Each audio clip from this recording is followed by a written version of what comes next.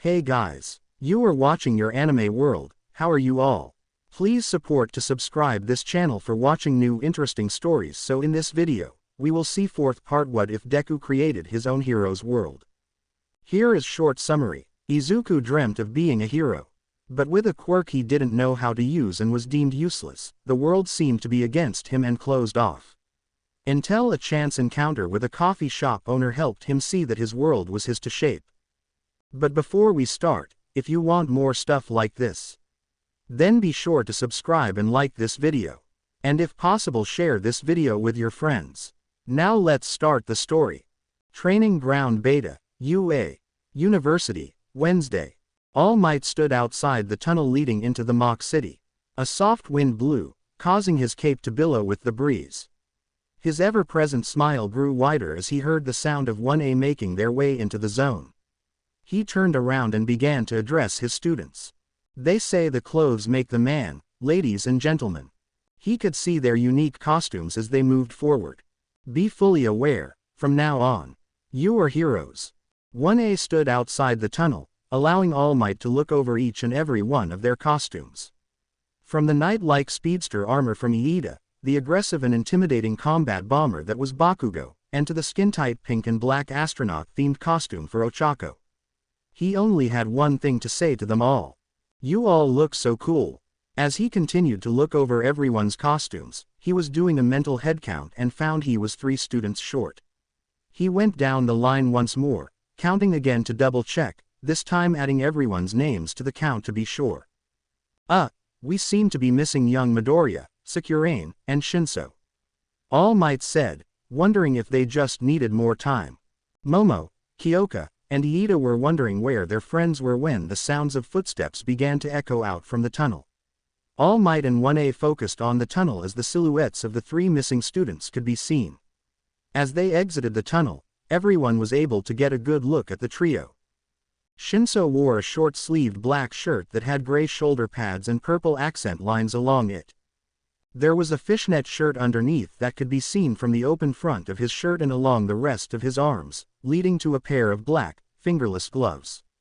He wore a pair of black pants that were slightly baggy, with 2 purple strips of cloth around his thighs that had a wireless speaker on each. A pair of white boots with purple tips finished the main bulk of his look, with a familiar scarf wrapped around his neck hiding what looked like an intricate mask for him to wear. Shoka was wearing a battle dress version of her trademark hoodie, complete with the same simple cat face sewn into the hood. The most notable aspect was that any light hitting the coat seemed to just be absorbed by the material it was made out of. The coat was pleated, allowing the group to see that her legwear was high up on her thighs, with metal tips on her toes and heels, a black gradient running up along and fading into white, with 2 stripes of pink being the only color on them. A pair of black gloves with white fingers could be seen from under the white sleeve cuffs. A white leotard was under her coat, matching her gloves and legwear. Her look was finished with a deep red belt around her waist and a matching domino mask on her face. Izuku had on a black and green bodysuit. The upper body is made of a denser material compared to the lower part that is baggy near the knees, with a pair of white elbow and knee pads attached to it. On top of his bodysuit was a long, green sleeveless coat that had a heavy black material running along his shoulders, white detailing, and a large hoodie with 2 ear-like additions that flopped around with his movement. He had a pair of red headphones on, that wrapped around the back of his head, fitting snugly against him, and a light blue visor attached to it. A pair of white gloves, with brass-colored knuckle coverings, a thick black line running around the hem of it with a touch of blue sitting just above it covered his hands. Each glove had a section sitting in the middle that allowed him to slot one of his psyches into them. On the right hand was Excalibur while the left hand had Orbit. A red utility belt was wrapped around his hips, with 4 more psych slots hidden from view due to his coat. He finished his look with a more athletic version of his red shoes. The 3 seemed to shine as they joined up with the others, obviously happy with how their costumes had turned out. Izuku began to tug at his gloves before making sure his headphones were secure once more. Shoka began to make slight movements to make sure her coat didn't hinder her. Shinso messed around with his capture scarf, making sure to hide his mask from the others. Oh my God, you guys look awesome. Mina's voice cheered out as she joined up with the trio. She was followed up by Momo, Kyoka, Iida, and Ochako as she began to make observations on each of them. Izuku, Shoka, and Shinso turned to look at her and noticed her costume. Mina was wearing a skin-tight purple and turquoise camouflage pattern. Shoka would also use the word psychedelic bodysuit that went just above her beeps. She wore a pair of plum violet boots, with beige tips, soles, and hems. Several holes lined the sides of the soles. She had on a cropped, sleeveless, tan waistcoat that had a white fur collar on top of her bodysuit. She finished off her look with a plain white mask that let her unique eyes stand out even more. "Who did your costumes?" asked Ochako. "The school mostly, but one of our mentors got ahead of the curve and designed us each some equipment for getting into UA."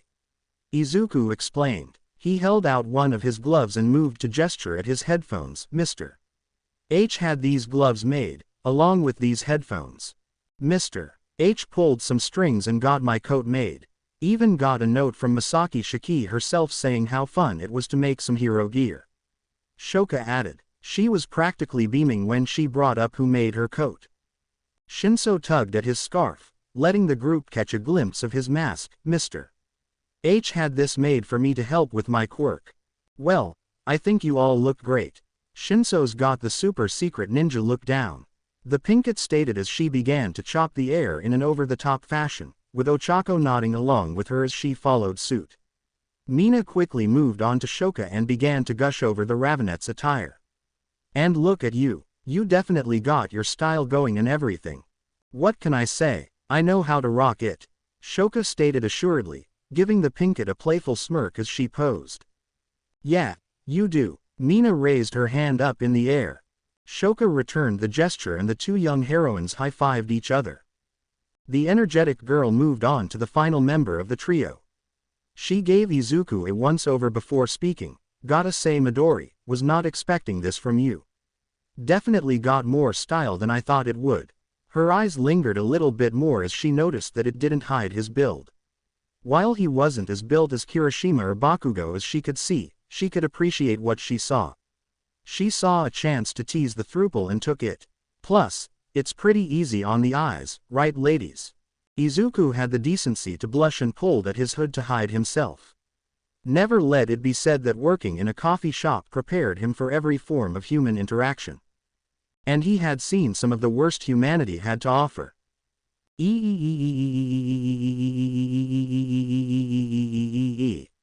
It also slipped his mind that he had one more aspect with his costume. And it just got noticed. Kyoka winced as she covered her ears at the squeeze of Mina.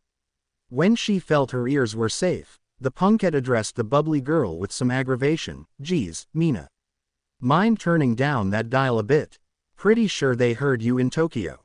"But look, they match," Mina said excitedly. Toru had made her way to the group as she heard Mina and joined her friend, causing another round of excited squeeze that everyone winced from. Momo brought her hands together in front of her face, her eyes shining as she took in the final aspect of Izuku's costume. Like Shoka, Izuku had a simple animal face sewn into the top of the hood, only this one had an angular nose and a set of freckles in a diamond pattern at the corner of the rectangular eyes. The two draping ears from his hood finally made sense to everyone. "He's a green bunny," Momo thought to herself, trying her hardest to maintain her composure. I would have to agree with Mina's excitement. It is rather adorable that you two have a similar element tying your looks together. Izuku and Shoka finally had a chance to look at their girlfriend, taking in her appearance and every eye-catching detail. Izuku had to agree with Momo's assessment yesterday. He was certainly surprised that she chose to go with this redesign he made for her. Only now it just looked even better to him. Momo was wearing a red, black, and white leotard giving a generous view of her chest while still giving her more protection compared to her initial costume. On the sides of her hips were black sections that provided some extra protection, with white detailing running along several parts of the suit. Her back was left open, and her boots went just above her knee, with black fading into red with white soles and knee pads bringing it together. Both of her arms had a pair of black and white elbow pads and a pair of red, fingerless half gloves on each hand. On her left wrist was a red cloth and a black smartwatch giving her an asymmetrical look. The last piece of her costume was a yellow utility belt with several sturdy soft cases running along it. Izuku was currently trying to find the right words to say to her, finally forming a cohesive thought that would work. "Momo, you look, wow." Momo gave him a melodious giggle at his simple compliment. While he didn't say a lot, he spoke volumes to her. "Gotta agree. You have great tastes, Izzy." Shoka mused as she joined him. Before much more could be said between the students of 1A, the sound of All Might coughing in an attempt to garner their attention broke them out of their revelry. Once their eyes were on him, All Might began to start his debut lesson. "All right, you zygotes, listen up. For now, it's time for combat training," he loudly declared.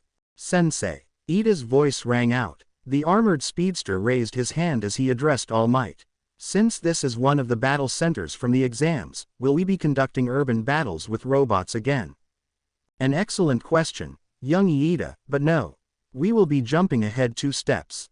All Might replied. "Most of the time, fighting villains takes place outside, by the most notable or crafty villains prefer to commit their crimes indoors. For this reason, we will simulate hero operations that require you to face such challenges." All Might raised a hand, allowing his pointer and middle finger to rise as he explained further. "For this lesson, you'll be split into teams of 2 and conduct 2v2 battles as either villains or heroes, though if you would like to think of it as something else, consider it attackers versus defenders." The number 1 hero then raised his other 2 fingers for his next point. "However, one of these battles will be a special 4v4 battle for added difficulty." Before All Might could continue, he was bombarded by various questions from the students. "How will wins and losses be determined? How badly can I beat the other team? Will the 4v4 be graded more harshly? How will we be split up? Isn't this cape fabulous?" All Might had to thank all the times for press conferences or on-the-field reporters, otherwise there would be no way to handle the deluge he just suffered. "Young Yaoyorozu, there will be certain requirements for each match, though some will differ from others. Young Bakugo, this is training. Should I see anyone go over the line I will stop the match and it will be considered a loss for the offender and their team. No, young Uraraka, the 4v4 will be graded on the same scale as the 2v2s, so do not worry. I will explain how the teams are chosen right after this, young Iida, and yes, young Aoyama, your cape is certainly fabulous." All Might answered each and every question with ease. "I will ask that you all hold your questions until I open the floor for them though." 1A had a moment to look a little sheepish at his final point. Moving on, All Might dug through a hidden pocket on his suit as he pulled out a series of papers and he began to explain the exercise. "You will all have to forgive me, but I will use my lesson plan to make sure we are all on the same page. There are 2 scenarios for the 2v2s. One is that the villain team has a hidden explosive device that could level a large portion of the city. It is the hero's job to find the device and disarm it. Victory conditions for the hero team are the capture of the weapon, they just need to touch the device, and the capture of one or both villains. For the villain team, they must either let the clock run out or capture both heroes. If the device is damaged, both teams lose. The second scenario is that the hero team must rescue a hostage being held by the villains. The heroes must either bring the hostage to the extraction point or capture both villains. For the villains, they must either capture both heroes or wait out the clock. Should the hostage be severely injured or labeled as killed, both teams lose. For the special 4v4 scenario, the hero team must infiltrate a villain hideout, find intel located within the building, and escape with a minimum of 3 team members with it. Capture the villain team if you can, but that is not a priority, the intel is. The villain team only needs to worry about capturing the hero team or running out the clock. As All Might explained this scenario, the students paid attention, taking in everything he said. However, this scenario has an extra challenge. Should the hero team be discovered before they have the intel, the villain team can trigger a deletion protocol. Should the hero team fail to reach the intel before a 5-minute countdown ends, the hero team will lose. I will count discovery as a full visual, meaning the villain team must see a full body and call it out before I start the protocol. With all that being said, teams and roles will be determined by drawing lots. As All Might continued, He pulled out a yellow rectangular box with the word, "Lots," written on it, proudly presenting it to the class. "Sir," Iida spoke up, raising his hand once more. All Might nodded to the young man, letting him know that he could ask his question. Should teams really be chosen so haphazardly? A good question, young Iida. Would anybody happen to have an answer? All Might asked the class. "I think I do, All Might Sensei," Izuku said. The verdette turned to address Iida's point. Pros often will have to work with other pros outside of their agency while on patrol. This looks like a safe way to emulate that. And we all don't know how well we can work with each other, so this also teaches us how to adapt to random team-ups. Iida brought a hand to his chin as he thought on it. "I see. An excellent point, Midoriya." The speedster then turned to All Might and gave the pro hero a perfect 90-degree bow. "I apologize for the interruption, sir." "No worries." All Might pumped his fist into the air to hype up his students. "Now let's get to work." One by one the students of 1A made their way to the box and drew their lot. Izuku was surprised to see he would be a part of the 4v4 match, with Kota, Kyoka, and Zero. He was already coming up with ideas of what they could do as a team based on their quirks. And most of those plans got thrown out the window when Bakugo was on the other team with Tsuyu, Hiroshima, and Iida. Bakugo looked to Izuku and stared the verdette down. We didn't have that same feral look to him as Izuku would have expected, but he could tell that Bakugo would come at Izuku and that he would have to bring his A game. Shinso had been paired up with Momo, and the Ravenet was at least happy to be paired up with a friend. Izuku wasn't worried for them. Shoka had been paired with Ochako and the two seemed fine with it. He would have to see who they were up against to make any educated guesses on how their match would go. Alright, now that the teams are set, it is time to start. Since we are having a special match today, we will have them go first. And the hero team is. All Might dug through another box and pulled out a ball. After checking the letter, he held it out for everyone to see. Tima. Izuku looked ahead and brought a hand to his chin as he ran through his thoughts. Alright, we are the heroes this time. We can work with that. We have a better chance as attackers than defenders. With my psyches, Kyoka's ability to hear and keep track of the enemy team, and Zero's capture and support capabilities, we have a shot. Now we just need to determine what role can suit Kota. Now, before we begin, I will pass out some pieces of equipment. Each team will have a set of earpieces for communication with their teammates and a roll of capture tape. For someone to be considered captured, you must wrap up an opponent with this tape, or if your quirk allows something similar I will also count it as a capture but only if they have no way out. All Might explained as he handed each student their shared equipment. He handed Iida a USB and spoke again. Here is the intel for you to place within your hideout. Once you place it in a room, it must stay there. You cannot take it out otherwise the deletion protocol rule will not be in effect. That being said, once you enter you and the hero team have 5 minutes to prepare yourself. As the villain team leaves to enter the building, Izuku gives Kyoka a look and motions to her Jax. The punkette raises a brow at him, but her eyes widen in realization at what he wants. She gives him a nod and focuses her Jax in the direction of the other team as they enter the building. Bakugo stood away from his team, trying to ignore the chatter between them. He focused more on making sure his costume felt right to him. So far, UA has done things right. His costume was exactly like he wanted. He was wearing a tight, form-fitting, black sleeveless tank top that had an orange X running across the middle, giving the shirt a V-neck look. A thick, metal neck brace that had rectangular ends and 3 holes on each side. On his arms were a pair of black sleeves that were made to help stabilize his arms when he used his quirk and a large grenade-like bracer around his forearms. He had on a belt that held up his baggy pants with sharp-looking metal knee pads that had several orange circles at the bottom and a pair of black, knee-high combat boots with orange soles and eyelets. His look was complete with a jagged, black mask around her eyes and had large, orange-rimmed flares on each side. Once he finished checking himself over, Bakugo looked over at his team. He gave them an appraising glance just to see if they would actually be useful in this, or if they would just get in his way. Even if this is training, it pains me to become a villain. Glasses commented. He was wearing a fully armored suit that seemed to be a mix of a knight and a race car, with a dark blue bodysuit underneath. Bakugo could see his quirk from his calves, as the armor worked around the quirk so as to not get in the way. He at least looked the part of a professional. Now if only he could get the stick out of his ass.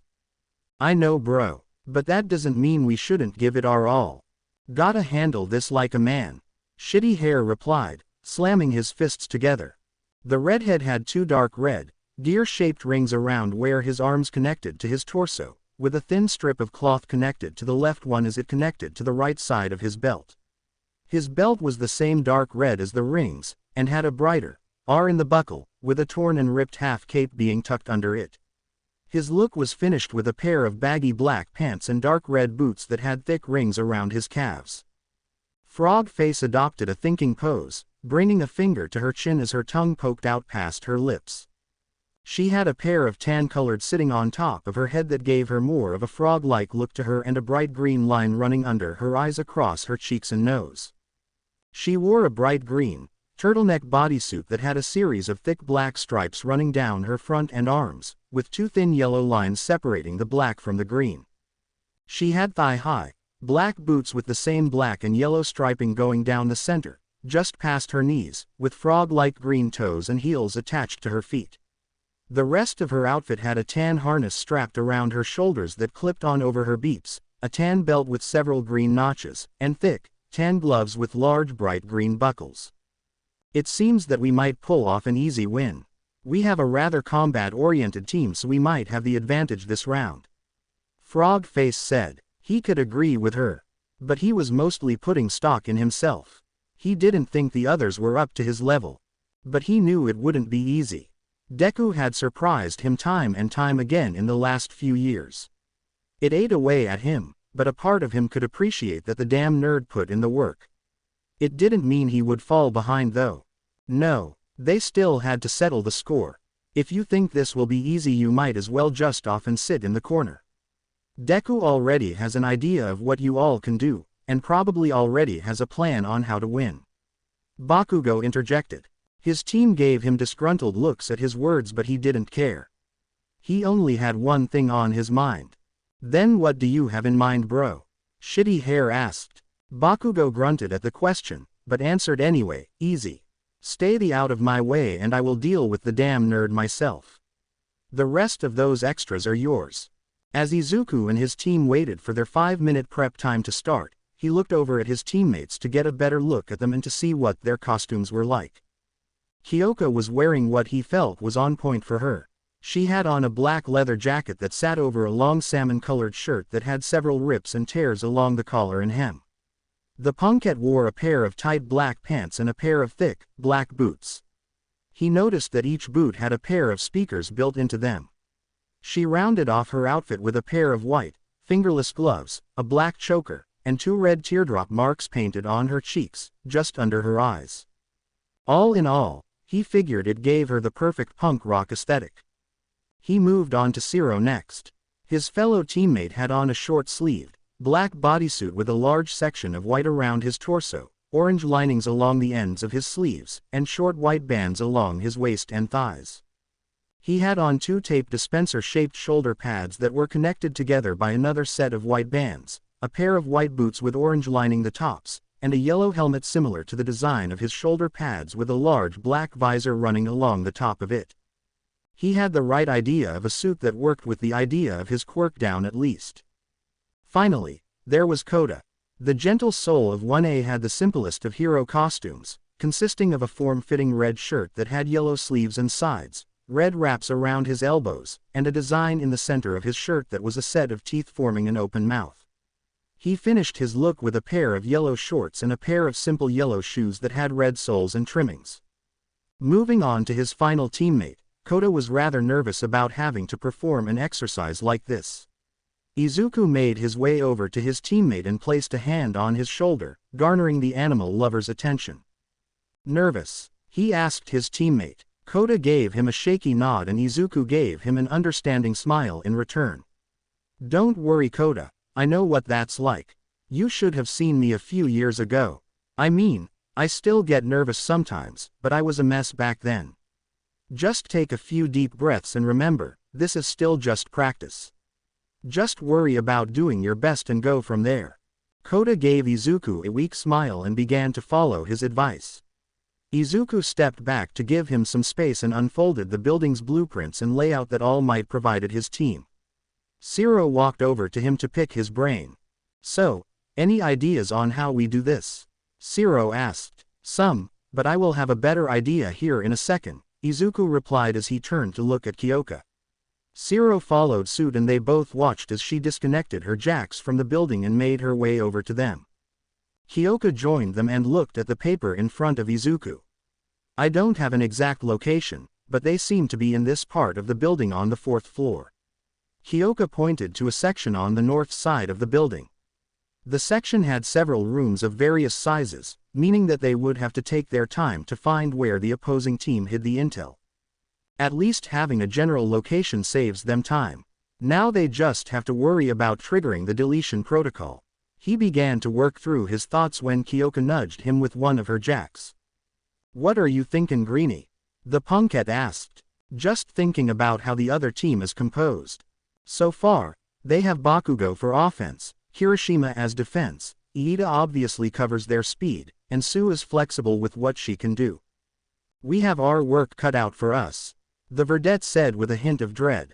He perked up, giving his team a bright smile that seemed to calm their nerves, but we have everything needed for a specialized infiltration group. Kyoka, you are our reconnaissance and can help keep track of our team and theirs. Zero, you can lay traps down as you move through the building. That already puts Iida, and maybe Sue, in trouble as they are the most mobile. But I have a plan, but that relies on one thing.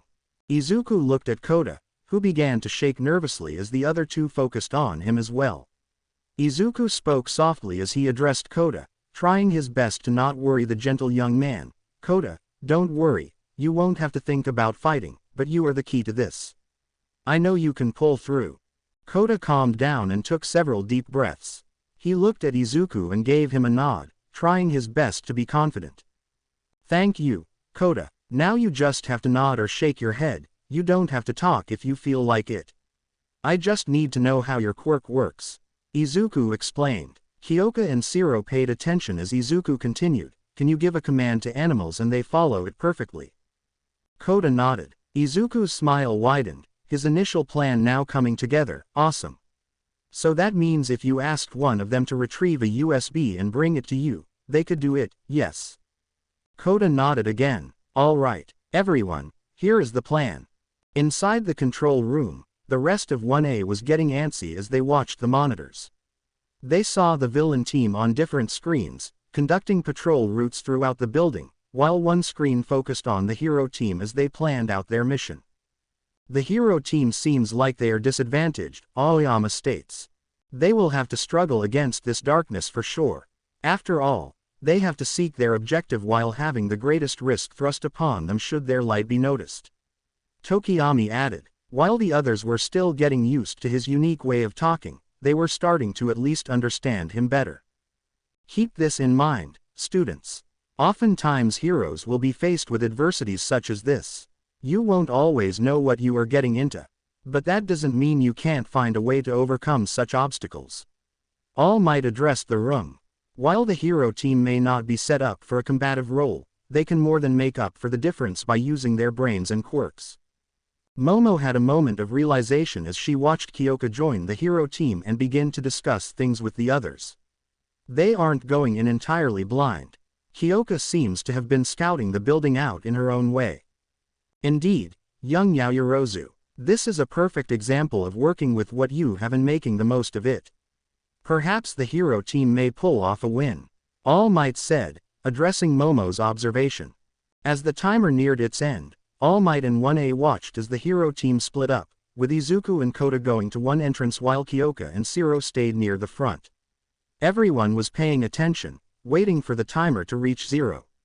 As Momo focused on Izuku, she leaned closer to Shoka and spoke to the slender Ravenet. How do you think he will do? Shoka's eyes darted between the screens, looking at both Izuku and Bakugo. He's got this. I know he does, she said assuredly. Start. All Might's voice rang out through the speakers, causing both the hero and villain team to jump into action. The villain team began to patrol their base, Iida speeding through the halls in an attempt to find any signs of the opposing team, Tsuyu taking things at a slower pace, Kirishima guarding the area the intel was at, and Bakugo going solo, intent on finding Izuku. Outside the building, Izuku and Kota were waiting outside the back entrance. The two made their way to a small room that was out of the way and least likely to be checked. Kota positioned himself to hide away and Izuku brought a hand to his headphones, interacting with the earpiece that was attached to it. Kota is set. I will start making some noise up on the upper floor now. Kyoka, how is it looking from your end? Izuku asked. Shiro and I are set to go. Iida is speeding through the halls. I can't hear Kirishima, so he might be guarding the area where the intel is located. I can hear Sue every now and then, so she might be hopping around on the walls to prevent me from picking her out. Izuku waited, assuming she was trying to find Bakugo. Blasty is stomping around, so it's easy to find him. Everyone is between the second to fourth floors. Izuku made his way back outside and looked up. He felt the pull from Orbit and prepped blink. Orbit's green energy enveloped the verdette as he used it to launch himself up into the air, the ears of his hood fluttering from his momentum while his hood stayed in place, and quickly used blink to finish clearing the distance and landing on the roof. He gave himself a second to keep himself stable and spoke up over the radio. How far is Iida from you two? He asked. There was another pause before Kyoka's voice sounded out through the radio again. He is on the fourth floor taking another lap before heading back down to us. I can make a few tape traps and catch him. It will take a little more to make the tape clear enough that he won't notice until it's too late, but worth it. I will set them up on the longer hallways since you said he will need more space for his quirk to work better. Shiro added. Sounds like a plan. I will work on keeping Bakugo busy. If you can hinder Sue, that will help us out in the long run. If not, here's hoping that Kirishima is the restless type. Kota, you know the signal to give us. Kyoka, Shiro, when you hear the alarm, that's your cue to book it. Izuku said. Got it, Midoriya. Let's rock, Greenie. A small chirp was heard, signifying that Kota gave his understanding. Izuku smiled and made his way to the fifth floor and slowly stalked the halls. He could hear Bakugo on the floor below him and took a deep breath, doing his best to calm his own nerves. He needed to make sure Bakugo was away from the fourth floor. So he made enough noise that would cause him to investigate. He took cover in a nearby room as he heard the sound of footsteps coming towards him at a rapid pace. He waited a moment, not wanting to give himself away until the coast was clear. The sounds of angry grunts and quick, small explosions let him know that Bakugo was now checking this floor. Alone. With him. Happy thoughts, Izuku. Happy thoughts. He repeated in his head. He quietly moved in the other direction and tapped his headphones. Kyoka, I have Bakugo looking for me on the fifth floor. How are you and Shiro? He asked over the comms. His radio crackled to life as Kyoka responded. Shiro set up a trap. Iida is making his way to it so we can count him out for the moment. The punkette said. She and Shiro made their way to the stairs when her hearing picked up the sound of a body hitting the wall. Curses. The heroes seemed to have laid out traps. It took all her self-control to keep from laughing as she heard Iida. She tapped her earpiece to give Izuku an update. Yep, definitely caught for now. Moving up to the third floor. Understood. I will start the distraction. Be careful with Sue. Hopefully, you can bypass her and she'll spend time helping Iida. I'll let you know. The last thing she heard was an explosion ringing out from the radio. She winced as it went off, trying her best to ignore the ringing in her ears. Sounds like Bakugo found him. We better hurry, Shiro commented as he ascended the stairs. Kyoka nodded and followed him, her mind going back to their teammate. Kick his ass, Greenie. As she climbed the stairs, she felt the little passenger in her jacket pocket stir. Found you, Bakugo growled out with his hand outstretched. Small plumes of smoke billowed from his hand. The aftermath of the explosion was noticeable. Scorch marks and soot marred the narrow hallway as smoke plumed from a teal-green energy barrier that protected the hooded verdette. Izuku dropped the shield he hastily made to block Bakugo's attack, feeling the energy sent to his psyche begin to recharge. He took up a stance as the two stared each other down. Bakugo relaxed his arm and took up a stance of his own. Izuku took a glance at the corner of his visor. On the left side of his peripherals, the program that kept an accurate readout of his stockpile and the psyches he had set was doing its job. He saw it keeping track of Resolute's energy draw and its recharge rate. As he watched the bar fill up completely, he felt Resolute be completely ready for the next time he needed it. "Thank you, Mr. H," he thought to himself, his lips forming into a small, grateful smile at his mentor's thoughtful gift. "So, is this the time then, Bakugo?" Izuku asked, breaking through the tension. His eyes focused on the ash blonde in front of him. Bakugo clicked his tongue as his eyes narrowed. Small explosions began to pop off from his palms as he spoke. "Nah. This is just a warm-up." With a sudden burst of speed, Bakugo rushed towards Izuku, pulling his arm back as he readied another blast with his quirk. "I can't go all out with this fight. But I'm still gonna put you in your place, you damn nerd." "Always starts with that," Izuku noticed. Bakugo thrust his right arm forward, only to be caught off guard as Izuku grappled the appendage. With one fluid motion, Izuku repositioned his body and flipped Bakugo over his shoulder, slamming the ash blonde bomber into the ground. Bakugo felt the wind get knocked out of his lungs, and as he gasped for air he had to quickly use his quirk to dodge Izuku's follow-up attack.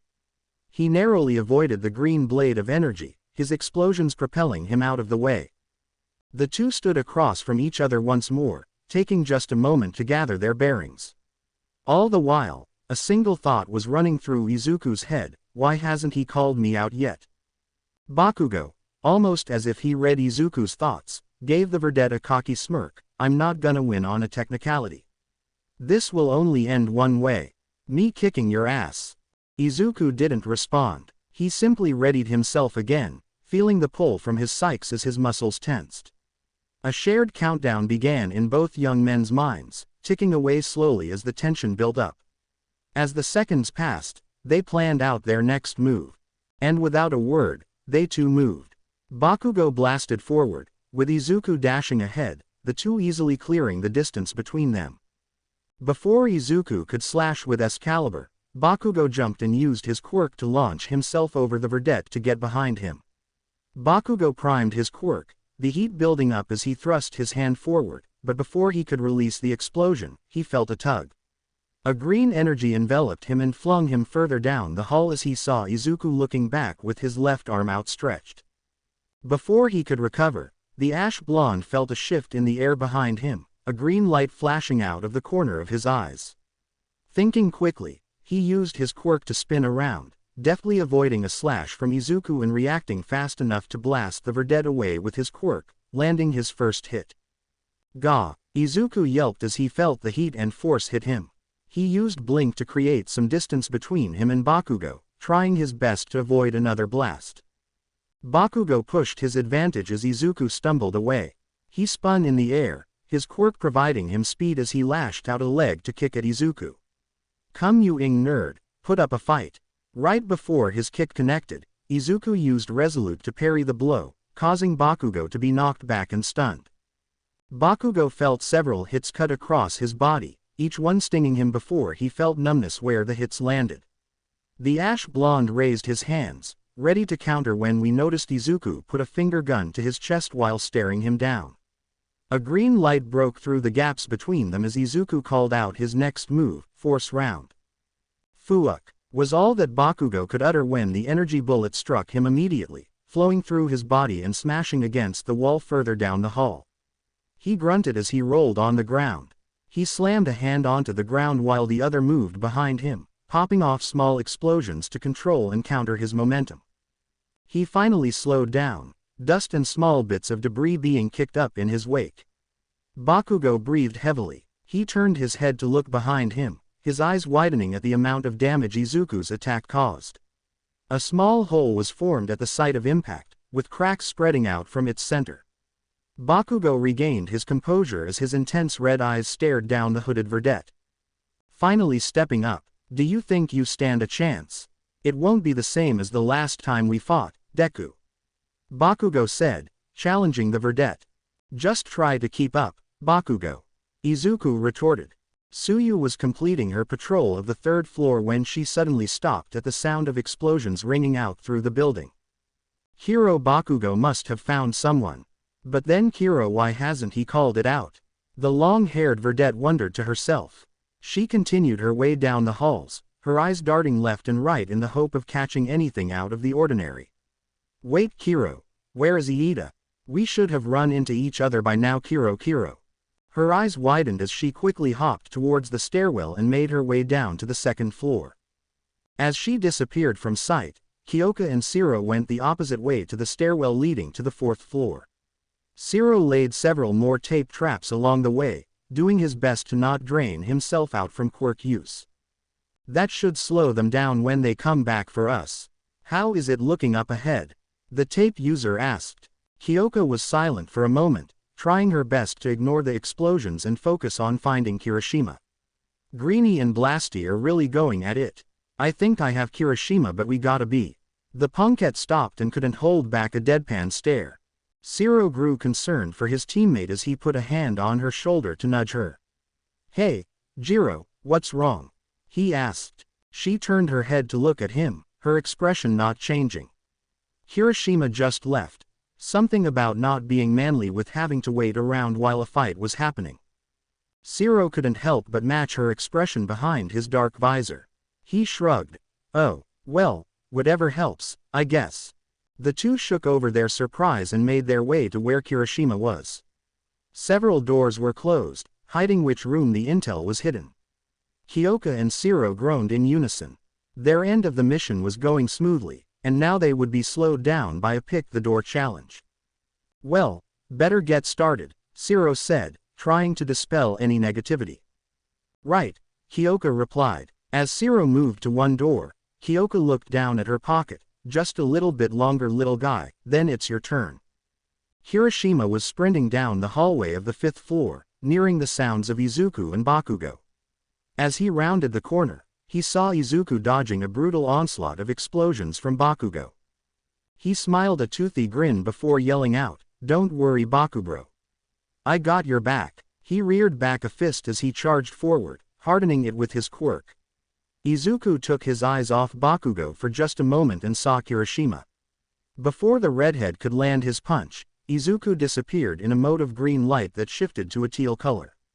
Kirishima nearly stumbled from his momentum, his fist barely hitting Bakugo. "The air you doing here, shitty hair?" the ash blonde yelled. "I couldn't just sit this out, bro. It's just not manly," Kirishima tried to explain. Spread shot. They heard the verdette call out. Several energy bullets were fired out from his open palm and made their way to the two young men. Kirishima hardened his skin and stood in the way. He felt the energy bullets rap against his body and grinned. "Nice try, Midabro," the redhead said. Before he could do anything else, Bakugo rushed past him and at Izuku, letting his displeasure known. "I don't need your help, shitty hair." Before he could attack, he felt the same tug as Izuku used orbit to throw him back at Kirishima. The redhead was caught off guard as Bakugo's body slammed into his, knocking the two down to the ground.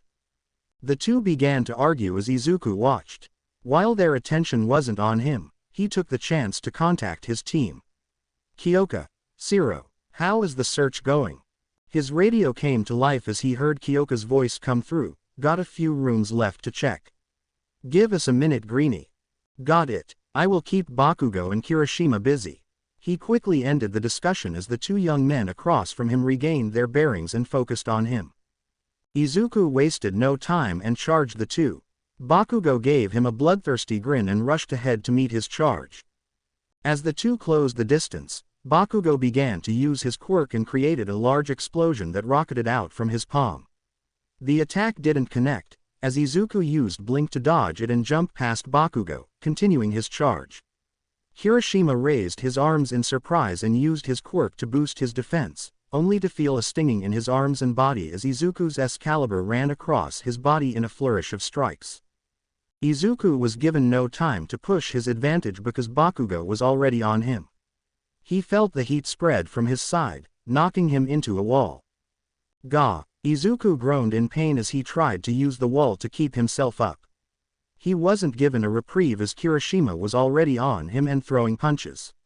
Izuku weaved through the onslaught, doing his best to ignore the pain from Bakugo's explosion, only to begin to worry once Bakugo joined Kirishima. Izuku was being pushed and hastily used Resolute to form a barrier, protecting him from his two attackers. He maintained the barrier as long as he could, blocking the heavy-handed punches and powerful explosions as they came, until his barrier began to crack, and then the teal-green shield shattered. Izuku's eyes widened in shock, not expecting that his barrier could be broken like that. He then winced as a spike of pain shot through his body, a headache spiking in his brain, causing him to slow down. Before Bakugo and Kirishima could continue their attack, Izuku poured his energy into Excalibur, and spun on one of his feet, knocking back his two attackers away from him.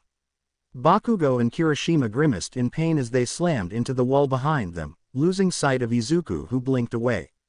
The ash blonde and redhead slowly stood up again, shaking off their disorientation as they looked for Izuku. Damn Deku! Shoka and Momo watched on with worry evident on their faces. Shoka crossed her arms under her beep and tightly gripped the sleeves of her coat. She saw Momo trying her best to calm down, so she took in a deep breath and put a comforting hand on the taller Ravenette's shoulder. Momo began to calm down at Shoka's actions, turning her head to give the slender girl a thankful smile. He did the smart thing. He tested the waters and saw he was in a difficult spot. The two girls heard Shinso speak up. He continued, "Now, he will have to play smart. Keep them engaged at a distance, which we know he can do, and bide his time." He looked at his friends, doing his best to reassure them, "This is Izuku we're talking about. He may pull off a stupid stunt, but he will pull through." Shoka huffed, feeling annoyed at herself. "You're right. Still, you know him. He'll make us worry about him no matter what." "Never said he wouldn't," Shinso conceded. The three returned their attention to the monitors and watched events unfold. Tsuyu had found Iida tangled up and had freed him from the tape. The two had a brief discussion before making their way up the building. As Izuku was dealing with Bakugo and Kirishima at the moment, doing his best to avoid them while fighting back where he could. Everyone focused on the screens showing Kyoka and Shiro entering the final room they had to search. "Looks like Kyoka and Shiro found the intel," Ochako stated. They watched as Kyoka spoke into his earpiece as she made her way to the desk the USB was sitting on. All Might couldn't help but smile at the plan the hero team came up with, happy to see that things were playing out as they hoped. "But why didn't the countdown start?" Denki said out loud. He looked at All Might and addressed him. Bakugo found Izuku. "Remember, young Kaminari, I said that the villain team must call out the intrusion." Young Bakugo, despite having ample time to do so, didn't. And it could cost his team the match. All Might answered. Iida already caught up to Kyoka and Shiro. Mina called out in alarm. The group turned their attention to the events unfolding before them, not noticing that Kota moved from his spot on the first floor. Or the tiny brown mouse scurrying away from the impending fight. Tsuyu managed to catch up to Iida, joining his side as they confronted Kyoka and Shiro as they left the room the intel was in. "Halt! You won't get away, heroes. You have now fallen into our clutches. Prepare for true villainy," Iida said dramatically. Kyoka, Shiro, and Tsuyu just stood there, unsure of how to react. Tsuyu just turned to her teammate, her usual stoic expressionless face now showing a hint of embarrassment and disbelief. Iida turned to her and spoke up, "Too much." Tsuyu didn't even respond, only turning back to face the opposing team. Kyoka wasted no time, plugging her jacks into her boots, and her heartbeat began to sound out from the speakers, the reverb echoing off the walls. Iida and Tsuyu cried out, the sound waves forcing the two down to their knees as they covered their ears as best as they could.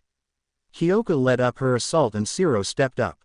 "Nice work, Jiro. My turn now," Shiro said with a cocky attitude. He lifted his arms and bent them with his elbows sticking out. He launched two strings of tape at Iida and Tsuyu, but before they met their mark, Iida powered through the disorientation and aftereffects of Kyoka's audio attack and moved himself and Tsuyu out of the way. "Hero thanks Iida," Tsuyu said as the ringing in her ears went away. "No problem Asui," the speedster responded, never taking his eyes off Kyoka and Shiro. Call me Sukiro, she corrected him. 5-minute warning. All Might's voice rang through the speakers in the building, putting pressure on the teams. Iida and Tsuyu gave each other a look, sending a nonverbal message to the other. The two had to break apart, Tsuyu jumping to the nearby wall as Iida used his quirk to boost himself out of the way from several more strips of tape being launched at them. Shiro focused on Iida, doing his best to make sure the speedster couldn't clear the distance between them, while Kyoka and Tsuyu were having their own distance battle, Kyoka using her jacks as Tsuyu struck out with her tongue, both of their attacks lashing out at sudden speeds. Iida saw a chance to improve his chances.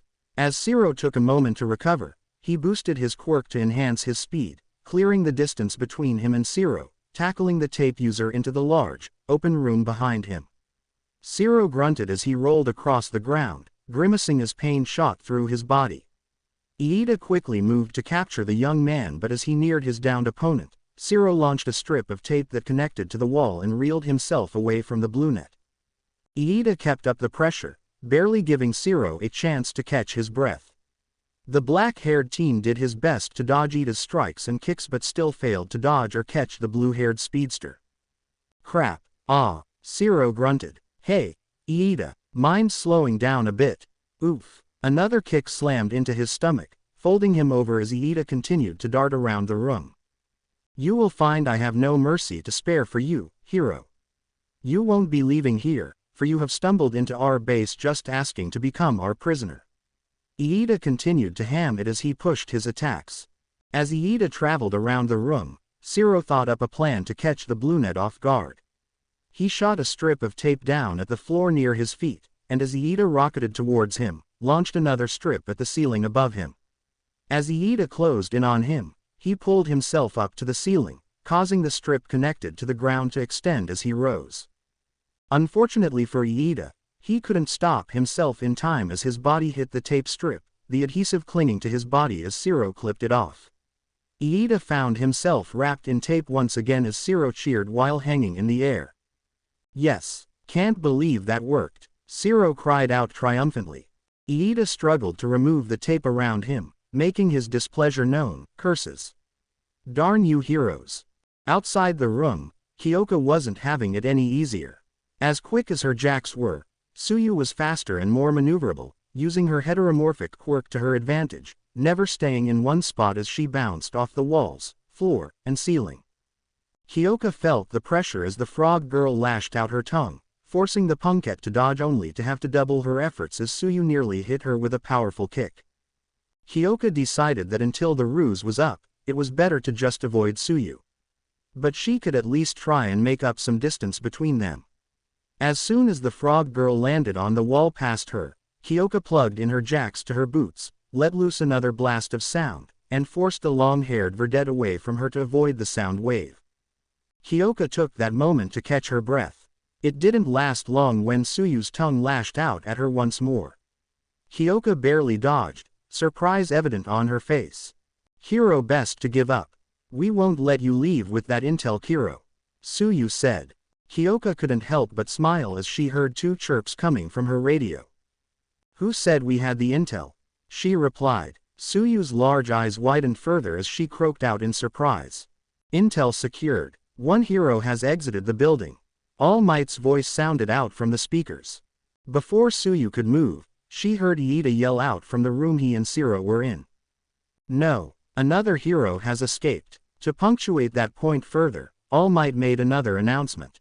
2 heroes have escaped. 3 minutes left. Tsuyu refocused on Kyoka, determined to prevent the punkette's escape.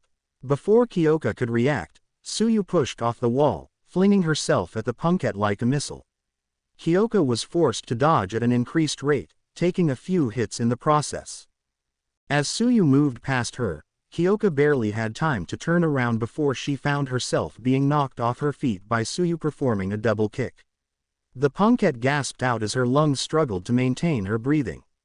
She rolled over, slowly picking herself up off the ground, shakily keeping herself on her hands and knees. Greenie, she called out on the radio, desperation clear in her voice. She coughed several times as she composed herself. I think I'm in trouble. Get out while you can. Kyoka, She could hear the signs of him struggling as he responded. If we're going to win this, then that means we all escape. Just hold on. Izuku, don't worry about it, just get out of here and win this. She cried out, noticing Tsuyu making her way over. No, I'm going to get you out. Where am I in relation to you? He asked. She hesitated, not knowing what he had planned. She plugged a jack into the floor, narrowly moving out of the way of Tsuyu's attack. She felt the vibrations and sounds all around her but was able to pick up Izuku's position. You're just above me. Got it. Get out of the way and cover your ears. I'm going loud. Izuku took a hand off his headphones as he blocked a punch from Kirishima. He wasn't given a moment to rest as Bakugo jumped over the red head, thrusting his palm out and unleashing a large explosion. Izuku used Resolute and created a round barrier that surrounded him. Stop hiding behind your shitty shield, Deku. Bakugo roared out in frustration. As the ash-blonde bomber and Kirishima began to assault his shield, Izuku used Orbit to feel for his psyches and grabbed the one he needed. He switched out Buster Shot and held his arms out at a downward angle. With a flurry of motions, his hands began to spin the green discs of energy, focusing on the ground. He noticed his barrier breaking down once more and sped up his spinning. He felt Scratch Rhapsody build itself up enough and dropped his barrier. Rock on! His yell blasted through the air, the sound waves reverberated all around him. Bakugo and Kirishima were knocked back due to the sudden burst from the sound waves. The ground below Izuku gave way, and crumbled, dropping him down onto the floor below him. Kyoka winced at the loud vocalization, while Tsuyu jumped back at the sudden collapse of the floor above her, surprised by Izuku's sudden appearance. Before anyone could act, Izuku rushed to Kyoka and scooped her up into a bridal carry as he sprinted to the open window ahead of them. Deku. Izuku and Kyoka gave a quick glance behind them and saw Bakugo jettisoning himself down the hull with his explosions, gaining on the two. As they neared the window, Bakugo closed in on them. The two could feel the heat build up behind them as Bakugo built up his attack. You're not getting away, the ash blonde declared. Kyoka wrapped her arms around Izuku, burying her head into his chest. Time slowed down for them. Tsuyu followed behind Bakugo as Iida freed himself from Siro's tape and tried to catch up. Without many options, Izuku took a risk. He and Kyoka disappeared in a mote of green light and appeared outside the window a second later.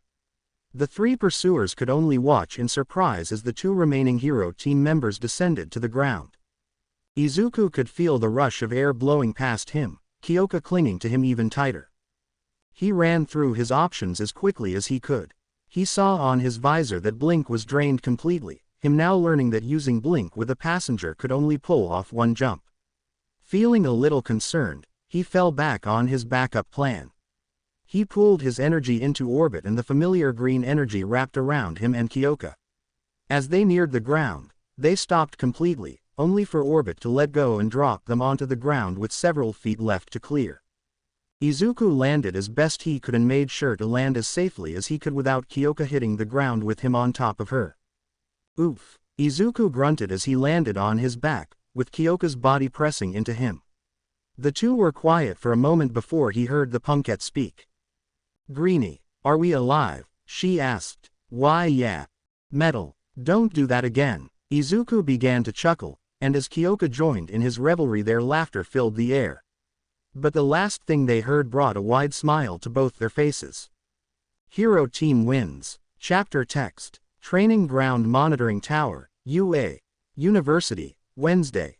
Both the hero and villain teams returned to the monitoring tower to join back up with the rest of their class. All Might looked at both teams with pride. For their first exercise, they did better than he thought. As long as he ignored the risky maneuvers at the end. He wished he could, but he knew Aizawa would call him out on it. It didn't help that Izuku was absolutely beaming at his approval. It just wasn't fair.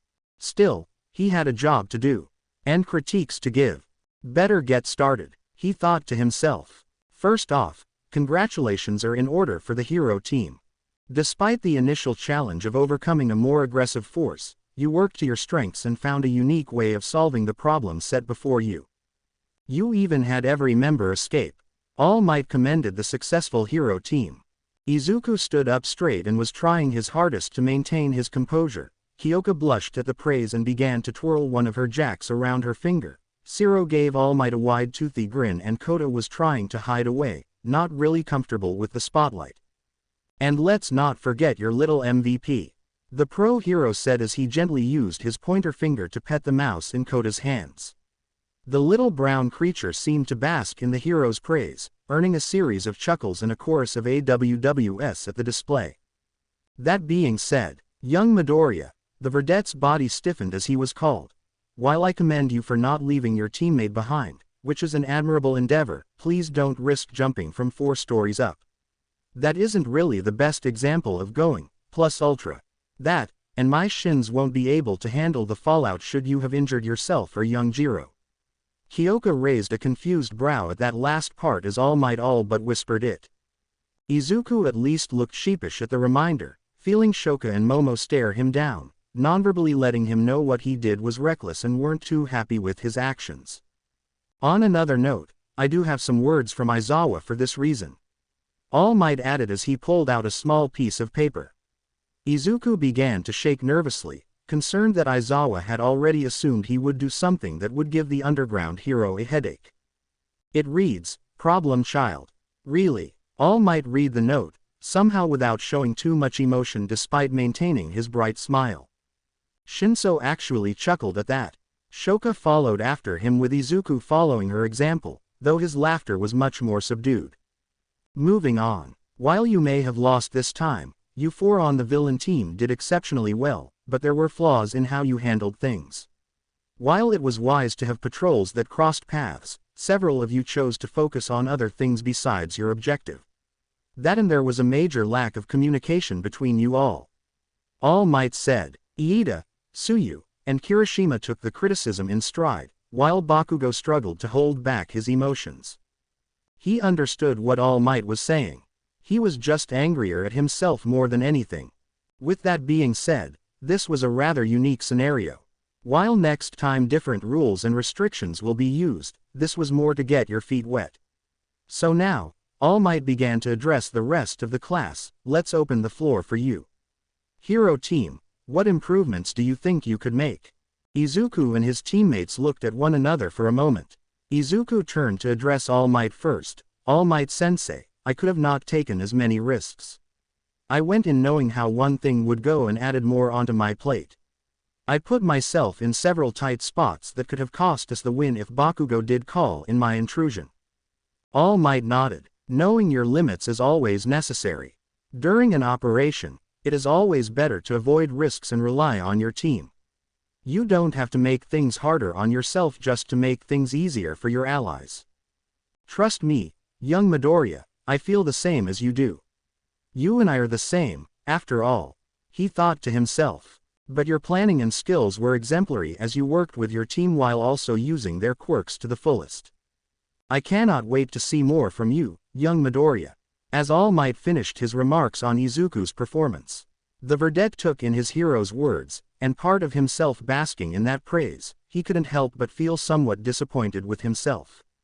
All that time training with Shoka and Shinso under Aizawa's tutelage, and he still chose the harder path.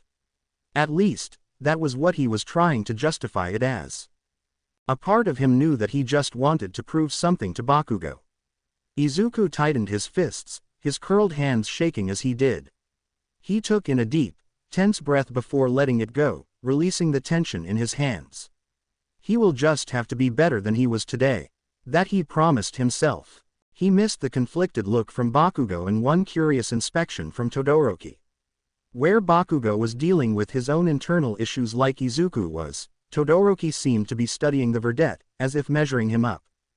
As All Might grew concerned at the inner conflict in the verdette, he saw Kyoka tap her jacks together before slowly raising her hand. "Yes, young Jiro. Well, I could probably learn some form of fighting, or work with my quirk more in a situation like a villain fight. I wasn't able to hold my own and put the mission at risk because of it," the punkette said, unsure if there was anything else to add. She saw All Might's smile seem to soften as he addressed her point, helping calm her down. "Some self-defense lessons are something I would recommend. Better to learn how to throw a punch or use your quirk safely to avoid severe harm to others. Just remember, this is what training is for, to allow you to learn. If you need help learning what style of combat works for you, ask your instructors or fellow coursemates for ideas. We are all here to help you, All Might said. Kyoka let out a breath she was holding in but looked up back at the number. One hero as he had one more point. That being said, your use of your quirk was excellent. Being able to use it with ease, while also keeping track of your teammates and opponents shows a high level of skill. Well done. Kyoka felt Izuku bump her with his elbow as he gave her a warm smile. Shiro held out his fist to Kyoka, who returned the gesture, bumping her fist against his. Shiro then stepped up for his turn. I guess I could have, maybe not just went with the flow of things. I kinda let others take charge of things. The dark-haired young man said as he scratched his cheek. And there is nothing wrong with that this time around. During hero operations, there will always be those in charge of things. If you are a part of the team, being able to follow the plan and orders given during an operation means things have a better chance of going smoothly. Shiro nodded at All Might's words. But that doesn't mean one cannot become adaptable. The phrase, "no plan survives contact with the enemy," exists for a reason. Being able to follow the plan is good, but being able to adapt to changes is even better. You already showed that you can adapt during your fight with young Iida. Shiro began to beam under All Might's praise. All Might turned to address the final member of the hero team. Kota was nervously shaking under his gaze, but All Might's tone became softer as he spoke. Young Kota, while seeking to do as little harm as possible and avoiding fights is admirable, I still believe you should at least have some form of self-defense to fall back on. You don't have to go seeking a fight, but being able to defend yourself and others is paramount. The pro-hero's smile grew wider as he finished his critique. Remember that you did well today, and are already on the way to becoming a great hero. Kota blushed at the praise and saw Izuku, Kyoka, and Shiro give him their support in their own way. He gave them a shaky nod and thumbs up before trying his best to hide away. And now, we move on to the villain team. Who would like to start? All Might asked. He didn't have to wait long as Iida quickly raised his hand. The brunette stepped up and began to make his points. Sir, I believe I was too focused on the task that I allowed myself to be blindsided many times during the exercise. All Might nodded and spoke up. Yes, young Iida, I would say you were rather rigid with how you handled things. Like Shiro, you should look to being able to adapt to changes. If you become too focused on the objective, there are many things that you could miss, such as other unknown dangers or obstacles. All Might then gave the brunette a thumbs up. That being said, you played your role well and took the exercise seriously. Just remember to loosen up a bit. Thank you, sir, Iida said with a perfect bow. He stepped back in line as Tsuyu moved forward. Hero, I worry that maybe I made the wrong choice during the exercise. Would it have been better to have stayed behind to guard the intel, sensei? Hero, the long-haired verdette asked. All Might nodded and his tone shifted to a more serious one as he addressed Tsuyu. Ah, I understand your feelings on the matter, young Asui. As you will learn as a hero, you will often have to deal with making a choice. Should you aid civilians, or chase after an escaping villain? Should you risk capturing a villain by yourself or wait for backup? Oftentimes, there is never a right choice, but the choice you live with. His tone shifted back to his usual cheerful and boisterous self. I will say, going back for your teammate was a smart thing to do. You kept a cool head throughout the entire exercise, something that is difficult to do, and it can serve you well should you apply it further. Tsuyu gave the hero an appreciative nod and croaked before he stepped back in line with her team. The last two were quiet, unsure who should go next. Hiroshima shook his head and slapped his face, trying his best to get out of his stupor. The red, spiky-haired young man spoke up, keeping his voice steady, but the others could hear he wasn't entirely proud of his performance. All Might sensei, if I hadn't left my post and left the room unguarded, my team would have won. It's not a good excuse, but I just didn't want to sit by as the others fought. Young Kirishima, as I just told young Asui, oftentimes you will have to make a choice. Yours in this regard comes down to the trust you have in your team. Like young Midoriya, you would rather be the one to take the hard risk. Such thinking is something to consider, but also think about how your actions may affect the operation as a whole. As Kirishima looked down at the floor, upset that he should have done better, All Might kept speaking, "Keep that spirit though, young Kirishima. Such earnest and strong heroes are hard to come by. Keep being the protector, the shield that can defend against all." Kirishima's eyes widened before his expression shifted to that of a more determined one.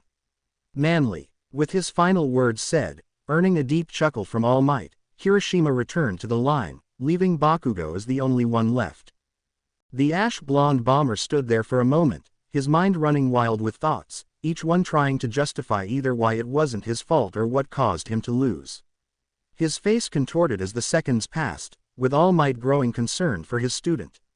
He stepped closer to him, placing a hand on the young man's shoulder. "Young Bakugo." Bakugo snapped out of his ruminations as he heard All Might call out his name.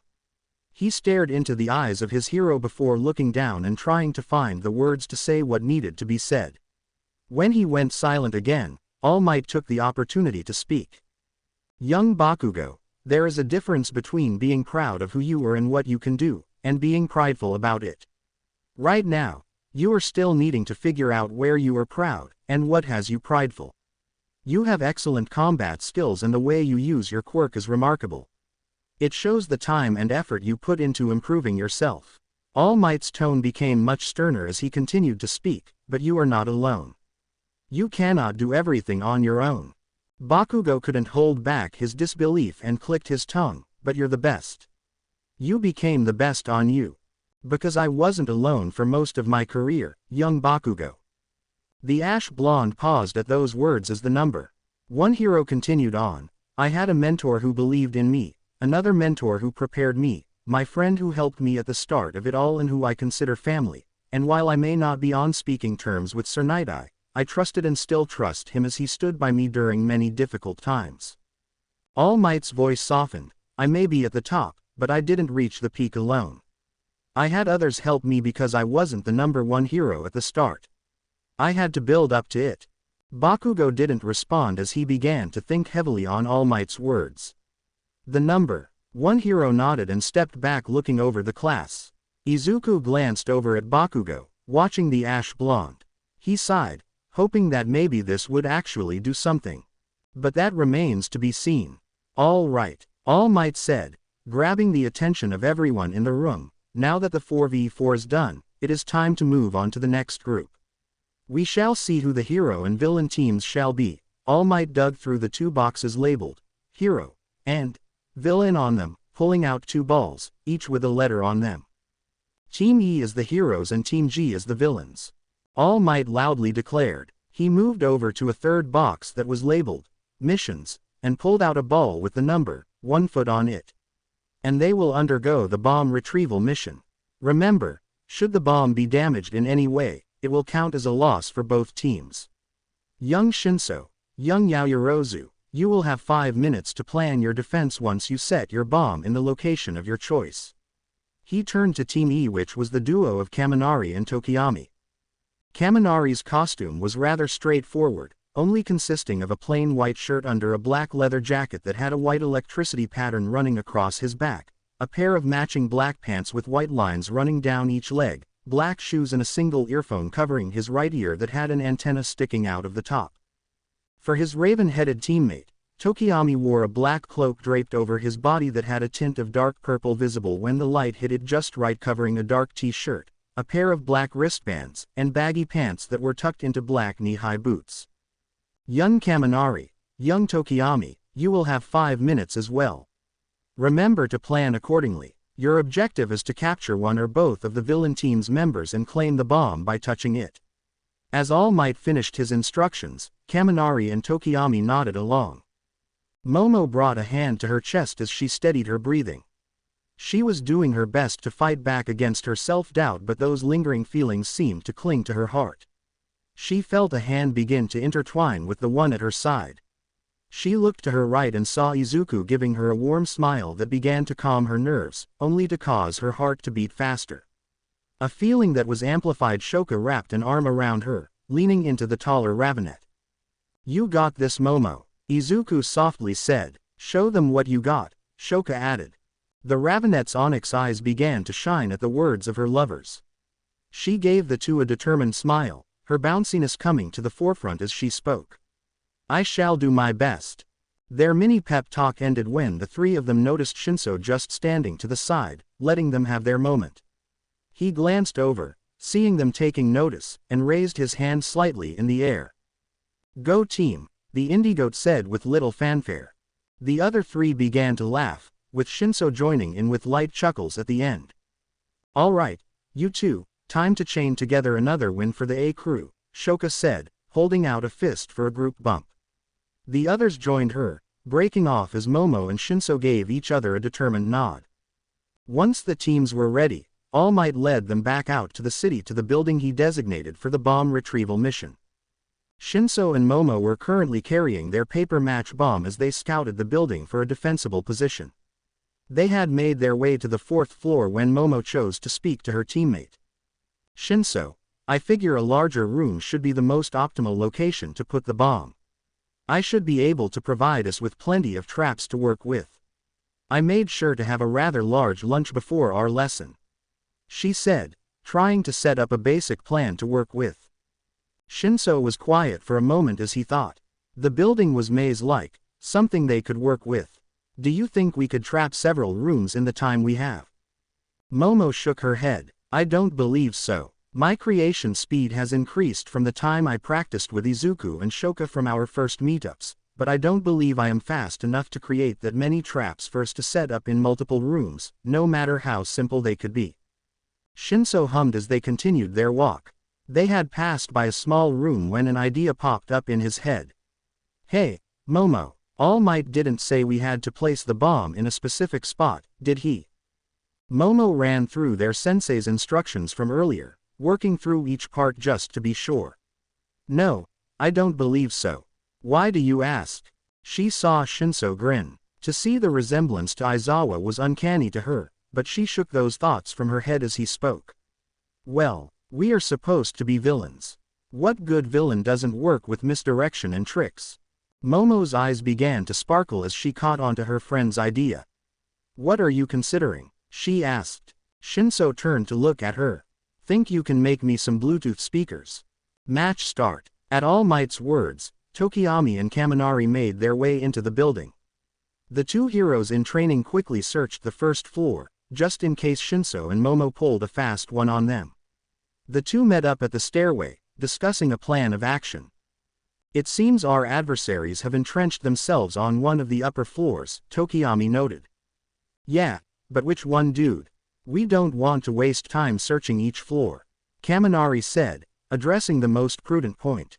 Dark Shadow emerged from Tokiyami and made their opinion known. As cliché as it is, we could always split up. Cover more ground that way. Tokiyami shook his head at his Quirk's suggestion. They made their way to the 2nd floor as he addressed the sentient Quirk's idea. Unfortunately, we face one who can control our minds and another that is the spirit of creation itself. If we split, we shouldn't do so with so much space in between us as we face the unknown. I would suggest we focus on each floor, splitting up only to cover half of the floor, allowing us to aid the other if necessary. Tokiyami turned and looked down the hall to his right. I will check this half. Kaminari, would you be willing to check the other half? The blonde was a little unsure about what to do but chose to trust in his partner. Sure, no problem. If I run into the other team I will be sure to call out to you, he said as he tapped his singular headphone which connected to his earpiece.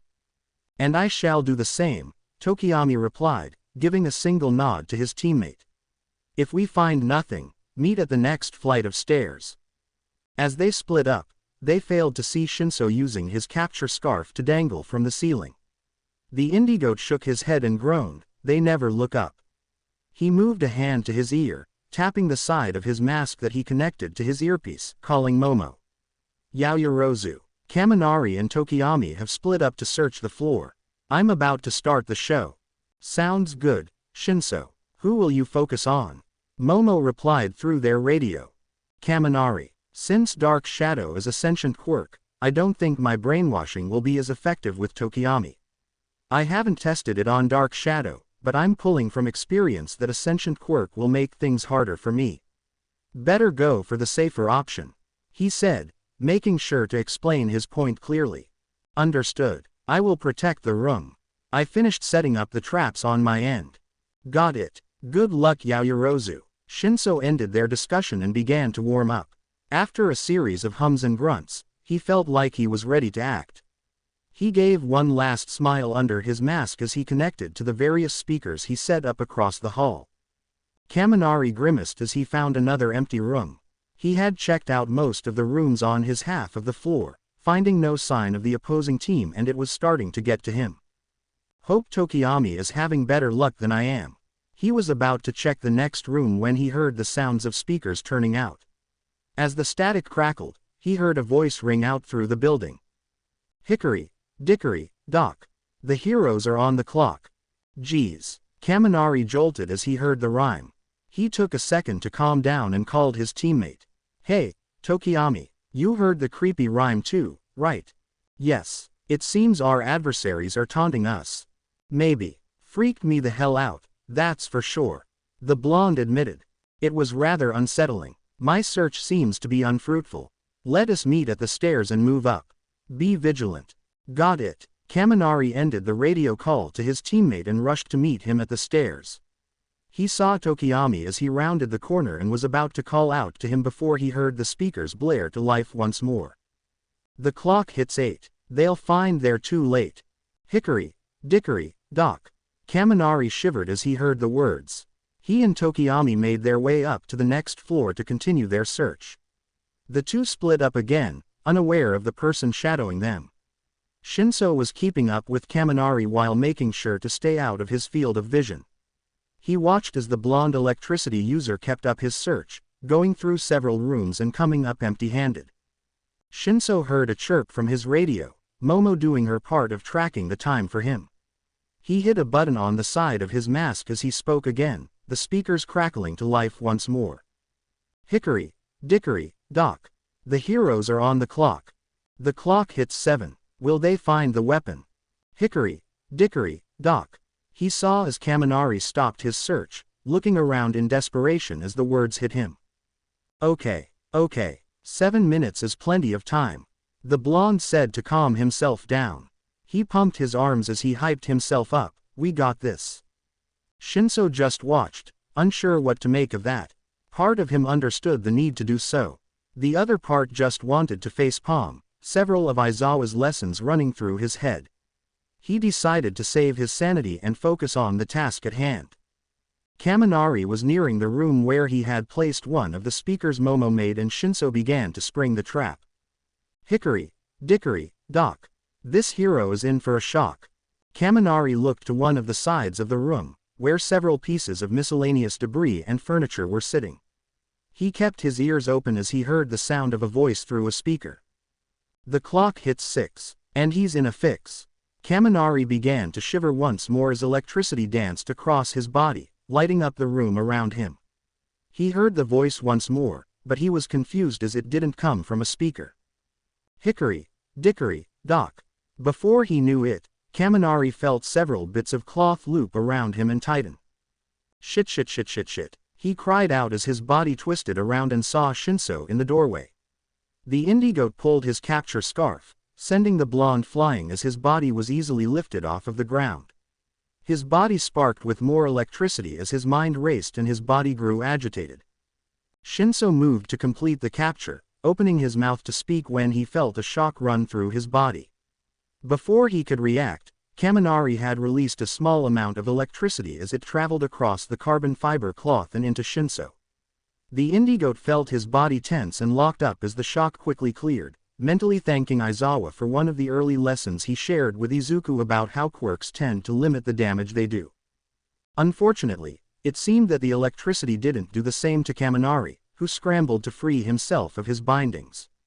The blonde electricity user quickly called his partner to update him, doing his best to catch his breath as he felt his mind lag behind. Tokiyami, I ran into Shinso.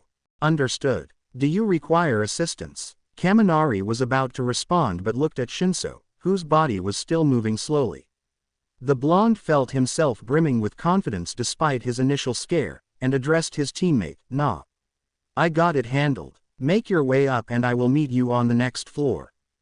The radio was silent for a moment before he heard Tokiyami on the other side, "Fine. But don't take any risks. Capture him as soon as you can." Kaminari ended the call and took out his capture tape. "Gotta say, man, you got me real good with that scare. But I gotta do what I gotta do." As the blonde neared the recovering brainwasher, Shinso spoke up. "Hey, hero." "Yeah." Kaminari felt his mind stop for a second as everything just seemed to fade away. Shinso was breathing heavily, raising his head, wincing as he looked up at Kaminari. He saw the blankness in the blonde's eyes and huffed, dropping to the ground and rolling over onto his back. He slowly brought a hand to his ear and called Momo. "Yaoyorozu." "Got Kaminari." "Got shocked. Need a minute to recover." "Tokiyami is yours." He didn't even wait for her response as he focused on just catching his breath and relaxing his muscles from the electric stimulus. His heart rate had already begun to slow down to its usual rate, letting him know that he should be fine. For the most part. At least until Recovery Girl could inspect him.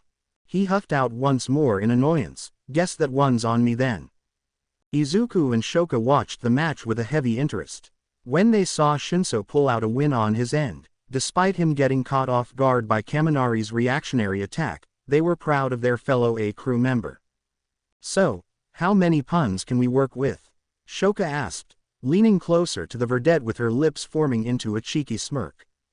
"I'm up to 6. We'll have to brainstorm and figure out some good ones," he replied, matching a smirk with a bright smile. The two gave each other a knowing look before focusing on the match again, keeping track of Tokiyami and Momo. They saw her finishing up any last-minute traps, taking a minute to refuel by eating one of her specialized food bars to recover her lost fats and lipids. Izuku let out a small breath, speaking in a whisper, "She's got this." He felt Shoka nudge him with her elbow. The verdette turned to face her as she spoke up, "Yeah. She's got this." Tokiyami made his way to the 4th floor, worried about his teammate but focused on the task at hand. As he ran down one of the halls to search for the bomb and the final villain team member, the raven-headed boy felt a tug at his feet before he heard a snap. And his vision was suddenly filled with smoke. He coughed, doing his best to clear his lungs as he summoned his ever-present companion, Dark Shadow. "We must clear this haze." "Got it, Fumi," Dark Shadow said as they emerged from the cloak and the shadow bird expanded its arms to fan away the smoke from Tokiyami. The raven-headed hero student coughed to clear his lungs, finally able to see around him. Dark Shadow lingered around him, acting as his bodyguard against any more surprises. "It seems our adversaries wish to hinder our approach through trickery and surprise," Tokiyami said with his usual form of speech. "We got this, Fumi," Dark Shadow cheered. "Let us not claim victory before it is achieved. We can infer that our adversaries have positioned themselves on this floor. They wouldn't have had enough time to trap the other floors." Tokiyami noticed that the smoke still lingered, covering most of the floor ahead of him. "They seek to hinder us." He must tread carefully. 5-minute warning. Whatever ease he initially felt was gone when he heard All Might call out that half their time had passed. He grimaced and chose to move. "Dark Shadow, cover me. We have no more time to spare." Dark Shadow positioned itself in front of Tokiyami, acting as a dark protector for the raven-headed young man. "Let's go." Tokiyami hurried as quickly as he could through the building, doing his best to avoid any more surprise tripwires the villain team had set up. While he avoided some, he was unfortunate in triggering several others, having to deal with paint and glue traps. He was thankful for his companion as Dark Shadow was able to pull him away from getting pelted or glued to the floor and walls. He had noted that several forks were blocked off as if he were being directed somewhere. It didn't make him feel any better, but he stayed the course. As he and Dark Shadow avoided the last traps set up in the hall, they came across the only open room. Momo stood in the middle of the room, surrounded by several objects draped in cloth. All of them the size of the bomb, he noted. There was something else but he couldn't make heads or tails of the occasional glint of light throughout the room. "So you have finally arrived, hero," Momo said haughtily. "A shame. I had hoped you and your friend would arrive sooner. She simply shrugged at him and began to create something from her wrist. I suppose I will just have to make the most of the time I have left. Tokiyami and Dark Shadow's eyes widened as Momo raised her arm in a sudden motion. They recognized the shape of a taser that formed from her wrist, which she grabbed and fired in one fluid motion. The two effortlessly dodged the darts that were launched at them before they refocused on the ravenet ahead of them. Dark Shadow, attack! Tokiyami ordered. Dark Shadow roared as it raced at Momo. The heiress smirked as before Dark Shadow could reach her, she saw the sentient Quirk get tangled in a series of thin wires, halting its progress. She didn't get to celebrate her small victory for long as Dark Shadow tore through the wires with little effort, freeing itself. I'll give you that one Yaomomo, but you won't get another. The shadow bird declared as it flew through the room, cutting down the rest of the wire traps. Tokiyami began to move ahead to the first object hidden behind a cloth and his fears began to build up. On the ground was a bomb. He had to be sure and moved to check another and found another bomb. Before he could check another, he was intercepted by Momo, who swung a metal bow staff at him. He barely dodged the attack and watched as Dark Shadow forced the girl away from him. He noticed the girl pause as her eyes narrowed on him. Shinso has been captured. Tokiyami smirked as he heard All Might's voice through the speakers, Dark Shadow joining his side. It seems your nefarious schemes will fail this day, villain. The raven-headed young man declared. Surrender yourself now. Momo tensed, her grip tightening around the staff in her hands. Her gaze never left the pair in front of her. Do not assume you have won the day, hero. Tokiyami closed his eyes and lowered his head. Very well then. His eyes shot open, matching Momo's intense stare with his own.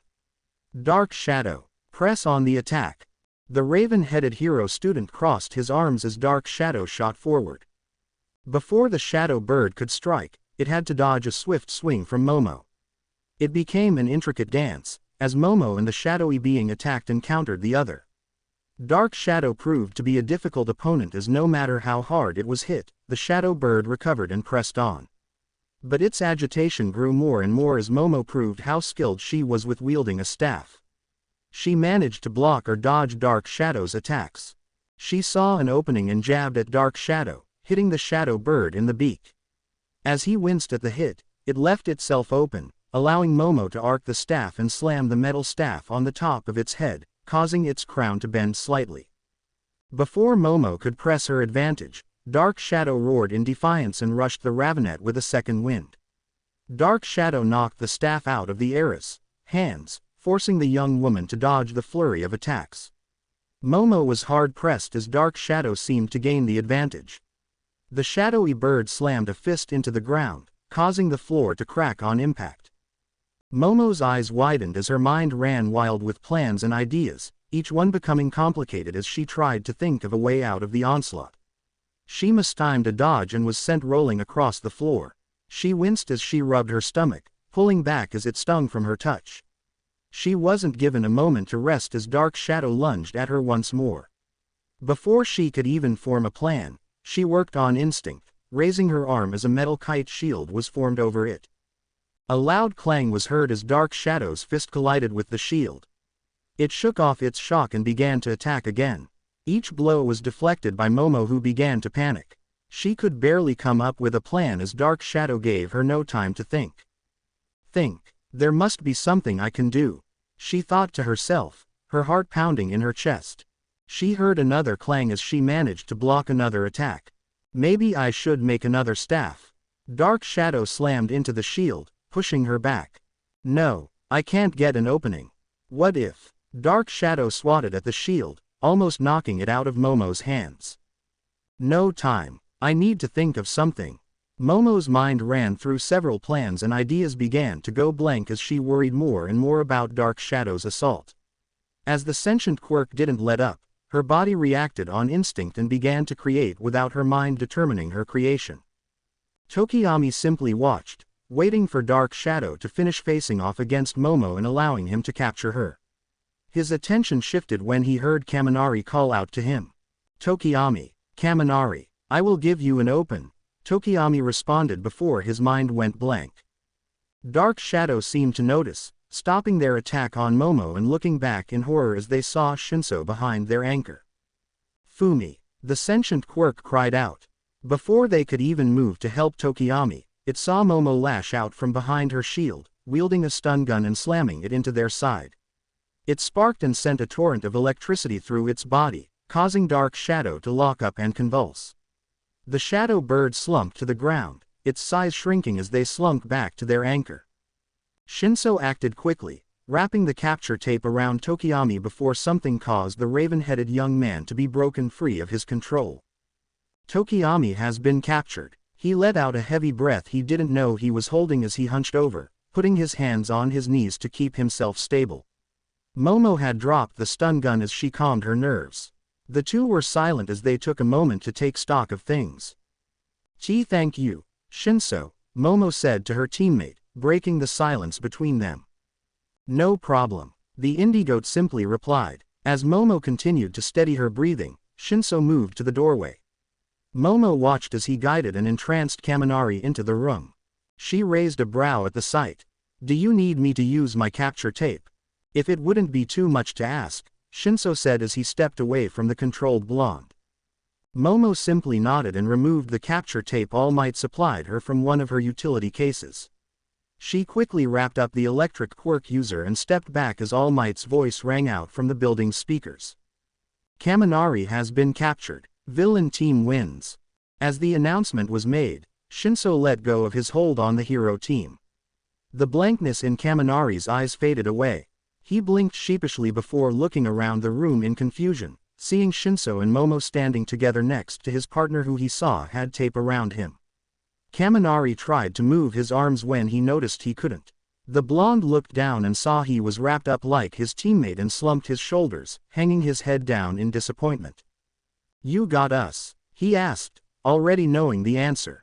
"Both teams, please return to the control room." "Yep," Shinso said with little emotion in his voice.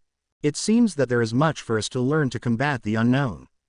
Tokiyami supplied sagely, though with some looks of confusion from Shinso and Kaminari. Shinso moved to free his two coursemates while Momo made her way to the sentient Quirk. "I'm terribly sorry for that last attack, Dark Shadow." The shadow bird patted the young woman on the shoulder and shrugged. "No problem, Yaomomo. This is training, bound to get a few nicks and bruises during it. I didn't go overboard on my end, did I?" Momo gave the sentient Quirk a smile and shook her head. "Not at all, Dark Shadow." The four hero students and living Quirk made their way out of the building, with Shinso and Momo leading the other three to the out-of-the-way supply closet where they hid the bomb. Kaminari and Tokiyami merely stared wide-eyed at them, the blonde groaning and the raven-headed young man remarking on the darkness of their deception. While they carried the paper match bomb from the room and out of the building, Momo was more focused on her performance. And how, aside from her traps, she wasn't able to do much during her bout with Tokiyami and Dark Shadow. She was rather disappointed with herself. She listened to All Might's critiques for both teams. She had to agree that Shinso had performed well enough to be the MVP of that round. Without his idea to mess with the hero team to put them on edge, they would have had a more difficult time of things. When it came to her part of the exercise, she listened as best she could while she ran through everything in her head. "Young Yaoyorozu, your planning and ingenuity should be commended, as well as the combat skills you showcased this day," All Might remarked. She was proud of herself, but she couldn't shake away her own self-deprecating thoughts. She could plan, but Tokiyami still got through her traps. She could fight, but Dark Shadow easily overpowered her. She could defend herself but still needed to be rescued. But you must not let yourself stay in a bad spot. I could see you planning different options to throw off Dark Shadow, but you didn't take one. Villains will often never give you a chance to plan, you will have to learn to act and react. Her intelligence was her downfall. What good are plans and structures if I can't use them? She thought to herself. She did her best to hide her doubts, maintaining a stoic and focused expression. A mask she learned from her parents to use so that others can't gain an upper hand on her. A business trick that can be useful for many things in life, they said.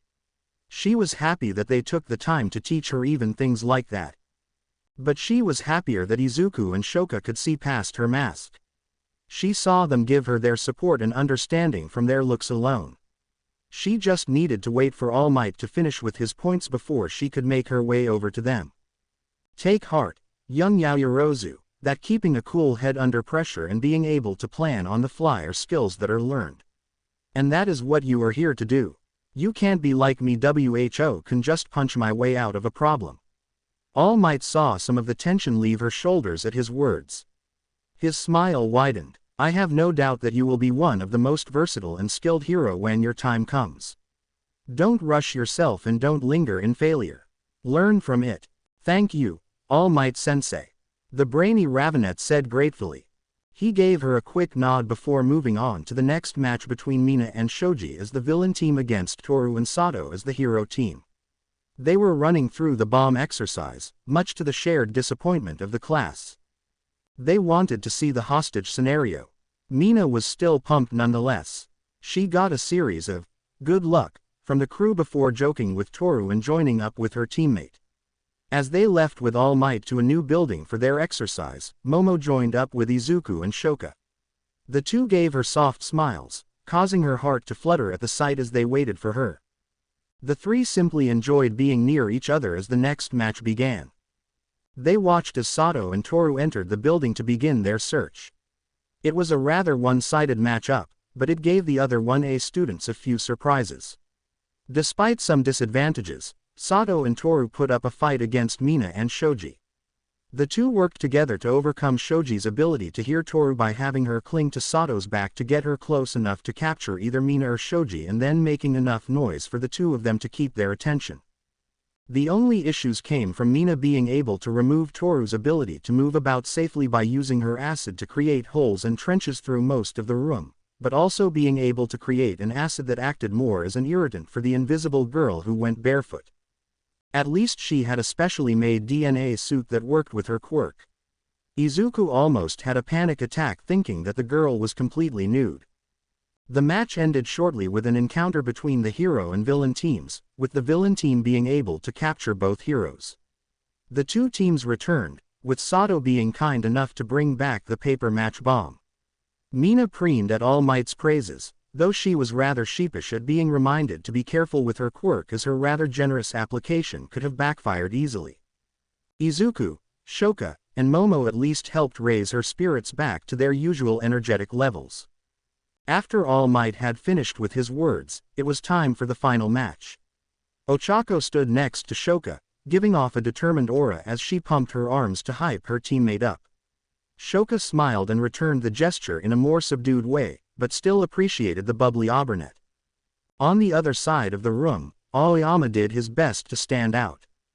The flamboyant blonde was wearing a suit of armor similar to a knight's, having a metal chest plate with a high collar, elbow-length vambraces, and knee-high boots, with his support belt being integrated into the armor and design. He also applied the same lens to his shoulder pads and knees. He wore a pair of dark baggy pants that had golden lines running down the legs, a sparkling indigo-colored cape, and a red-tinted wing-shaped visor. Though, compared to his teammate, he seemed overdressed. The bicolor-haired young man wore a simple white shirt, with a matching pair of pants and boots. He had on a pair of golden straps that wrapped around his arms where they connected to his torso. The oddest part was a sheet of detachable ice he wore over his entire left side, with a red lens glowing where his eye was. It only served to push the image of a cold and disinterested young man. For our final match today we will have. All Might began to dig through the hero box, building up the tension for the whole class. After having some fun, he pulled out a ball labeled C, and displayed it to the class. Team Circa as the heroes with Team F as the villains. Now, let's see what scenario they will try. This was the most important matter for the class. They had their hopes up, waiting to see if their prayers would be answered. Hostage rescue. All Might's smile widened just a fraction as he saw the excitement being shown in the class. It was such a simple thing, but a good one to him. But he had to move things along and coughed, garnering everyone's attention. Now then, young Todoroki, young Aoyama. You must either capture the hero team or wait out the clock for a victory. Young Sakurain, young Uraraka, it is your job to either capture the villains if you can, but prioritize the rescue of the hostage. And both teams remember, should the hostage suffer harm, both teams will automatically lose. The dummy hostage has damage sensors built in that will alert me if something happens. Understood. He focused on the 4 hero students in front of him. The 4 college students all nodded in understanding, letting him know they were ready to start. Right, let's get started. Follow me to your building, All Might said as he led the 4 out of the control room. Shoka gave one last look to Izuku and Momo, giving the 2 a confident smirk. She chuckled as she saw Izuku raise a hand, holding up 3 of his fingers, letting her know to go for the 3rd win for the A crew. She gave him a nod as she left the room with Ochako, the Aubernet pumping her arm into the air once last time. Izuku watched on with a smile on his face when he noticed the cold gaze Todoroki gave him. The verdette raised a brow in confusion, not understanding the bicolor-haired student's sudden interest. Before he could think more about it, Todoroki left, following behind his teammate and the others. So, what's the game plan? Ochako asked her teammate.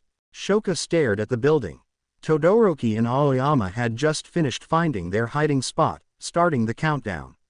She was running through what she knew about her opponents in her mind, doing all she could to come to some form of understanding with them. She began to connect the 2 with some of the personalities she would often see in Shibuya. Todoroki fit the mold of someone who would do his own thing, regardless of those around him. Aoyama would do everything he could to stand out, even if it meant stepping on other people's toes.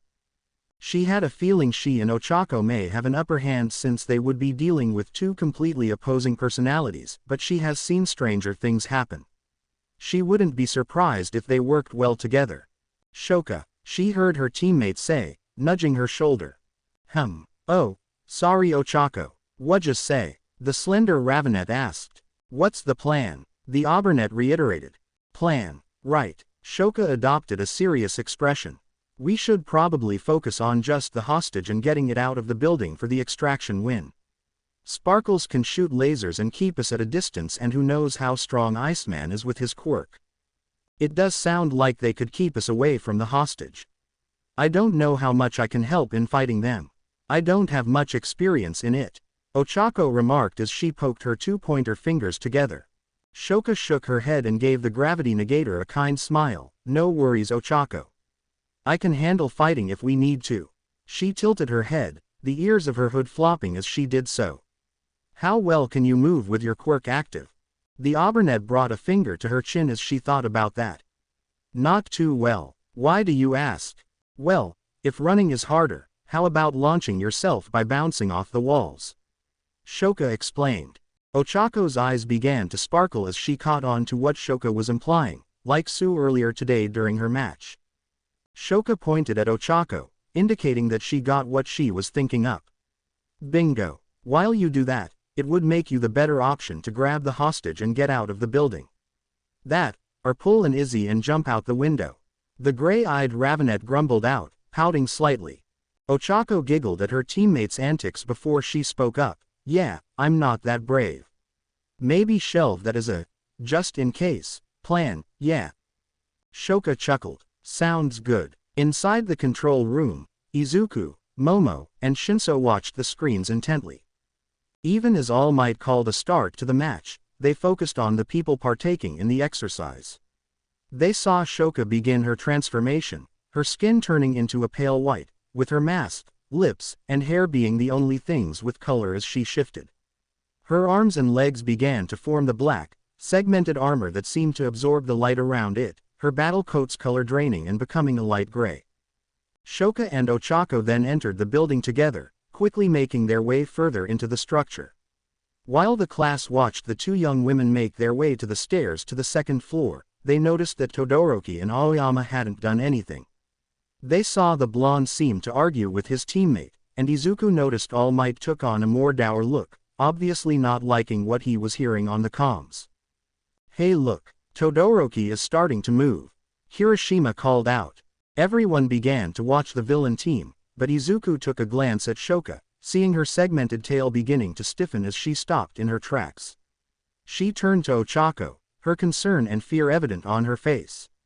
Ochako hopped onto her teammate, her arms wrapping around Shoka's neck as she clung to the Ravenet's back. It was a blink and you miss it event. Shoka jumped into the air, her body defying the pull of gravity as Todoroki simply shifted his foot. Soon, the building was covered in ice. Everyone in the control was feeling glad that they were far enough away from the building.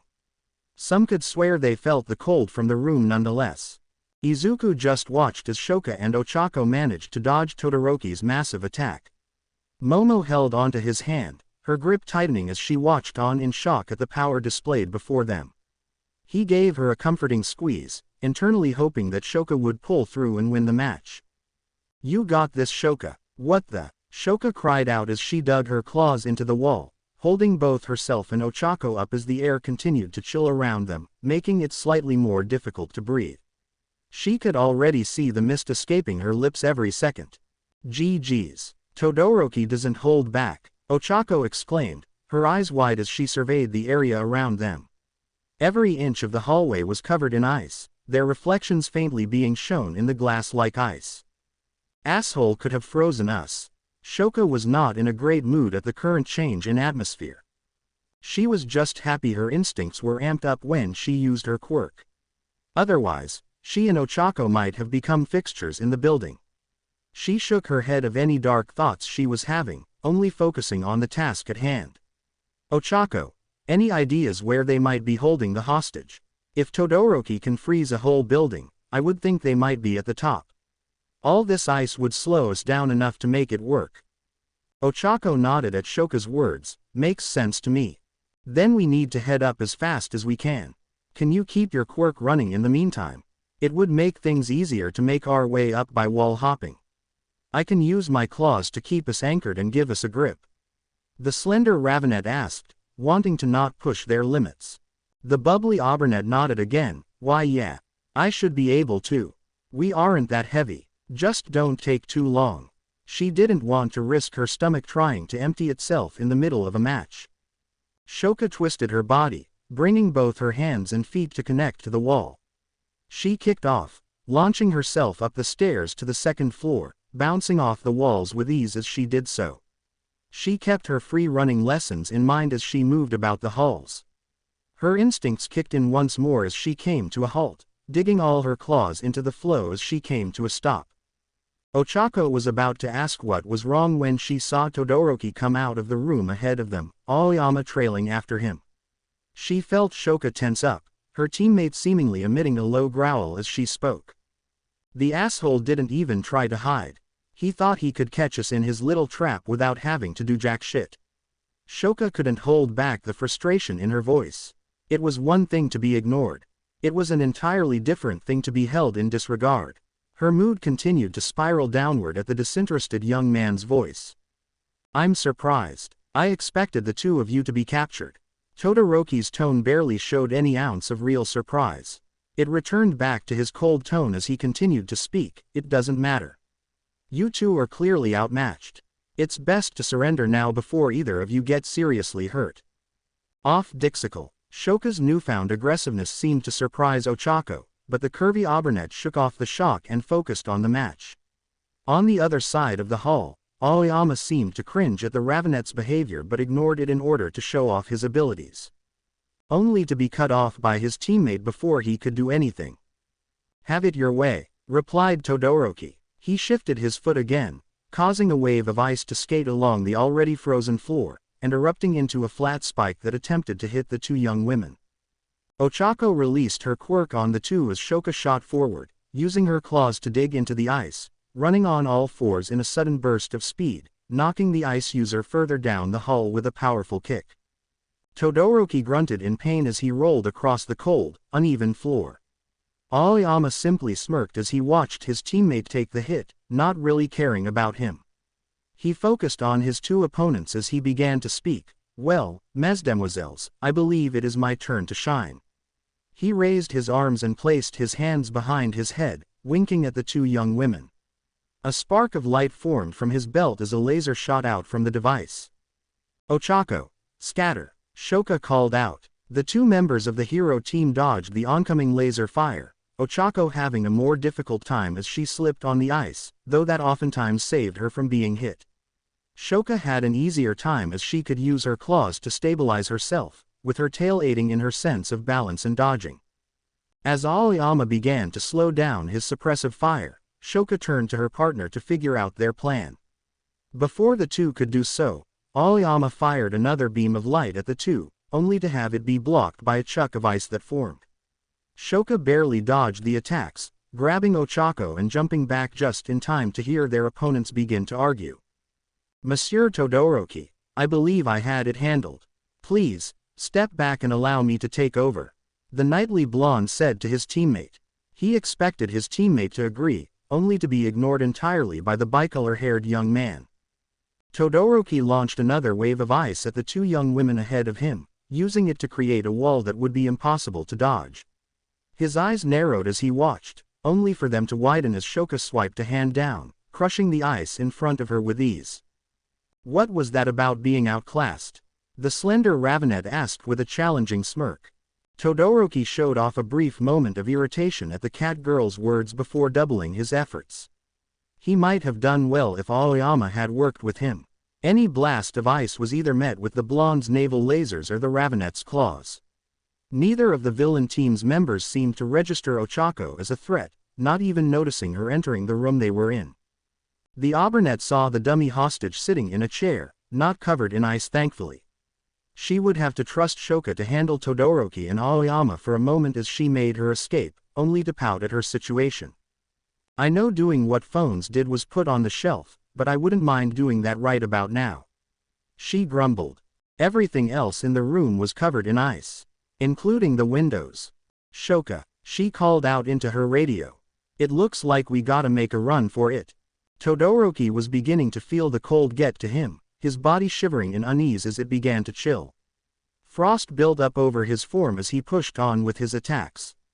He was starting to feel frustrated as Shoka effortlessly dodged both his and Aoyama's attacks, getting in a few of her own as she pounced on them when given the chance.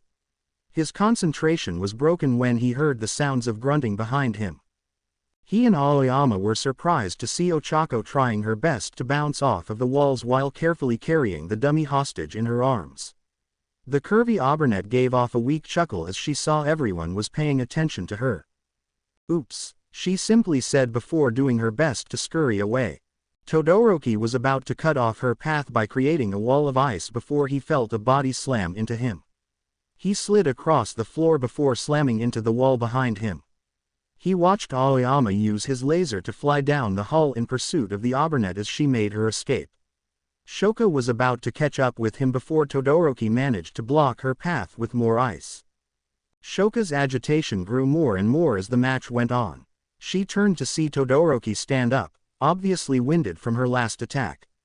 At least that was her initial thought before she noticed the bicolor-haired young man shivering. She lowered herself to the ground, taking a stance on all fours, ready to move. Ochako was still struggling to maintain her equilibrium as she bounced off the walls. She was just glad she managed to make it to the ground floor. The Aubernet was careful that if she couldn't hit the wall right, she would make sure the dummy hostage didn't take the hit. She at least felt hopeful in her chances of escape, trusting that Shoka bought her enough time. Only to panic when she unknowingly dodged a laser, watching it sail past her.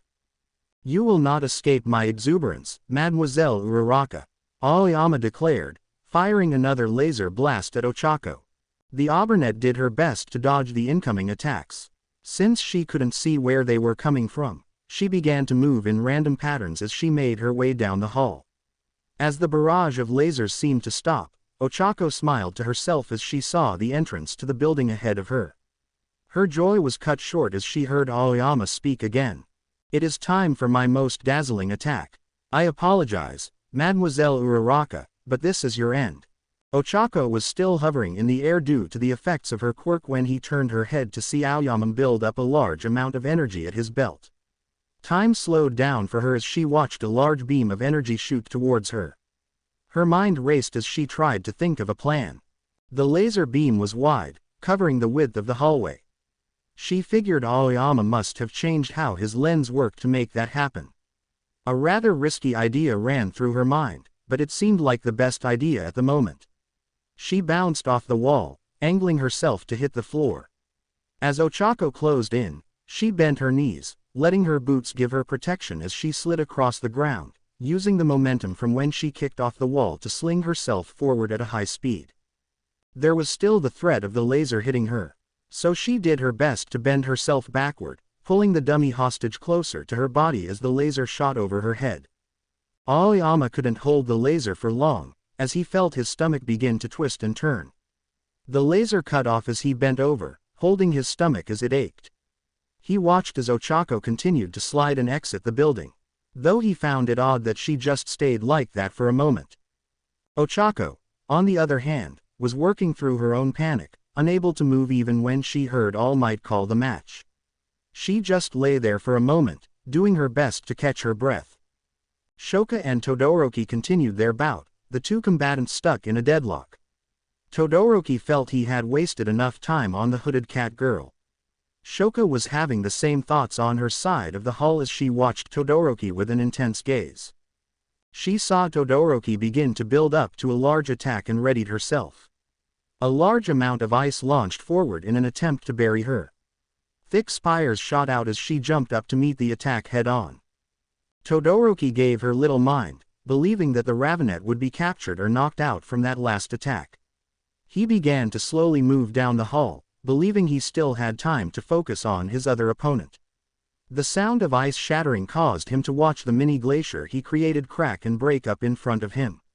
His eyes widened as Shoka shot out past the ice, particles of frost dancing around her flying form. Shoka's eyes narrowed as she neared the ice quirk user. Before she could land her strike, both she and Todoroki heard All Might through their earpieces. Heroes have rescued the hostage. Match over. Her claws almost scraped against Todoroki's face, just centimeters away from him. Shoka huffed and turned away, happy that she and Ochako won, but disappointed overall. Before she left Todoroki alone, she turned to face him, giving him a cocky smirk. Seems you aren't even at my level. 1A classroom, Thursday. Aizawa stood at his desk at the front of the room. In front of him sat his reviews over his class heroics training with All Might. He had to give it to the number 1 hero. He did not expect his class to go over as well as it did.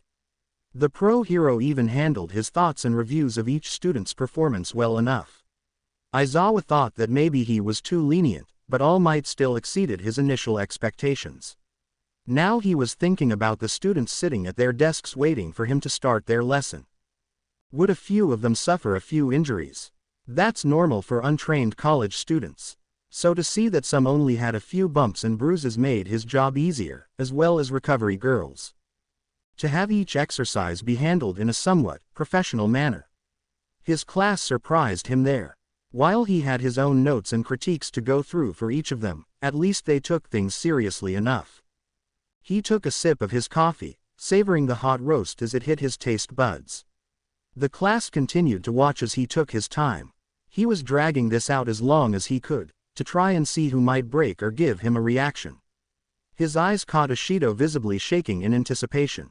The pink girl obviously was either nervous or excited to see if she passed whatever lofty exceptions she thought he had for them. He sighed internally. As much as he wanted a quiet day, he still had to get paid. And he had to do his job for that.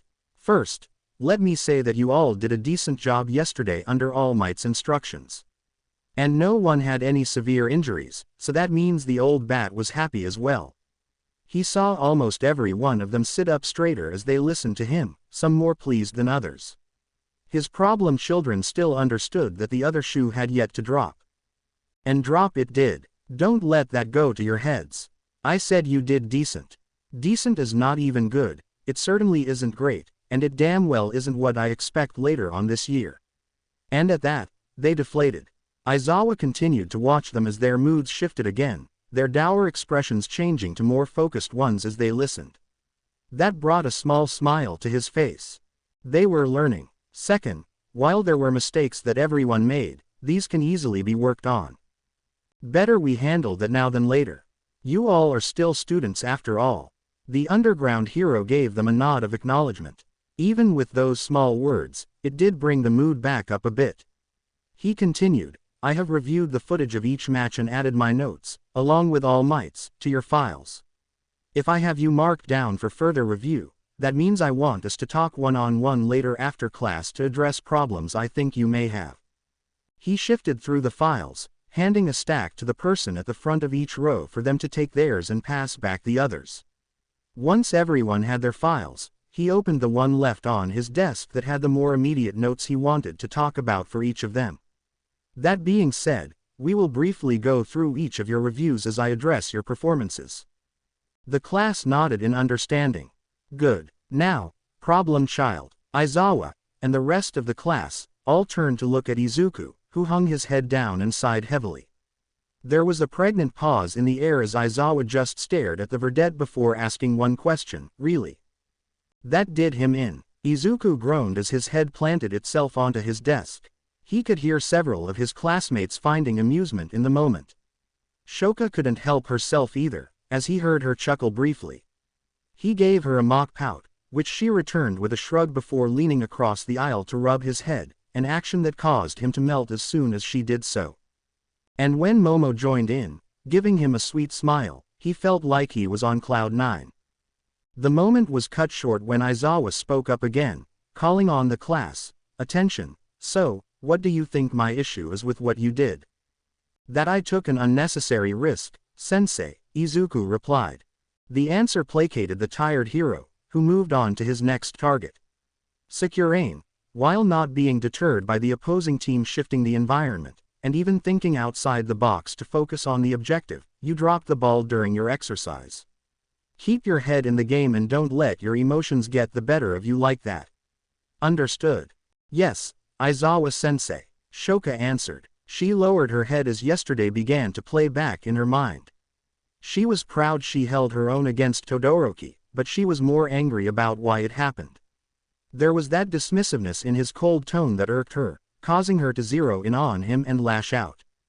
It felt like all the time and effort she put into getting to this point, to finally make her own path, could just be that easily ignored. And she knew she would have to work on her mindset to prevent that from happening again.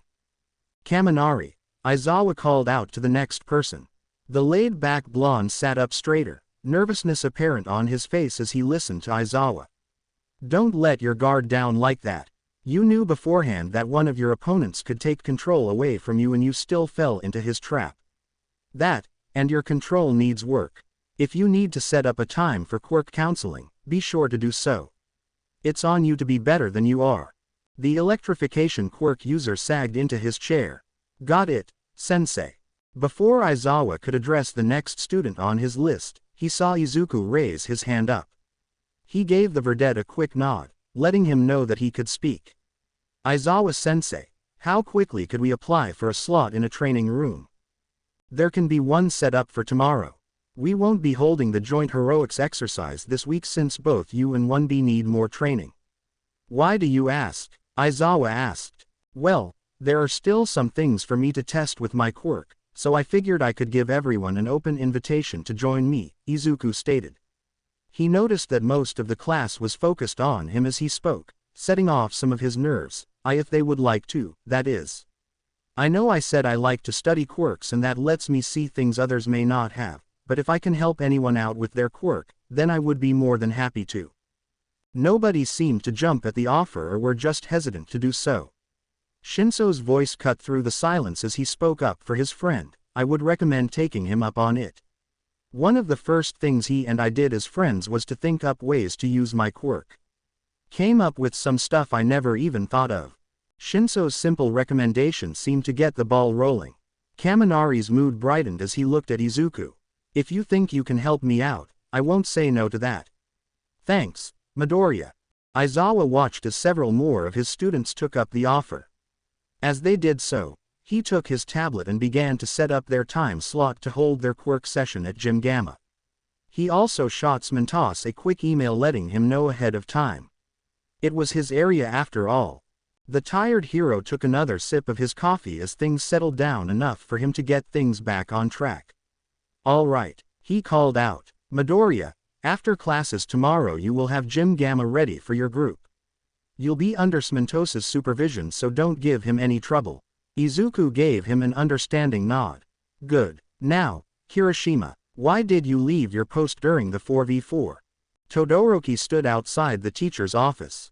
Classes seemed to pass him by as he focused more on the review notes than anything else. But there was one thing that demanded his attention. Aizawa had marked him down for a one-on-one review. The bicolor-haired young man thought back on yesterday and his fight with Sakurain. He would be lying if he said the young woman didn't surprise him during their match. She, like most of his coursemates, didn't garner his attention.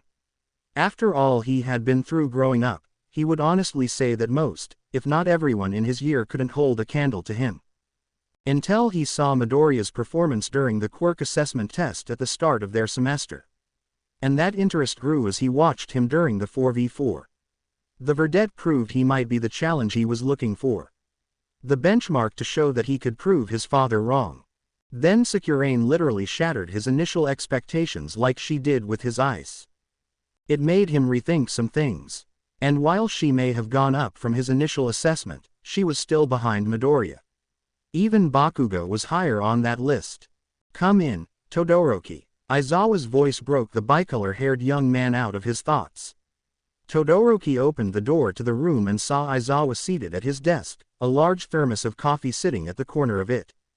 Even Todoroki knew it must be bad to drink that much caffeine if his older brother's words during his residency were anything to go by. He crossed the room and took a seat across from Aizawa. He waited for his instructor to finish looking over whatever paperwork he was working on, taking brief glances around the room to pass the time. As time ticked away, Aizawa finally spoke to the hero student. Todoroki, let's cut through the bullshit. Why are you wasting my time, your coursemate's time, and most importantly, your time? Aizawa asked with a narrow gaze. Todoroki only returned the underground hero's stare with a questioning one of his own. What do you mean, sir? The cold young man asked. Your quirk, Todoroki. Why are you limiting yourself? Aizawa further elaborated. Todoroki's eyes began to narrow, matching the expression of the man across from him. Aizawa could see a slight twitch in his left eye as if his burn was beginning to irritate him. I will not use that man's quirk, Todoroki coldly stated. Aizawa let the answer linger, taking a moment to really think about Todoroki's response. He let out a huff, annoyed at the young man's behavior, but more irritated at the implications. Endeavor tended to keep his personal life very separate from his hero life. Not even reporters were able to get much, lest they had to deal with his lawyers. Lawyers from the HPSC. This would muddy things and make it harder for Aizawa to get to the heart of the matter regarding his student. Still, he had to set boundaries and let the younger Todoroki know where he stood. It would be up to the bicolor-haired student to change, he just had to be willing to. Listen, Todoroki, right now you are about to be on the chopping block. If you don't shape up and get over whatever issues you have, you will be dropped from the course and put into general studies until Nezu, and I think you are worth the effort. Aizawa explained. He saw anger flash in Todoroki's eyes for just a second before the young man schooled his features. One of the reasons I'm not doing that now is because I see the skill and potential you have. I would rather not waste that. For the first time since I started teaching here, I finally have a class that isn't a full waste of my time. A class willing to put in the work and effort for a career in heroics. And I would hate to lose just one student from that mix. The second reason is that I don't want to deal with the insufferable headache of your father burning down everything in his path when he comes to bitch and beep about why you aren't in the hero course. The tire hero rubbed his temples as he thought about that possibility. He didn't want to deal with Endeavor. He would rather spend a full day with All Might. He looked back at the younger Todoroki. So, here is what is going to happen. You will have mandatory sessions with Hound Dog every Friday in the evening to work out your issues. If he doesn't see improvement, you will be dropped. You have until after the sports festival. This is now on you, Todoroki. You're dismissed, Aizawa said as he returned to his paperwork. Todoroki sat there for a moment, taking in everything his instructor said. Aizawa paid him no mind, more concerned about getting his paperwork done before he went out on a short patrol. Todoroki finally took his leave, exiting the room without a second thought. He missed the slightly concerned look Aizawa shot him as he left. What the hell did you do, Endeavor? He asked himself. Outside the room, Todoroki stood on the opposite side of the door, unmoving. The entire conversation continued to run through the young man's mind on repeat. Each time, his frustration grew and grew. The cold and disinterested facade he maintained slipped as the seconds passed by. He barely noticed the flames emitting from his body. He snapped back to reality, quickly choking the growing flames and releasing a steady flow of cold air around his body to counter the heat. I will not use his fire.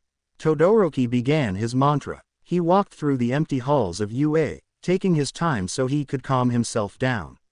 All the while, he repeated his mantra. I will not use that bastard's fire. Gym Gamma, Friday afternoon. Midoriya said he was already here, right? Kaminari openly asked the group around him as they all made their way to Gym Gamma for Izuku's Quirk brainstorming session he had set up. Kaminari was with several of his coursemates from 1A. They were all wearing their gym uniforms at Izuku's request. Yeah, him, Shoka, and Yaomomo should be finishing up whatever they needed to do, Kyoka replied. Kyoka had opted to join, mostly to hang out with her friends and maybe get some ideas to work with. This is gonna be so much fun. I can't wait to see what our two brainiacs come up with. Mina cheered, pumping her fists into the air. Mina and Toru tagged along, not wanting to be left out.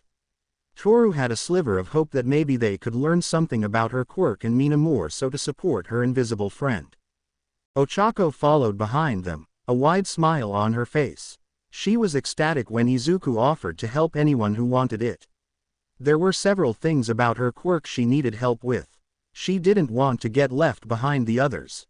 I wonder how it'll go though. Oh, maybe they can help us with some cool new moves.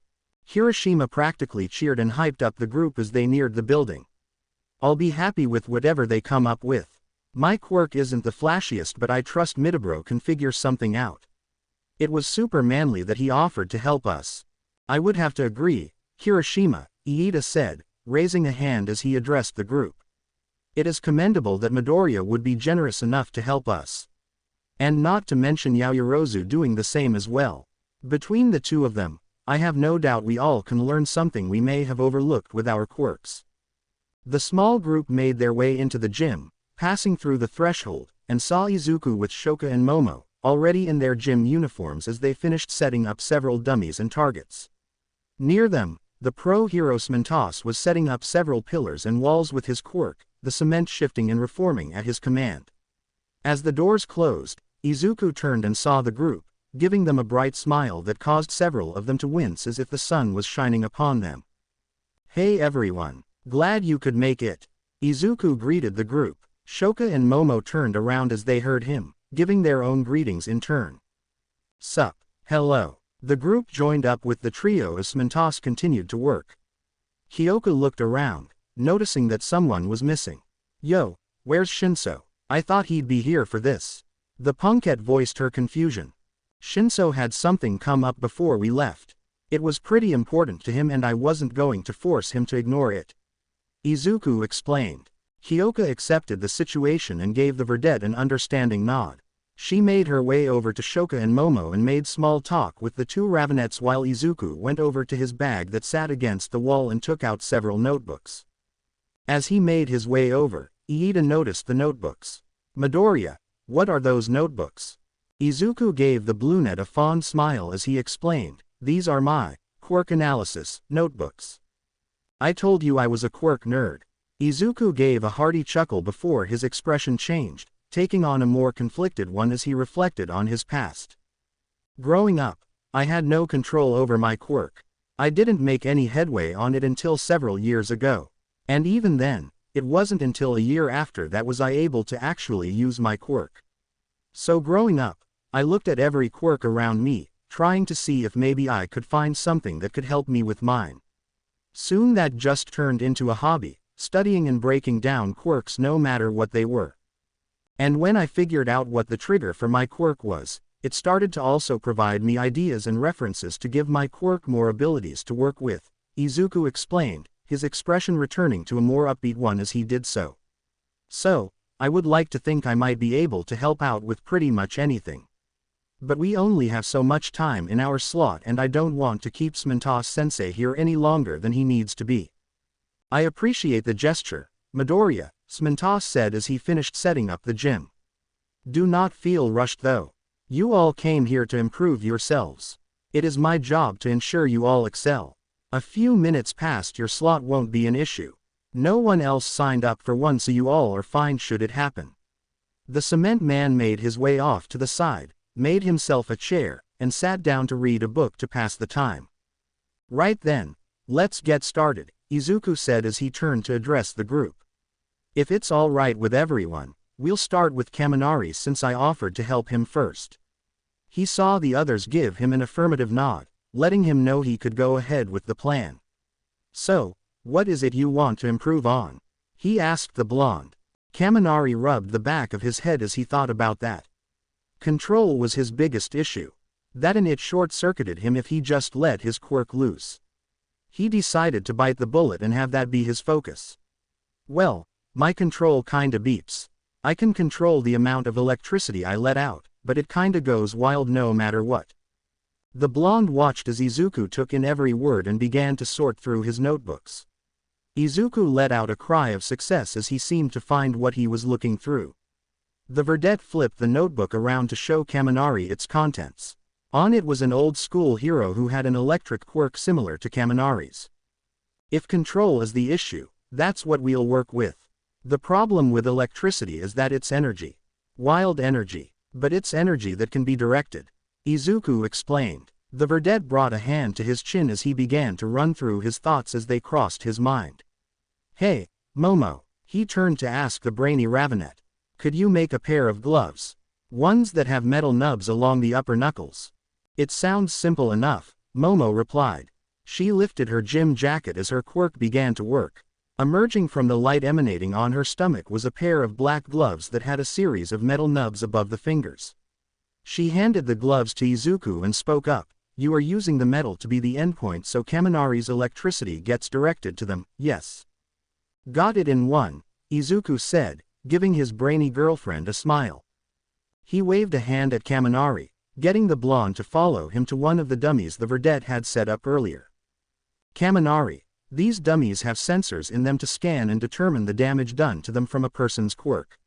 I want to test two things. First, try to focus your electricity into your hands as best as you can and hit the dummy. Izuku grabbed the tablet from the dummy and stepped back, urging the others to do so as well.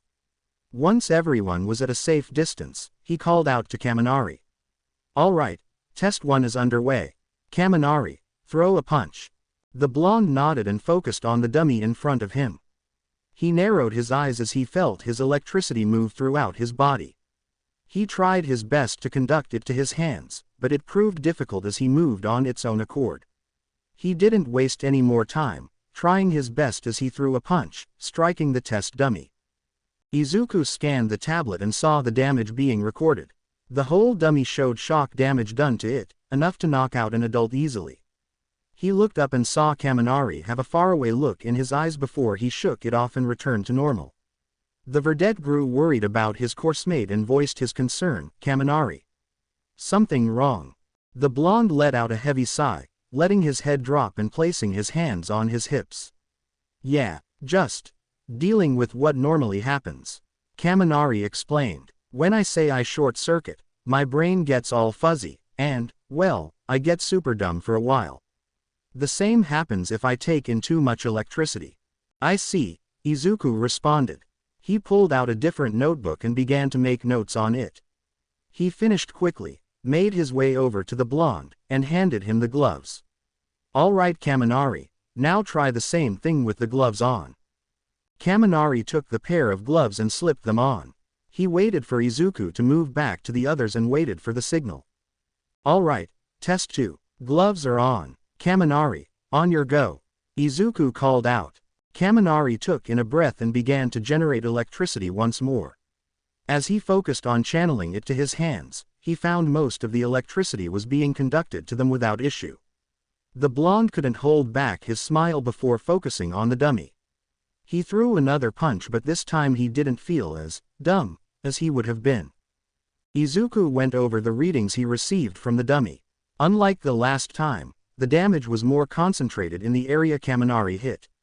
Izuku made note of the differences in the notebook he pulled out and waved Kaminari back over to the group. "Well, Kaminari, how are you feeling?" Izuku asked. "Better. Still have some fuzziness, but it's definitely not as bad as last time." Kaminari replied. "Good to hear that, but it seems that just limits the drawback, and not taking it away entirely." Izuku thought about the problem, trying to come up with an answer when Ochako spoke up. What if Kaminari had something that absorbed the extra electricity, or maybe something to cut it off? Everyone turned to look at the Aubernet, who blushed even more at the sudden attention. She began to poke her index fingers together as she elaborated, "My parents run a construction company. They sometimes had to work with electricians to figure out the wiring for the buildings they were working on. You know, to make sure an outlet doesn't blow up in someone's face when they plug in their phone." "A breaker comes to my mind," Momo added, understanding what Ochako meant. "And if we are talking about absorbing electricity, then something that could maybe ground your head to help prevent your brain from taking the excess would be preferable." She turned to address the bubbly Aubernet. "Wonderful thinking, Ochako."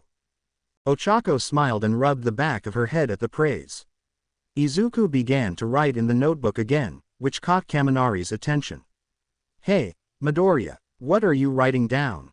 the blonde asked. He looked over the verdette's shoulder and saw a well-made headshot of himself on the page along with several notes that filled out the rest of it. "Dude, are these just about me?" "Oh, yeah, I made notes on everyone here for this session. At least more expanded notes. I wanted to make sure I gave everyone my all today. I'm going to make copies for everyone to keep for themselves to go over later." Izuku explained. "You got one for each of us, Midori?" Mina asked, her curiosity getting the better of her. Izuku nodded and flipped through a few pages to the section he made for Mina. The pink girl's eyes sparkled as she saw the headshot, obviously happy with her two-dimensional rendition. He went back to Kaminari's page, moving it closer to the blonde so that he could read the notes Izuku made. "With Ochako and Momo's idea for something to prevent your electricity from shorting you out, we have something to share with the support department. They should be able to come up with a piece of equipment for you that could work," Izuku said as he went through the newer points on the page. Kaminari followed along, not really saying anything as he was more focused on what Izuku was talking about. "You should also consider an upgraded version of these gloves," Momo suggested. "I made them for simplicity's sake and they will revert to biomaterial by the time we are finished here."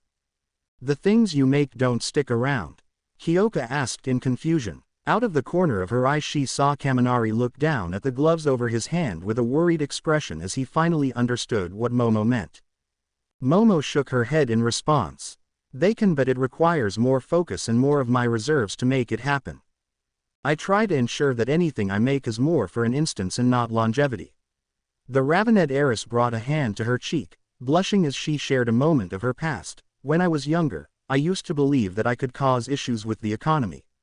When I told my parents my concern, my father reminded me that I should be more worried about letting villains use my tools against me." The group couldn't help but find Momo's past concerns adorable, her embarrassed expression adding to the image. Izuku did his best to refocus, trying his hardest to not focus on the young woman. "Momo has another good point.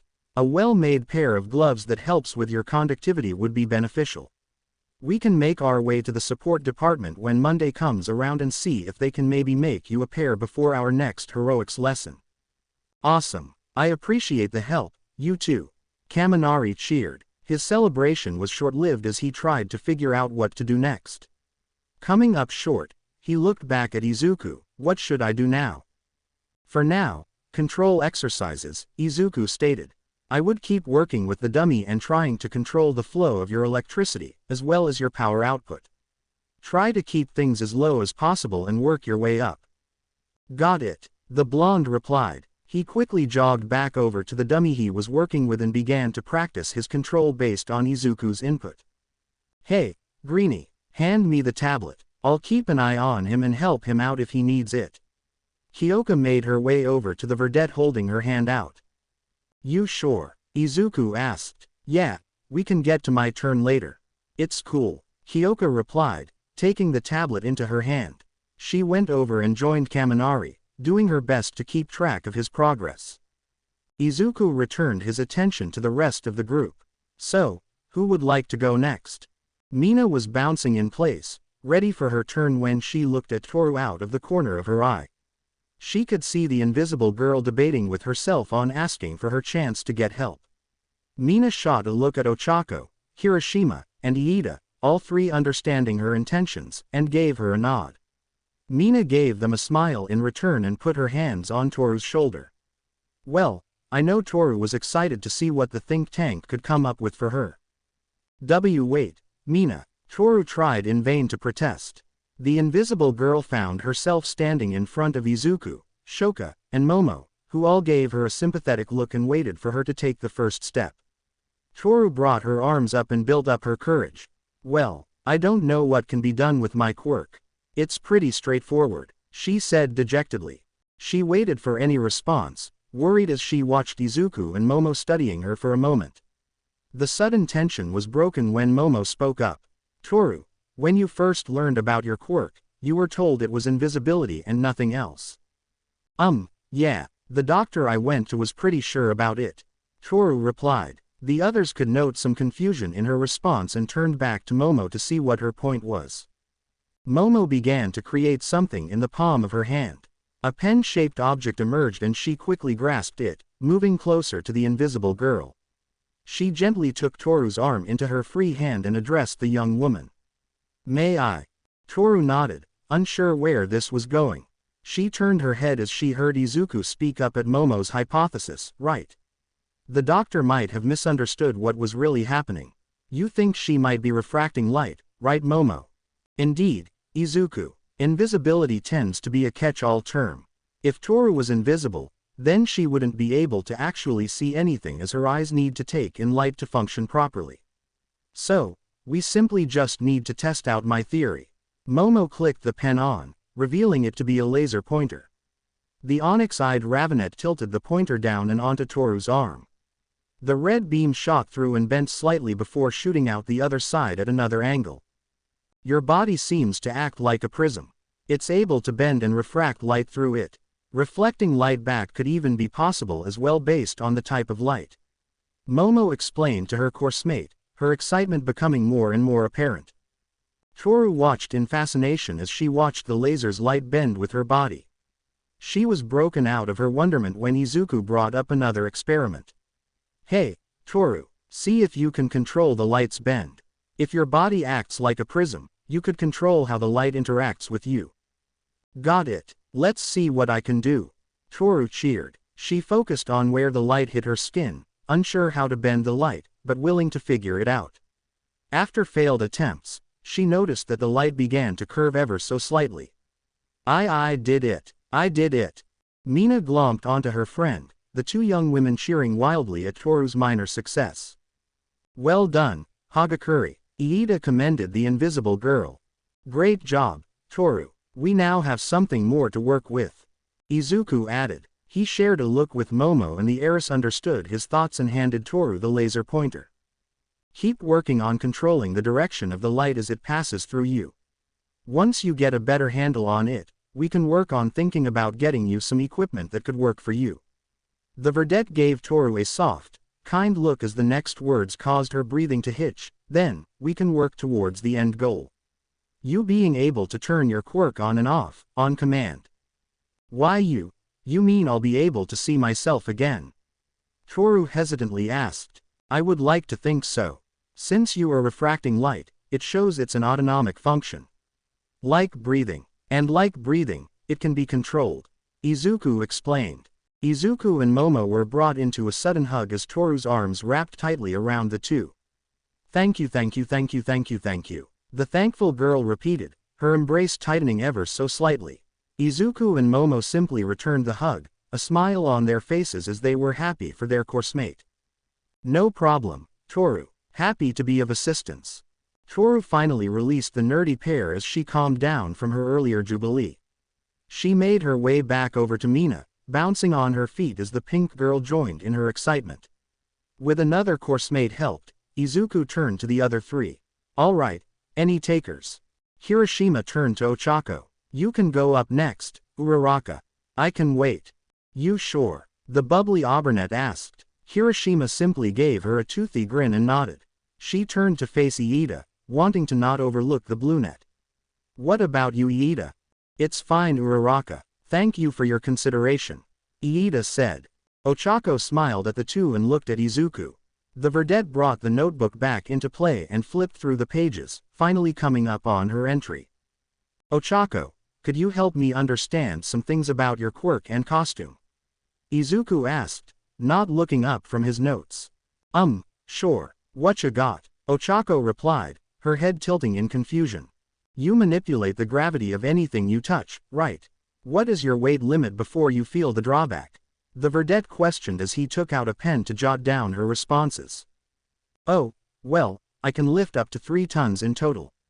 That's my limit for now. I have been trying to work on keeping my stomach from turning inside out. The young woman brought her hands together, placing them against her stomach to further her point, giving Izuku a weak smile. It has been kinda slow though. Also, it's kinda hard to keep my balance when I use my quirk on myself. My stomach also starts doing flips a whole lot faster if I use it on myself. She quickly added. Izuku hummed as he wrote, taking in everything Ochako said. He flipped to the next page and made a new set of notes. Ochako saw that this one was specifically for her costume. Ochako, was there anything specially made for your hero costume? Ochako brought a finger to her chin as she thought about his question. Her response came quickly, her answer causing the vedette to pause what he was doing. Nope. I mostly wanted it to be something close to a space theme, but the designers ended up making it a little too tight. The bubbly Auburnet said with an embarrassed smile. Shoka huffed in agreement. I'll say, that outfit left little to the imagination. Ochako began to blush at the slender Ravenette's words, mentally agreeing with her assessment. Meanwhile, Izuku was imagining Ochako's costume and going over its overall design, trying his best to see what could be done to help her out. As some ideas came rushing in, he quickly jotted them down and voiced his thoughts. Well, one thing that we should work on is getting your costume to work with your quirk. I think 0G being applied to a person causes a major issue in balance and equilibrium. Maybe rework your boots to have stabilizers that can help you reorient yourself, and a HUD in your helmet that keeps track of the horizon. Ochako was thankful that Izuku was writing everything down and doing his best to explain things to her. As for your nausea, maybe add something to your wrists and neck to apply pressure to those areas. I think those pressure points have something to do with nausea, but I would recommend asking Recovery Girl to be sure. I can probably help her understand how to balance and reorient herself without those additions, just in case, ya know. Shoka offered. Her tail aided her greatly in that regard. Her mobility and flexibility wouldn't be the same without it. Really, Shoka? Ochako asked the slender girl with glee. Sure, we can start after Izzy here is done with your consultation. Shoka replied with a smirk. Ochako's eyes gleamed as her excitement built up. She returned her focus to Izuku, who chuckled at her demeanor.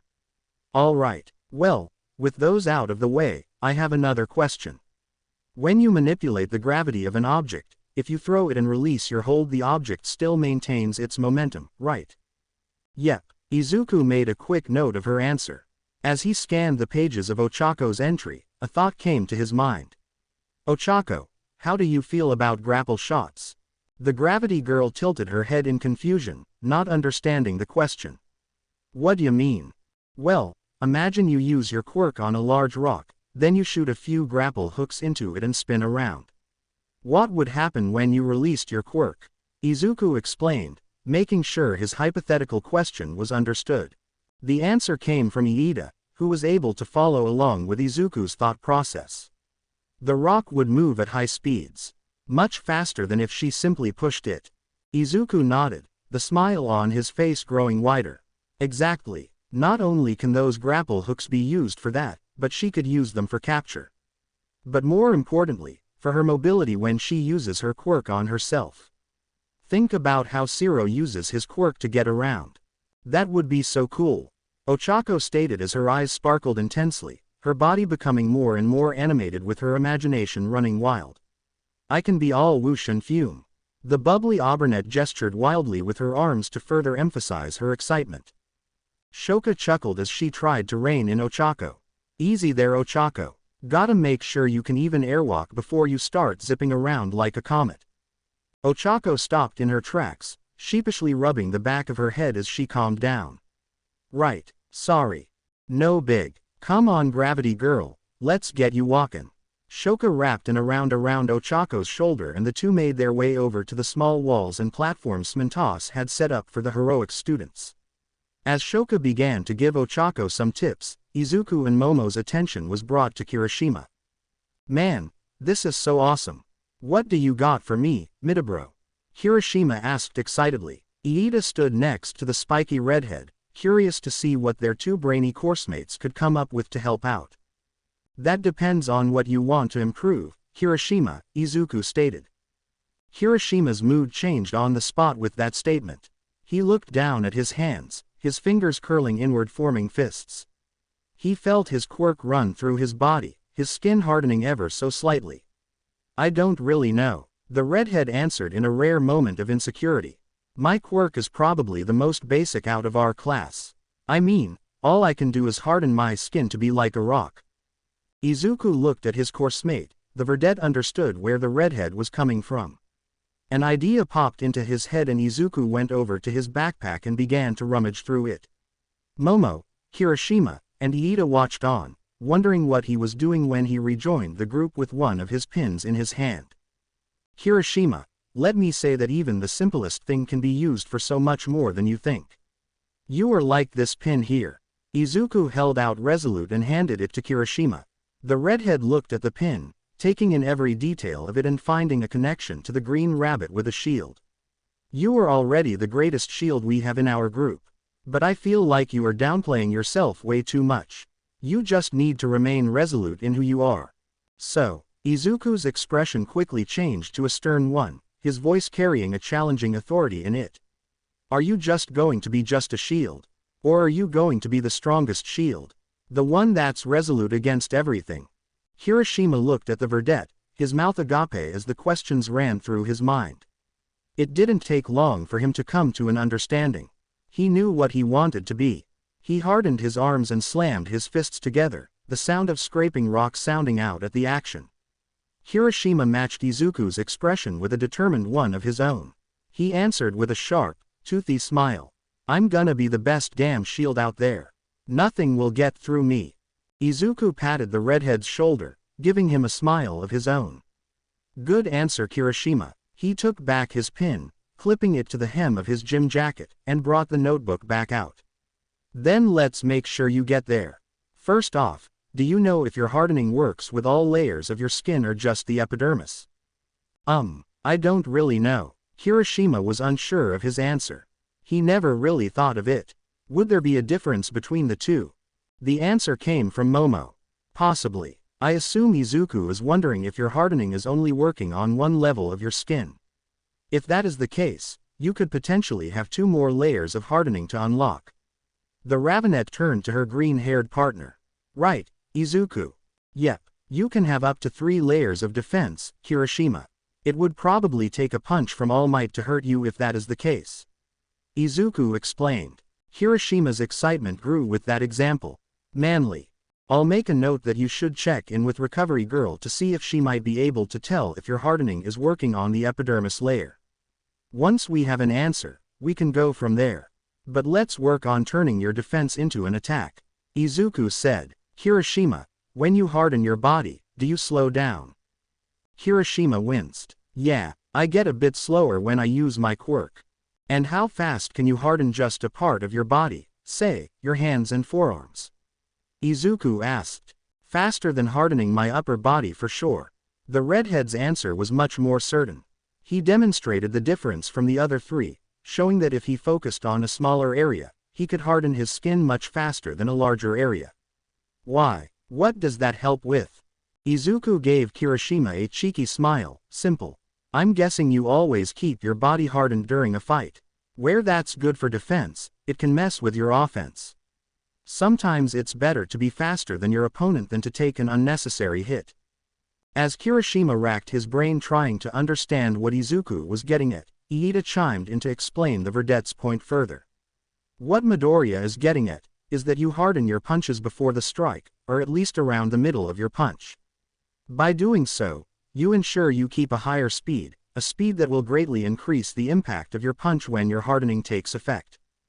Exactly, Iida, the verdette happily replied. Bro, that's so simple. Kirishima slapped his head, groaning at the realization. Why didn't I think of that? It's all right, Kirishima, everyone overlooks the simple things, Momo said, trying to comfort the redhead. Kirishima's mood recovered quickly, the redhead bouncing on his heels as he felt ready to get some training done. All right, what's the plan, Midobro? Izuku pointed at one of the other dummies that were set up. We just need to test out your hardening speed and to see if it makes a difference. Sound good? Hell yeah, let's do this. Kirishima jogged on ahead to the dummy, leaving the other three behind, with Iida barely able to chide his coursemate for his language. As the redhead began to stretch, Izuku turned to address Iida. What about you, Iida? Anything you want to brainstorm over? The brunette shook his head. I am fine, Midoriya. We can get around to me next time. You, Yaoyorozu, and Sakurane already have your hands full. Allow me to at least assist you all with the others. Izuku and Momo gave him a bright smile at his offer. Got it, and thanks, Iida. We appreciate your offer and would be glad to have you help us. The three made their way over to the training dummies. They worked with Kirishima, going over everything they could think of to study his quirk and how effective he was with it. As the redhead found a steady rhythm, doing his best to get used to quick hardening, Izuku and Momo went to check on Kaminari and Kyoka while Iida continued to help out Kirishima. How's it going, Kaminari? Izuku asked the blonde. Kaminari was taking a moment to catch his breath. Izuku and Momo could see that he had been pushing himself and it was starting to take a mental toll on him as he was slow to respond. I'm all right, just need a break. Take a break then. Don't strain yourself, Izuku replied softly. The verdette used orbit and pulled at a bottle of water set out to the side and handed it to the blonde, who accepted the water happily. He moved out of the way, leaving Kyoka alone with Izuku and Momo. Kyoka began to twirl one of her jacks around her finger, looking off to the side. After building up some courage, she questioned Izuku and Momo. Hey, since you two are here, mind helping me with my quirk? Sure, Kyoka. Of course, Kyoka. The punkette stopped twirling her jack and gave the two a nod. Cool, talk nerdy to me, she said, putting her hands on her hips. Right, your jacks are metal, right? Or some form of organic metal, as weird or unbelievable as that sounds. Izuku asked. Yeah, can't pierce concrete if they weren't. The punkette tapped her jacks together, wincing slightly as she continued speaking. Still hurts a bit when I do that. Izuku hummed, bringing a hand to his chin. Well, that's something we can work with. Maybe they are like bones or muscles in a way. They get stronger the more they are strained and recover. As simple as it is, I would work on piercing stronger and more durable objects to build up the strength you have in them. Kyoka seemed rather bummed at something as simple as that but still appreciated the help she got. Alright, guess I can do that. Momo watched the interaction while thinking of an idea of her own. Kyoka, you plug your jacks into your boots to let your heartbeat be heard, yes? Yeah, Kyoka answered, unsure where this was going. I also remember seeing you use your jacks to plug into your phone to listen to your music. Momo then moved on her hunch, lifted the hem of her jacket up, and began to create a small speaker that Kyoka could plug her jacks into. As she held it out, she explained her idea. If you can plug your jacks into another sound source to listen to something, and also plug them into a speaker to create your own sounds, what if you acted as a medium? Kyoka stared at the ravenette, a dumbfounded expression plastered on her face. She robotically pulled out her phone with one hand and took the little speaker Momo made in the other. She then plugged both of her jacks into the two devices. Soon the sounds of a heavy bass filled the gym.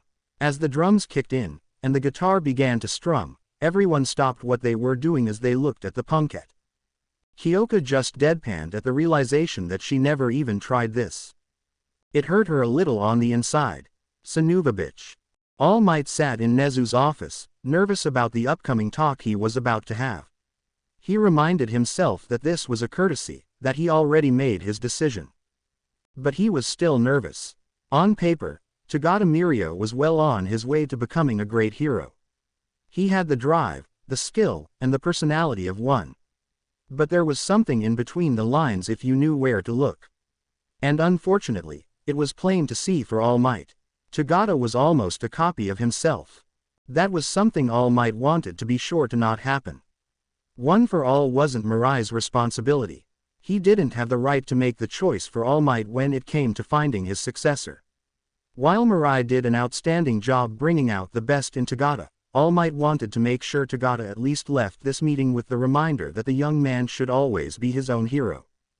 The hero he wanted to be. But All Might wouldn't know without talking to the young man. The number 1 hero was broken out of his thoughts when he heard a knock at the door. The emaciated man quickly buffed up with his quirk, glad that he didn't push past his time limit, and stood up. "Excuse me, All Might. It's Tagata," the muffled voice outside the door said. "Ah, young Tagata, please, come inside," All Might replied. All Might watched as an arm phased through the door and jiggled the handle. The door opened up, revealing a tall, muscular blonde. His hair was slicked back into a mullet, with his bangs flipping up as they were swept back. He had the most peculiar eyes as they were only 2 oval-shaped blue irises. All Might could see the amount of time and effort the young man put into his training, his uniform fitting well over his body, hinting at his large build. He wore a wide, bright smile on his face. All Might couldn't help but see the similarities between them. He held back those thoughts, reminding himself that he would learn more about Tagata as they talked. That would be the measure of the young man we would get, not from Mirai's word or Tagata's student file. "I hope the ghostly arm didn't faze you, All Might," the younger blonde said jokingly. All Might gave him a hearty chuckle. Far be it from him to not to enjoy a pun or two. All Might brought his hand out for Tagata to shake. "Thank you for meeting with me, young Tagata. I know that even though the semester has started, it was rather sudden to ask for such a request." "Are you kidding, sir? It's an honor to meet you." Tagata shook the number 1 hero's hand enthusiastically. As they let go, All Might gestured to the couch across from him. Tagata took his seat while All Might did the same. The taller blonde kept running through different ways to start this conversation, deciding to just wing it. He was used to doing that. "Now, young Tagata, when I first decided to teach here, I knew that I wanted to see the future of heroes. And as I looked around, I learned about you. All your teachers have spoken highly of you. Not only them, but Sasaki himself sings your praises." All Might leaned in. "And when I look at you, I see a hero well on his way to being one of the greatest. And I simply wanted the chance to get to know that hero." Tagata's smile widened even further at All Might's words. "Thank you, All Might. It means a lot to hear that from you." "Of course, young Tagata." All Might leaned back again, getting comfortable, and gestured to the blonde in front of him. "Now please, tell me about yourself." Tagata did so. The 2 blondes enjoyed each other's company as they conversed.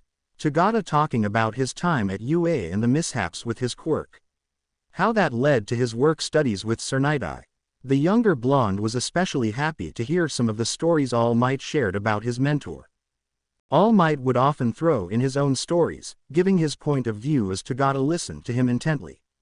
The older blonde hero gave him a few words of wisdom he thought would be helpful for the future hero's career, giving him extra bits of advice where he could. Soon, their conversation came to an end. Both blondes stood up from their seats and shook hands.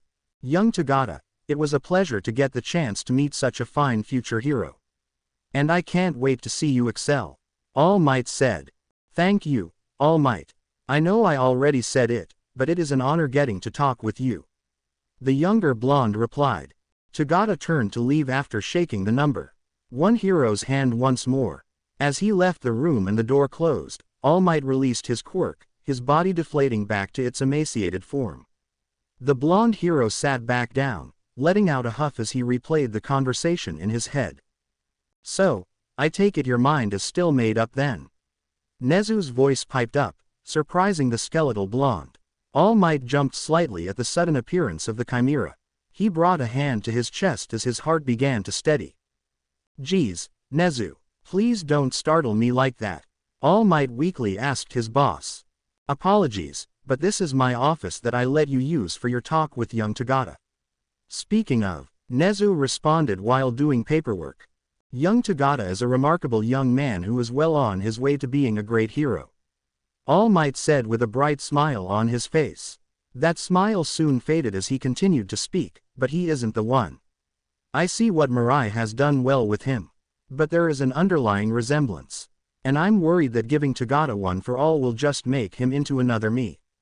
"Understandable. When I realized what Night Eye was doing with Tagata, I had my doubts. I am glad that you too wish to see the young man come into his own."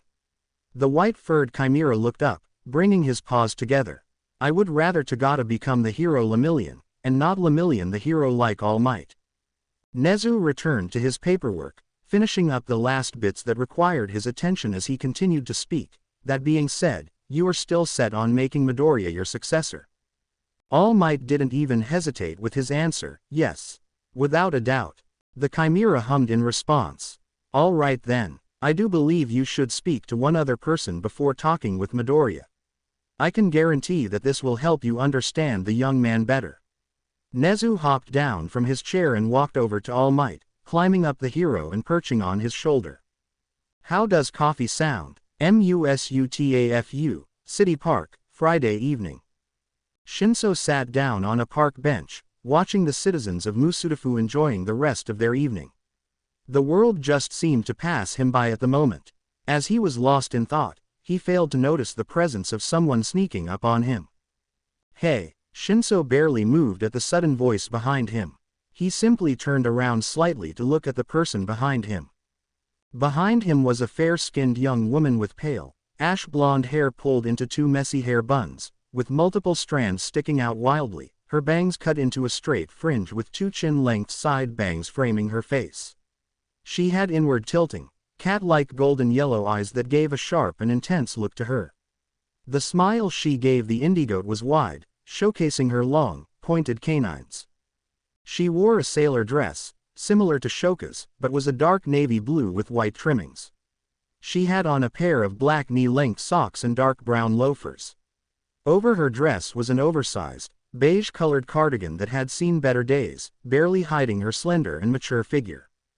The young woman huffed at the lack of surprise on Shinso's face, her lips forming a pout as she hopped onto the bench, sitting next to the Indigoat. "No fair that you can keep a straight face like that, Shinso. I was being super sneaky too. I learned from the best, Himiko," Shinso simply stated. "Reet, Mr. Sleepy Sensei." Himiko had a distant look in her eyes. "So, how is Hero School?" "It's going all right. Pretty decent first week. Got my ass electrocuted because I didn't pay attention during training." The Indigoat briefly recounted his week. He immediately regretted mentioning that part as he saw Himiko's smile return and grow wide at his words. Shinso noted the playfulness dancing in her eyes as she spoke. "I guess you were quite shocked that it happened." Shinso groaned while Himiko laughed at his misfortune. More so that she knew he hated that pun. "Please don't start. Izuku and Shoka already have a list of electric puns they are still going through. I don't want to hear any from you either." The Indigoat begged the bun-haired young woman. Himiko gave him a hum, enjoying the moment. She began to kick her legs back and forth while Shinso leaned forward, putting his hands together as the two sat together in a comfortable silence. "Hey, Himiko, how are you doing?" Shinso asked. "I'm fine." Her answer was quick. Shinso noted that despite the cheeriness in her tone, there was a hint of emptiness to go along with it. It just made him worry about her more. "Really?" The Indigoat began to push, trying his best not to put her on edge or make her shut down the conversation. Himiko stopped kicking her legs as Shinso continued to question her. She turned her head away, not wanting to look at him. "Really, Shinso, I'm fine." The messy-haired Indigoat sighed at her response. "Guess that's all I'm gonna get out of her for now," he thought to himself. His eyes darted to the side to look at her. "Just remember that I'm here if you need to talk." Himiko only nodded, not finding it in herself to really respond. Another bout of silence filled the air as the two continued to sit on that bench. The bun-haired blonde gave Shinso several glances, each time trying to ask him something but coming up short. That didn't stop Shinso from knowing what she wanted to ask. "How are your cravings?" Himiko flinched at the question. "I could really use a drink if you're okay with it." She watched as the Indigoat stood up and turned to face her. He gave her a rare, soft smile. "You don't have to ask, you know that." Shinso moved the neckline of his shirt out of the way but stopped as he noticed Himiko take cautionary glances around them, her eyes darting back and forth. He saw there were still several people around them, and he understood his friend's concerns. He waved her to stand up as they made their way to a more secluded area of the park. Himiko latched onto his arm, wrapping her arms around his. It was a brief stroll, but a relaxing one for the two of them. When they were far enough away, Himiko bit her lips in anticipation. Shinso barely moved his hand out of the way before the bun-haired blonde latched onto his neckline, running her tongue to apply a simple anesthetic and sinking her fangs into the Indigoat. Shinso could hear her purr in contentment as she drank. He simply stood still, letting his friend take her time. Camino Ward, abandoned bar, Friday night. Behind the counter of a run-down bar stood a man made of a dark purple mist, wearing a long-sleeved formal shirt with a tie tied around his neck, a pair of black slacks and brown shoes, a double-beeped gray vest and a metal collar running up his neck and face. His most notable feature was his bright yellow eyes which glowed from the dark mist. He was currently cleaning several glasses as he listened to the news. "It is confirmed that the rumors about All Might taking up a job teaching at UA University are indeed true. We have yet to hear from the hero, but news stations everywhere are currently biting at the bits for any word from the number one hero or the university." The TV was turned off by a man sitting at the counter as the Misty Man worked. He was a slim man with pale skin and lips that were chapped. He had shaggy, gray-blue hair that hung over most of his face and down to his shoulders. His red eyes were shadowed by his hair, with a series of wrinkles that were hidden by the clumps. He was wearing a loose, long-sleeve black V-neck shirt and a pair of light black pants that led to a pair of red shoes on his feet. The shaggy-haired man set down his glass and spoke up to his misty companion. "So, he really is trying to teach more heroes, huh?" "So it seems," the misty man responded. The red eyes of the seated man narrowed, his frustration evident in his voice. "Great, just great. That just means we will have more trash heroes spawning out in the field. Maybe it's time to make a statement, Kurogiri." The now-named Kurogiri looked at his companion as he fished out his phone from his pocket. He could see the name, Sensei, on the screen as the shaggy-haired man dialed the contact. As the line connected, a deep, powerful voice was heard through the speaker. "Ah, Tamura, to what do I owe the pleasure of your call?" "Sensei, I wanna plan a raid event." Chapter text. Heights Alliance 1A, Sunday. There was a peaceful calm that permeated the air at 1A's dorm. After getting into the comfortable rhythm that was college life, many of the Hero Course students found it prudent enough to take the time to relax before Monday rolled around, ushering in the next school week. Zero and Kaminari managed to rope in several of their peers into a small gaming tournament. Their supposed chill session had quickly devolved into an intense battle to prove who was the top dog as the games were constantly changed in order for one person to get a leg up on another. Even Iida got beepered in once a racing game was started. Apparently, it became a matter of pride for the blue-haired speedster at that point. It was the principle of the matter after all. "Come on, I got you with that last shot. Stop camping. Take the point already. Healer down." While the console war was heating up, it brought amusement to Ochako, Mina, and Toru as the three young women watched on. "Geez, kinda intense, aren't they?" Toru asked. Ochako let out a few giggles in response. "I think it's kinda funny." The three watched the match for a while longer before returning to what they were doing. They had decided to spend some time together, working on their own brainstorming session after the Quirk session Izuku led had given them results. They had invited Tsuyu to join them, but the frog girl had to return home to watch her younger siblings for a while. As they chatted, Mina looked around, wondering where the other girls were. "Hey, where are Shoka, Yaomomo, and Kyoka?" She voiced her thoughts. I think Kyoka went up to her room a while ago. Something about it getting too loud. Ochako answered. That still left the other two unaccounted for. Kaminari's voice called out as he focused on the match. I think Shoka and Yaomomo are getting ready for something. I saw Izuku leave earlier.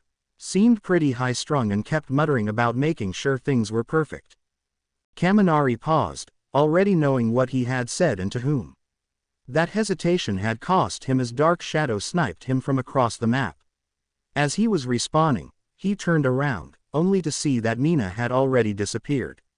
His shocked look was shared between Ochako and Toru, whose faces mirrored his before the other two followed after the Pinkett. Whether that was to stop her or join her, the blonde didn't know. Shinso's tired voice could be heard from the tables behind them. So much for keeping it quiet. Kaminari slumped onto the couch as he realized what he had done. Sorry, Midoriya. Mina rushed up the stairs as quickly as she could. Her excitement had boiled over, with it building with each step closer to Shoka's door. She was like a shark swimming through the water, and she just caught the scent of blood. She didn't waste any time as she began to knock on the door. A steady beat of knocking was all that could be heard as she didn't let up. Her impatience was rewarded soon enough. And the sight of Mina sporting a smile that threatened to split her face was what Shoka was greeted to when she finally opened the door. She saw the look in the pink girl's eyes. Before she could even say anything, Mina let go of everything. Oh my god, you three are going on a date. Her voice rang out. Shoka winced at the volume. The slender Ravenet gave the Pinkett an unamused look when her ears stopped ringing. Mina saw Momo poke her head out from behind Shoka, obviously curious and slightly annoyed at what caused the sudden noise. Ochako and Toru arrived shortly after, now curious if Mina's deduction was right. Before Shoka could respond, Kyoka was heard down the hall from her room at the other end. Okay, first off, ow. How is it that you can make a soundproof room pointless? The Punkette gave Mina a pointed stare. The horned Pinkett gave her a weak smile and an awkward laugh. Kyoka didn't let up as she continued to speak. Second, why is this a big deal? We know they're dating. Toru gushed as she spoke up for Mina, already on the same wavelength as her friend. It's because it's their first official date as a throuple. Shoka huffed in defeat as she opened the door. Seems like everyone was going to be in their business. She already knew Mina wasn't going to let this go. Get in, Shoka groaned. Mina happily skipped past the two Ravenets, making herself comfortable as she entered the room. Toru entered next. Her body language was the same as Mina's as her excitement bubbled to the surface. Ochako gave Shoka and Momo a sheepish look as she walked in. Kyoka seemed to debate joining in, not really wanting to intrude on business that wasn't hers. The slender Ravenet gave her a shrug that pretty much said, might as well. The 4 extra quests got as comfortable as they could. Shoka kept her room spacious enough, not really having too many things to take up floor space. As Mina sat down at the desk, she got a look at the Ravenets' outfits for their date. Looking good, ladies, Mina said, giving the 2 Ravenets a thumbs up. Shoka had dressed up in a faded red, off-the-shoulder top with long sleeves and a black denim miniskirt. She had on her usual black, flat tops and finished her look with her signature Mr. Mew coat that was half worn on her body, the black hoodie draping off her shoulders and around her arms. Her long hair was pulled up into a messy bun at the base of her neck. Momo was wearing a sleeveless dress that had a white upper half, a black plaid wavy skirt, and a red sash tied up with a small bow around her waist that was off-center. She had a pair of stockings and small, white pumps.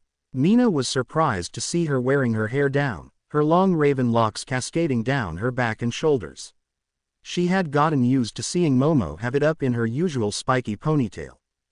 The 2 Ravenets' moods had shifted at Mina's words, grateful for the compliment. Thanks, Pinky. I appreciate the compliment, Mina. So, Mina decided to cut straight to the important part, give us the deets. She was trying her hardest not to bounce in the chair she was sitting in. Don't know. The slender Ravenet gave a shrug. Izzy talked to us on Friday after the Quirk session and said he wanted to take us on our first official date, Shoka answered. Izuku didn't let them know much. She and Momo thought he wanted to make it a surprise. They didn't even see him much yesterday, though the times they did they saw him deep in thought and occasionally letting his mental ramblings verbalize. They just found it cute that he was putting in this much effort and they didn't want to take that away from him. It was certainly a surprise, but a welcomed one. He was rather bashful when he asked us. Momo added. That was an understatement. He went atomic red when he asked. Momo honestly loved seeing him blush like that. While he didn't get that shy that often, at least since she's known him, the times he does make her struggle to hold back from embracing him and never letting go. Even with Shoka's less than informative answer, it didn't deter the Pinkett as Momo's testimony just added fuel to the fire for her. Her imagination ran wild with different ideas, each one more romantic than the last. Before anything more could be said, Shoka's phone went off, alerting the group that she got a message. The slender Ravenet smiled as she read the text. Phones. Hey, I'm back. Are you and Momo ready? Shokat. Sweet. Comin' down. Well Momo, time to enjoy an evening with our boyfriend, Shoka said with a small hint of pride. Then let's not keep him waiting, the heiress said, joining her partner. The two walked out of the room together, leaving behind their group of friends. The four other young women looked at each other before following after them. They figured that they had already come this far, and might as well see where it goes. The two Ravenets descended the stairs and came to a stop as they caught a glimpse of their vedette.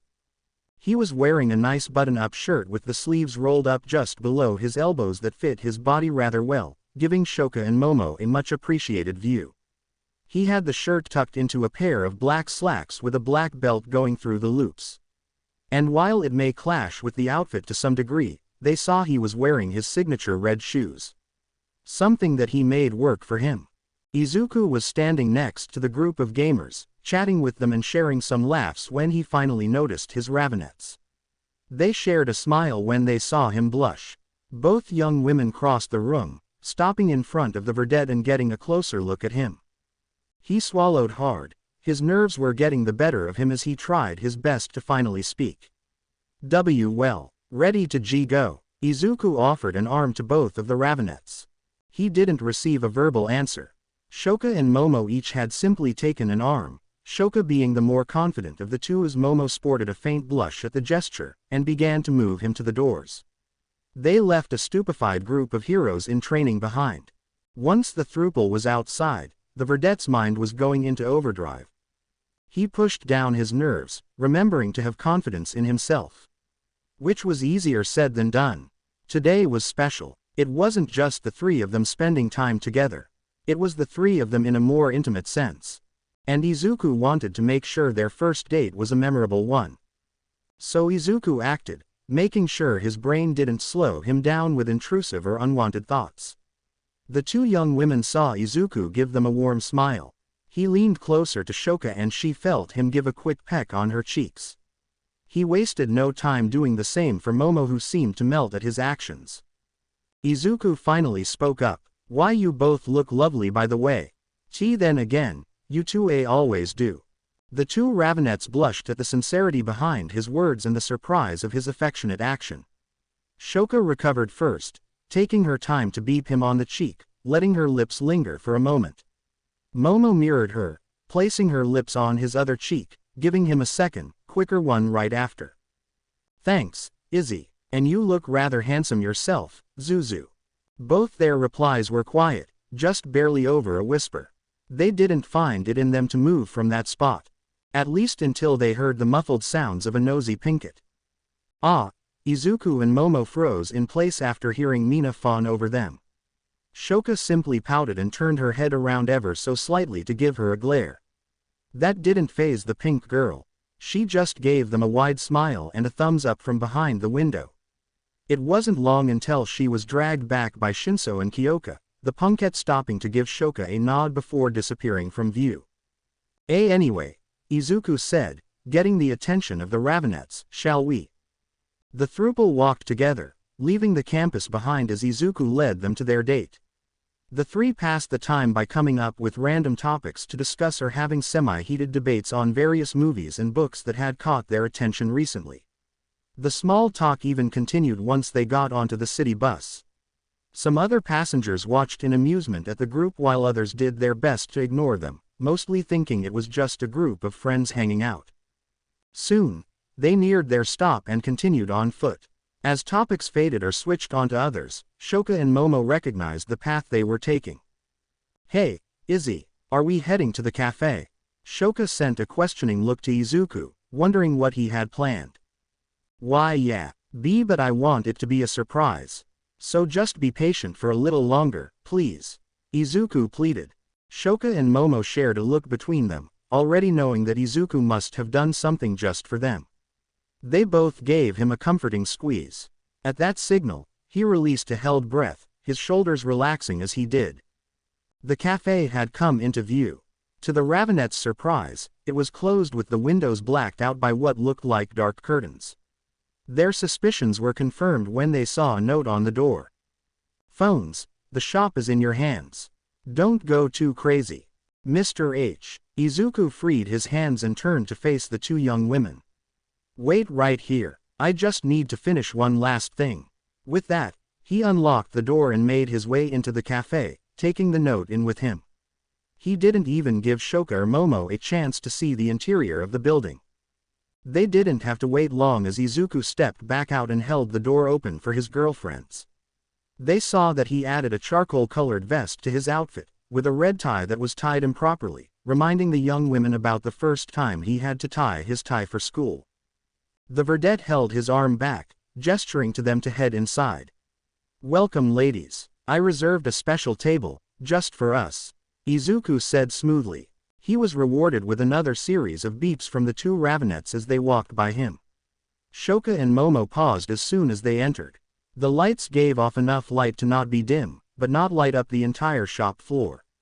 To the right was a small couch set up with a small coffee table in front of it. Several of the same dark curtains that covered the windows were draped around the couch, with a series of string lights adding to the cozy atmosphere the little nook created. A chorus of meows was heard and Shoka and Momo looked at the counter. 3 recognizable black cats sat on the wood countertop, with the star-marked BK in the middle, the gloved RK on his right, and the heart-crested SK on his left. Each one had a color-coded bow tie around their neck, eliciting audible coo from the Ravenette. Izuku came up from behind them and spoke up, "This way." He gently took their hands and led them over to the couch. The two Ravenettes took their seat as he talked, "Give me just a moment." They watched as he went behind the counter. He began to work effortlessly, taking out several coffee cups and brewing a batch of coffee. The aromatic brew filled the air, stimulating Shoka and Momo's senses as they began to relax. RK and SK took up their perches on the young woman, giving them a chance to give their affections to their feline friends while BK sat patiently for Izuku to join them. The sound of clattering cups on a tray pulled them from their blissful state as the faint aroma of cinnamon tickled their senses. "For my two lovely ladies, a cup of our special house blend. One with milk, the other with cream. Both with just a hint of cinnamon," Izuku said, not missing a beat as he handed the filled cups to his girlfriends. Shoka and Momo offered their thanks as they took their first sip, the delectable brew sending their taste buds into a state of bliss. Shoka noticed Izuku finished making his cup but hadn't sat down to join them yet. "Izzy, aren't you gonna sit with us?" "Not yet, I seem to have forgotten our snack," he answered. As he went back behind the counter, Momo voiced out her curiosity, "Oh. And what does our gracious boyfriend have for us?" Shoka had set her cup down, leaning in as her curiosity grew as much as Momo's. Izuku gave them a beaming smile as he returned with a covered plate, several smaller plates, and a set of forks. "Tiramisu." Momo's eyes began to sparkle at what he said. Shoka was unsure of what the dish was and was not disappointed in what she saw as Izuku removed the cover. The slender Ravenette licked her dark red lips at the sight of a rectangular treat, layered a chocolate powder with a set of bar-shaped cake biscuits topped with a creamy filling, only to repeat again to create a second layer and finished with a heavier chocolate layer on the top. As Izuku cut the treat into several square sections, Momo looked at him in wonder. "Zuzu, I didn't know you could make something like this." The verdette gave her a chuckle and handed the two of them a plate as he answered, "I didn't until yesterday." Shoka eyed the treat and her boyfriend, "You seriously learned to make this just for today?" "Of course I did," he said as if it was the most obvious thing. Shoka just shook her head, gracing him with a melodious giggle as he sat down to join his two ravenettes, settling in between them. RK and SK broke away from the group of humans, joining BK at a bowl of treats Izuku had prepared specially for them so they wouldn't feel left out. Momo had to hold herself back from devouring the dessert on her plate, doing her best to savor every bit of it. If her delighted beeps were anything to go by, then Izuku was feeling pretty good that his hard work yesterday with Mr. H paid off. He looked to see Shoka having more control than Momo as she ate. The first few bites must have gotten to her because she sat her fork down just to put her hands to her cheeks, a more than happy smile forming on her lips as she savored her previous bite. Momo did her best to refine herself. It had been a while since she lost control over a dessert. But add that fact Izuku had taken the time to learn how to make it just for them, it made the tasty treat even more delicious for her. She eyed the rest of the dessert on the plate. The brainy heiress was able to wait for Izuku and Shoka to finish theirs before making a move for another piece. Izuku saw his brainy girlfriend's eyes dart over to the dessert. He gave a chuckle, which caused Momo to pout for a moment. "Momo, would you like another?" She gave him a soft smile, answering with a softer voice, "Yes please." The verdette turned to Shoka with the same offer. He didn't even need to ask as she was a step ahead of him. "Please and thank you." Izuku shook his head and placed another piece for each of them on their plates. When Izuku and Momo were about to start eating their second piece of tiramisu, they paused as they watched Shoka fiddle with her phone after setting up her cup of coffee next to her plate. "Shoka, what are you doing?" Izuku asked. The slender ravenette repositioned her phone and took a picture of her treat. "Punishing Mina." As she typed away at her message, Izuku turned to Momo with a raised brow. "Am I missing something?" "Nothing to worry about, Zuzu," she replied, mentally agreeing with her raven-haired girlfriend's plan. While Mina would no doubt pester them later for details, teasing her now would be worth it. Momo decided to focus on something else. Her heart began to beat like a drum when an idea came to mind. She used her fork to cut off a small part of her tiramisu and held it out for the verdette. "Here Zuzu." Izuku looked at Momo, his blush surpassing hers. He leaned in, opening his mouth as he neared the fork and took a bite. Momo unconsciously leaned closer to him as the scene played out in front of her, her mind being filled with thoughts and comparisons to her novels. She felt a sense of accomplishment when he finished. It was then they noticed that Shoka had been watching with a rather amused smirk on her face as she took a bite of her own dessert. "Oh, don't mind me.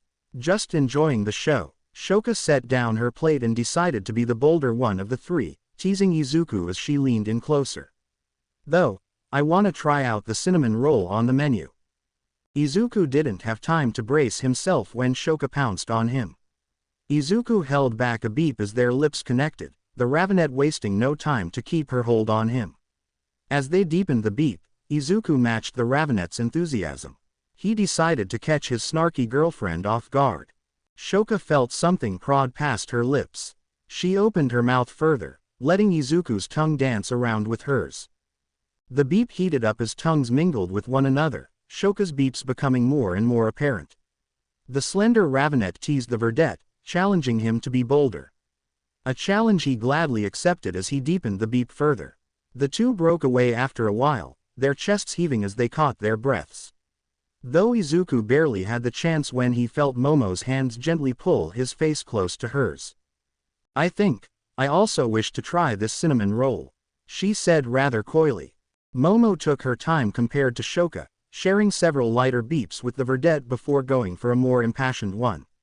She also had let her enjoyment be known more when Izuku began to take more control as they beeped. Izuku was sure to give Momo the same level of affection he gave to her fellow ravenette. Momo felt Izuku's tongue seeking to push back her lips.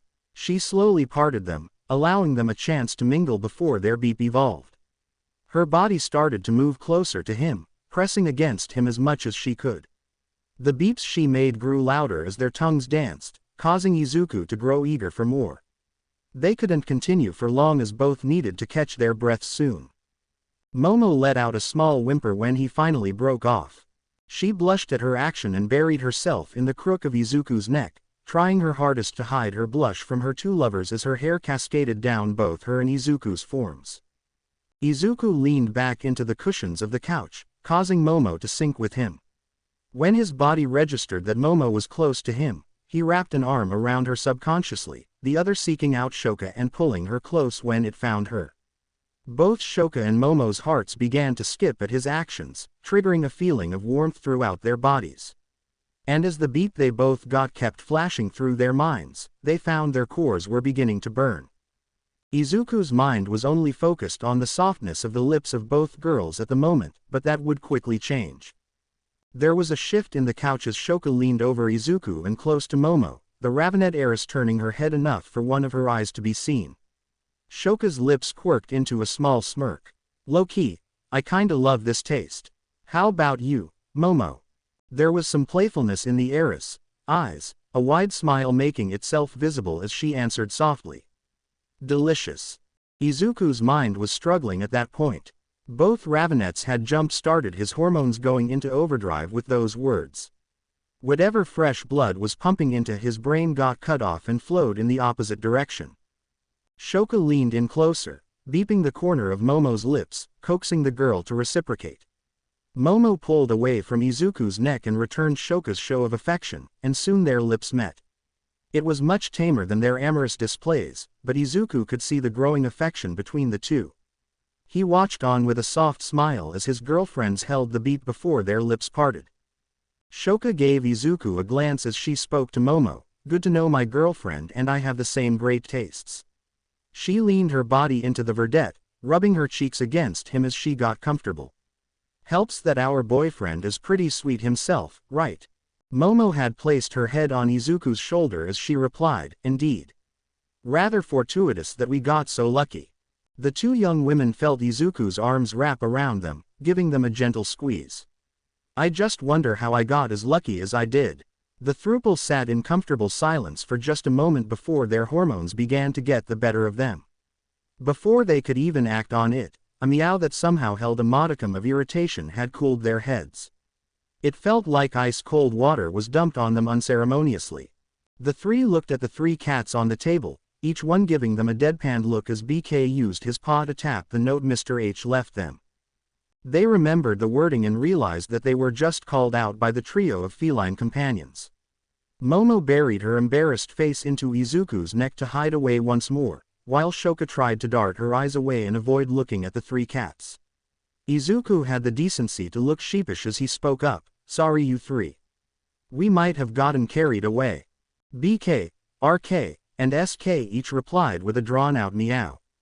It didn't take a genius to understand that it was their way of saying, "No, really." Thinking quickly, Shoka decided to get back to her drink and dessert while asking Izuku a question. "Sue, what else are we doing?" "Oh." Izuku leaned forward to grab a book on the shelf at the bottom of the coffee table. "I had the idea of us having a good read. Taking turns and all that. I was recommended this one and from what I hear, it's worth the read." "Wow. Must have been something pretty special to get you to forget about that," Shoka said jokingly. Well, I do have two of the prettiest girls I know right next to me." He turned to give her a cheeky grin. "In my defense, it's hard to focus on anything else because of them." Momo had calmed down enough to respond. "Well said, Zuzu." She reached over to the coffee table to grab her plate to finish eating her tiramisu, at a more controlled pace she told herself, when she grew curious about the book. "And a nice book sounds lovely. And something for us to read together is a rather fun idea, at least to me. What is the book you were recommended?" "The Princess Bride," holding the book out for the two Ravenets to see. "The abridged version," he quickly added. Shoka let out a hum as she took a sip of her coffee, savoring its warmth.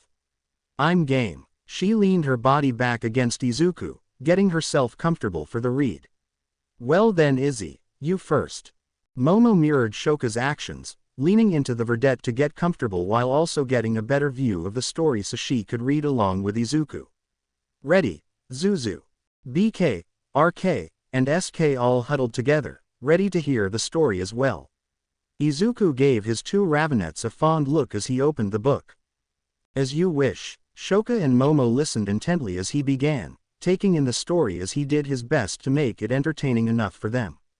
They had switched out, letting Shoka have a turn for a while, then giving Momo a chance, who was the more enchanted by the story itself, while Izuku and Shoka found added enjoyment for the notes the author left explaining his changes to the original story. They were heavily invested during the first sword fight of the story, finding it hard to root for either swordsman as they enjoyed both characters. When they had reached the swamps, Shoka had openly wondered if Nezu would get a kick at getting called an ROUS, eliciting a laugh from the other two. It had been like this for hours. They continued to read and enjoy their drinks for hours, unaware that the night had come as they were too engrossed in the abridged tale.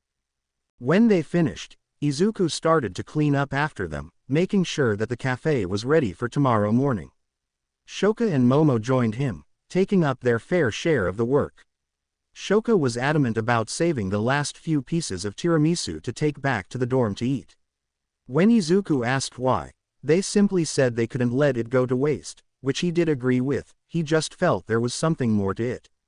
Soon enough they had finished cleaning up and led BK, RK, and SK into the little side room that Mr. H had set up for them and saw LK already asleep. Izuku locked up the shop and the three left for their dorms. Their journey back was a quiet one, and the three simply just enjoyed each other's company all the way back to UA. While they were lost in their own world, they failed to notice that they garnered unwanted attention. Across the street, further down the road from UA, stood a large, muscular man, whose upper body was more built than his lower body. He had short blonde hair that went down the sides of his face into a set of sideburns, with a white hat worn backward covering his head. He had on a loose, black short-sleeved t-shirt with a white deer skull printed on it. The shirt barely hid a series of tribal-like tattoos on his right arm. The man wore gray shorts with thin, white stripes running down them vertically and a pair of white sneakers. Several gold chains hung from his neck, one with a closed lock on it, and several chained bands on his left wrist. The man had a sharp, shark-like grin form on his face as he brought a hand to his chin in obvious thought at what he just saw. Well, I didn't think little Shoka had it in her to flip the board like she did. To think she ended up all the way over here. Wonder if Ayano knows. His thoughts began to sour as his mind ran through a recent proposition he was offered. Damn, Shoka doesn't even know this move just painted a huge target on her back. He took out his phone, running through his recent calls to find the number he was looking for. Those damn discs are gonna make a mess of things. Maybe I can make sure the board is in Shoka's favor. If not, his smile returned, I'll just break the damn board. Back at Heights Alliance, Shoka and Momo were sitting at the dining tables with the rest of the 1A girls sitting with them. They also had their final pieces of tiramisu out to eat, and making a show of it, specifically for a horned pinkett who watched on in envy and remorse. Izuku just chuckled at his girlfriend's antics as he enjoyed his piece, standing next to Shinso, who had a piece of his own, and Sato enjoying the last piece of tiramisu. Thanks again for the recipe, Sato. I hope I didn't do too bad, Izuku said to the large brunette. Not bad, Midoriya, not bad, and no problem. Glad to teach someone else the art of baking, Sato replied, taking another bite. Shoka, I'm sorry, Mina cried out to the slender Ravenet. When Shoka proved she wouldn't fall for the pinkett's tears, Mina turned to Momo, hoping to curry favor from the heiress. Please, Yaomomo, I'm sorry, please save me a piece next time. Momo shot a look at Shoka, who nodded at her. Very well, Mina, next time Izuku plans to spoil us, we will save you a piece. Her expression quickly shifted to a stern one. As long as you behave. We don't mind sharing some details of our relationship, but we do mind others putting themselves in the middle of it. Deal, Minda quickly agreed. So how did the date turn out? And quickly changed her focus. UA, front gate, Monday. Please, we would just like a statement. Are the rumors indeed true that All Might has begun teaching here? Where is All Might? Why has UA kept quiet about this?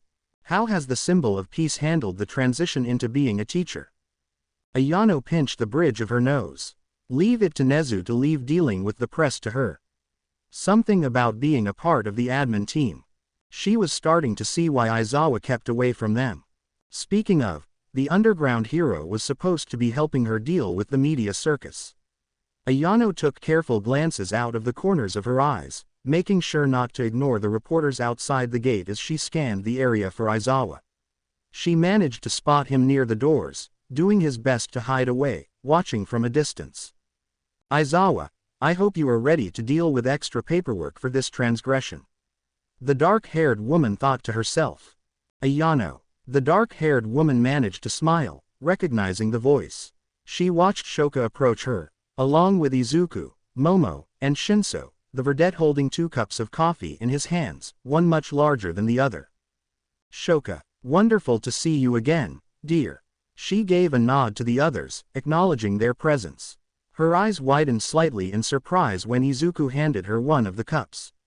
She took the hot beverage into her hands and took the first sip, savoring the flavor and giving the verdette a grateful smile. Not that I would ever say no to seeing you, Shoka, but why are you here? She took another sip, the hot brew working its wonders as it danced on her taste buds. Izuku was the one who answered. Nezu sent me a message saying that you had to deal with the press. Said you might appreciate something to help make your job more manageable. And obviously, Shoka wanted to drop by and say hi. Ayano gave out a thoughtful hum. Perhaps these are the admin privileges Nezu likes to talk about. Before they could continue their discussion, the reporters outside the gate took notice of the students' arrival and wasted no time trying to pry out any information they could. You 4. What is it like having All Might as a teacher? How does he handle juggling his profession as a hero and the symbol of peace with his duties as an instructor? Come on, give us something. The 4 students turned to the reporters, all of them had hope swelling in their chests that they may finally get something to work with. Only for the quartet to shatter those expectations with their answers. All Might is really teaching here. Sorry, I don't get out of the support labs enough. I honestly thought that was someone pulling my leg. So that's what those hero course guys were all excited about. Truly, I should pay better attention. I have been too focused on my business course studies to really notice. General studies. The 4 fought real hard to hold back their laughter at the defeated and aggravated looks the reports all sported. From his spot further away, Aizawa smiled at the way his students avoided dealing with the reporters. Ayano had no reservations about letting her mirth be known to those around her, laughing out loud enough for everyone to hear. She had been dealing with this mess for only 20 minutes, and she was sick of it. One reporter decided to be much more vocal about their own irritation as the situation began to boil over. If you won't give us All Might, at least let us interview the students he is teaching. The incessant badgering of the reporters grew louder and louder as they voiced their agreement with the irate reporter. At that point, Ayano had had enough. Silence. Her commanding voice caused the reporters to focus entirely on her. Hear this, should you force yourself onto this campus and harass our students, you will be held accountable. UA has already agreed to a press statement later this day in regards to All Might and the current rumors about his employment. Your networks will have already been told this. Be patient, and wait for the appropriate credentials to allow you entry later today. Her eyes narrowed, causing the group of reporters to freeze in place. Once again, should you choose to ignore our rules or continue to pester our staff or students, we will hold you accountable. One reporter decided to challenge Ayano, stepping closer to the gate as she spoke up. You can't do this. We just want to speak to All Might. Stop pigeonholing us in. Her sentence was cut short when an alarm was heard, causing a series of thick, metal barriers to emerge from the ground and seal off the campus. The female reporter had to be pulled back from it by another reporter as she was only a few centimeters away from getting knocked back by the metal door. What the hell? She cried out in surprise. They continued to stay up, blocking the reporters from even seeing the inside of the campus. Another reporter spoke up. That's the UA barrier. It won't let anyone in if you don't have the right credentials or identification. The female reporter was not deterred as she walked up to the barrier and began to bang on it with her free hand. You can't do this. The people have a right to know and we want answers. Ayano let out a tired sigh, already dreading the press conference later. She turned to the quartet and addressed them. Well done handling that lot. Now, Start making your way to your classroom. And tell Izawa to stop hiding, he still has several minutes left to help me handle the circus. You might want this then. Izuku handed her the larger mug of coffee and she understood what he was getting at. Shoka gave Ayano a quick side hug and the four left the administrative assistant alone. Ayano listened to the cries and demands of the reporters from behind the gate, doing her best to find enjoyment in their misery. She held out the larger mug, feeling its weight disappear from her hands as Izawa stood next to her. Nice work handling the vultures, Kamachi. The tired hero said. Ayano gave him a dismissive hum, ignoring him for a moment before replying, I know how to deal with annoyances. Still, you handled it well. You gave them enough to keep them in the loop while not giving them enough to bite at. He took a sip of his coffee, starting to feel re-energized. Better head back inside. The gate will stay shut and our sensors will be active while they are there. Let them wallow. With that, the two made their way inside the main building of the university, going their own way to continue their workday. Outside the gates, watching the group of disgruntled reporters, was the shaggy-haired Tamura. He had put on a hoodie, keeping the hood up in order to hide himself from those who would notice him. He watched, taking in everything as a plan formed in his mind. He pulled out his phone, went through his contacts, and found the one he was looking for. After several rings, the warbly, well-mannered voice of Kurogiri was heard. Yes, Shigaraki, Kurogiri, get ready, it's almost time to start the stealth quest. Very well, Shigaraki. Did you guys see the media outside the gates? It's freakin' nuts out there. Shiro commented as 1A gathered in their classroom, waiting for Izawa to arrive. At least you didn't have to deal with the noise, Kyoka grumbled. Shoji nodded along with her. They were rather persistent in trying to talk about All Might. Izuku and his group arrived while the rest of the class had chatted among themselves, going over the reporters outside campus and checking social media to see what was going on there in regards to All Might and his job at the university. Izawa arrived soon after, the class quieting down as he made his way to his desk. He set down his coffee and addressed the room. All right, welcome to your second week of class. Before we get down to it, you all will now have an important decision to make. His eyes narrowed, seriousness dripping from his every word. One that will affect you in your future here. The class grew nervous, save for the problem children who were used to his antics. It didn't mean that they treated his words any less seriously. You all need to pick your class representative and vice representative. The tired hero said in a complete deadpan, the serious tone all but vanished in an instant. 1A just stared at him, unsure how to even respond. What? Kaminari asked in utter confusion. You need to choose who will be your representative and vice representative. Izawa reiterated. At that, the room erupted into a frenzy. Oh, pick me. A sparkling role fit for yours true. I can handle being representative. It'd be real manly if I got picked. I wouldn't mind trying to be representative. You extras better make the smart choice. Izawa groaned at their behavior. They were doing so well at the start of class 2. Oi! The class stopped at the sudden combined yell coming from Izuku and Shoka, the Ravenet having a notable twitch in her brow. The class quieted down after that. Thank you Midoriya, Sakurain. Iida said as he stood up. Everyone, we should handle this like adults. This isn't just something we should be so carefree about.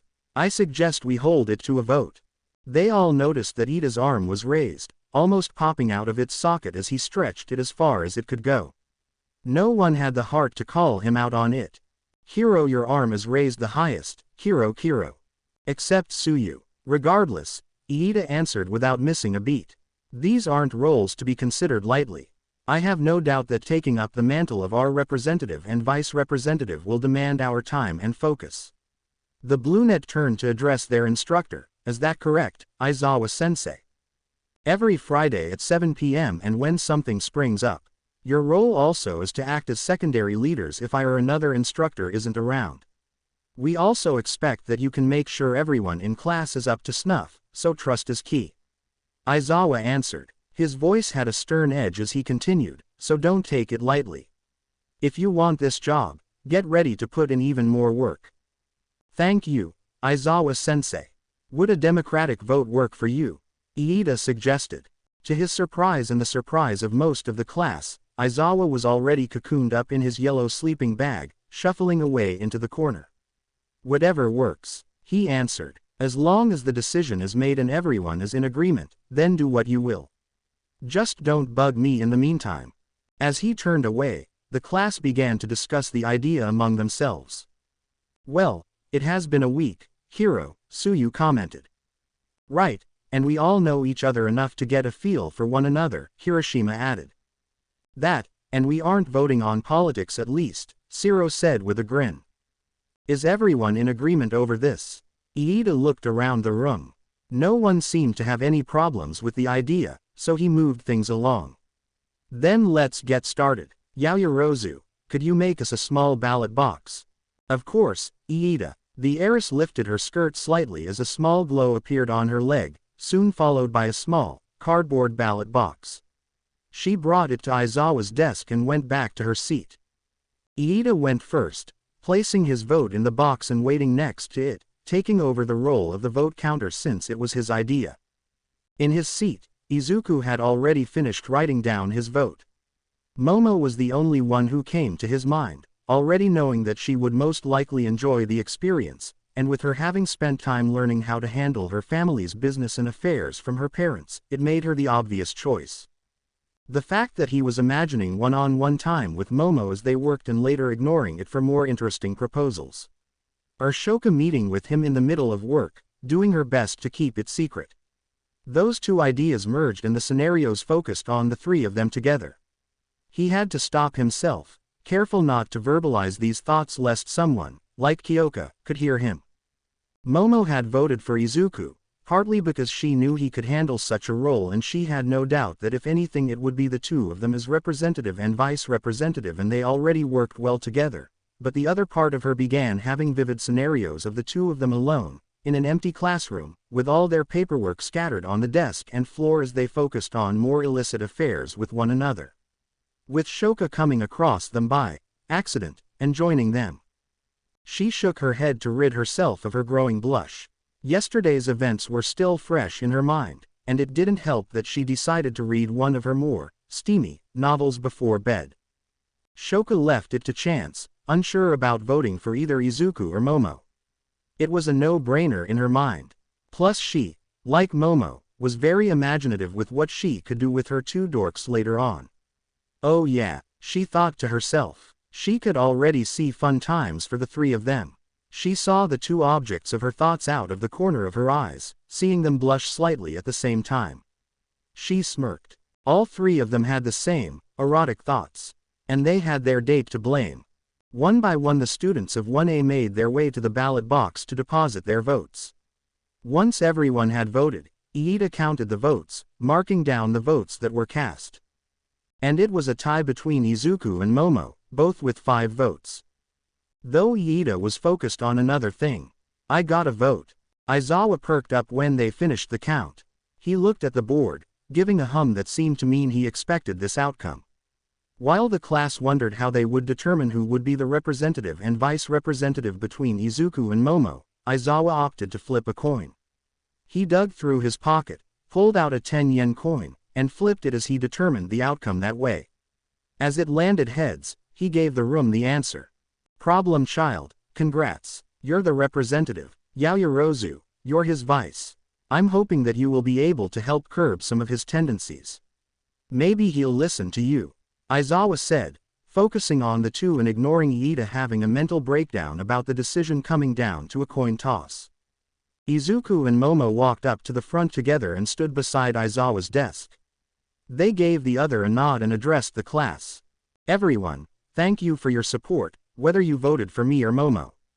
I know I will do my best for every one of you. And if any of you need my help, you just have to ask. Izuku said with a bright smile. Thank you, all of you for the support. I shall endeavor to always do my best while I am your vice representative. And, like Izuku, if you require any form of assistance, please, don't hesitate to come to myself or Izuku. The Ravenet heiress said with a small bow. You know, I'm good with this, Kaminari said. Mina didn't hold back her excitement. Heck yeah, power team Azumo. The others voiced their opinions, many of them agreeing with the turnout. Bakugo, however, did grumble but managed to keep his displeasure to himself. All right, take your seats, you two. During my block later today, I will give you both some paperwork to go over. Aizawa said to the two new reps as they returned to their seats. That being said, get ready for your first lesson today.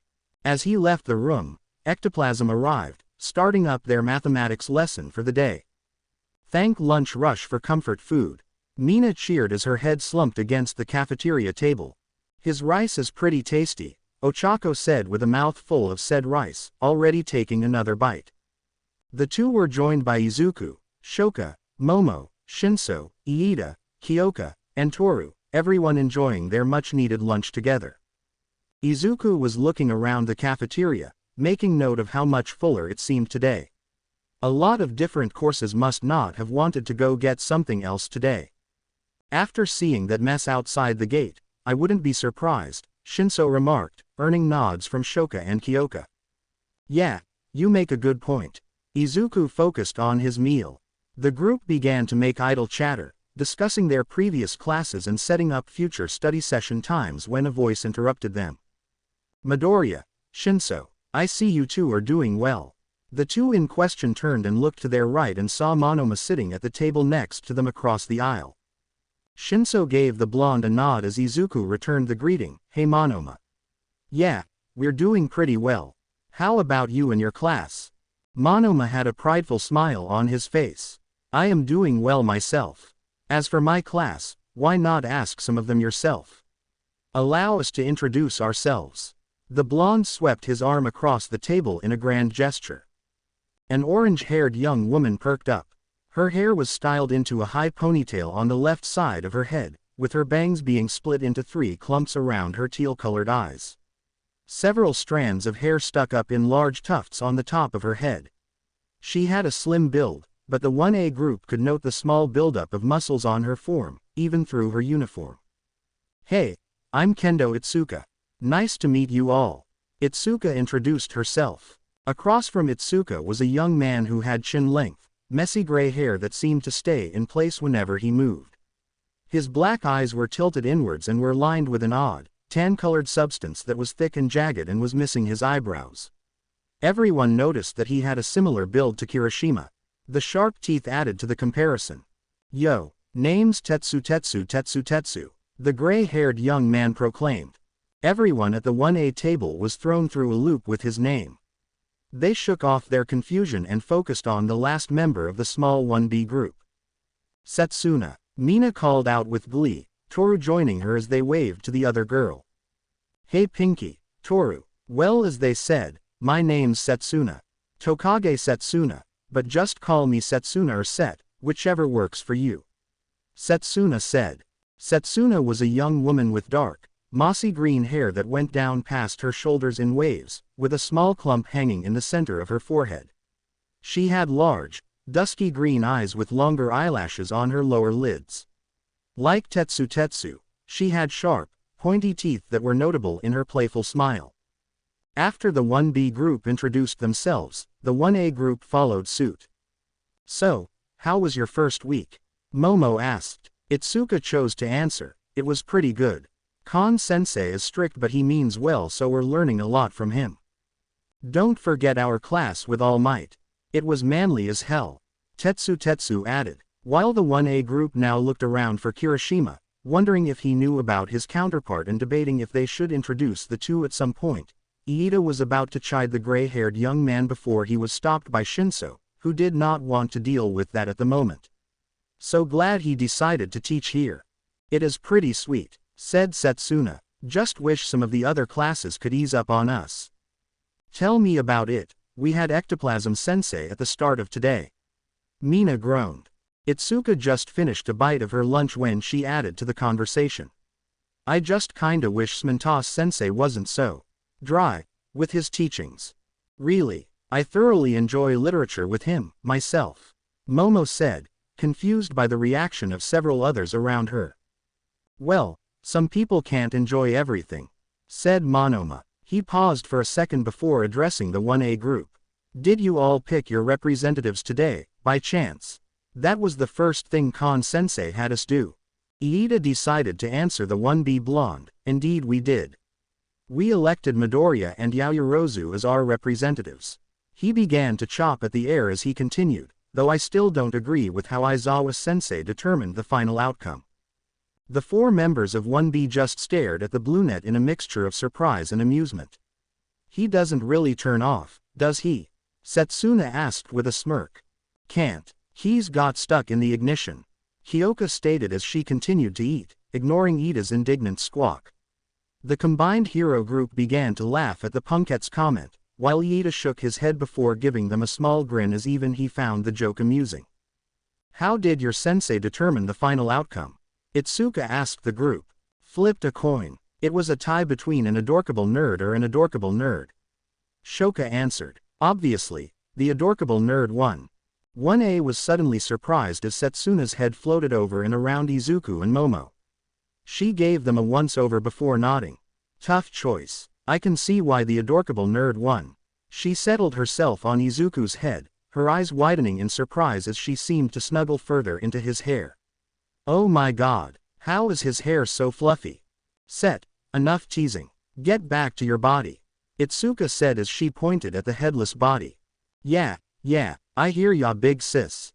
Setsuna's head moved back to her body, her hands grabbing her with ease as she reconnected herself. All the while, Itsuka just gave her an unamused look. Monoma shook his head at his coursemate's antics. Well, Itsuka was elected as our representative. I don't know where our vice representative is. I think Shota had to finish up something back in the classroom. He's probably done by now and should be on his way here. Tetsu remarked with a shrug. The groups returned to their meals and engaged in various topics of small talk. Everything was going on as normal. Then the alarm began to blare. Hyoka winced as she covered her ears, doing her best to mitigate the sound. She noticed Momo had reached across the table to hand her a simple pair of noise-canceling headphones, which she accepted happily. What's going on? Izuku wondered, narrowing his eyes. There has been a level 3 security breach. The mixed group of hero students looked at each other in alarm as the alert continued. All students please evacuate outdoors promptly.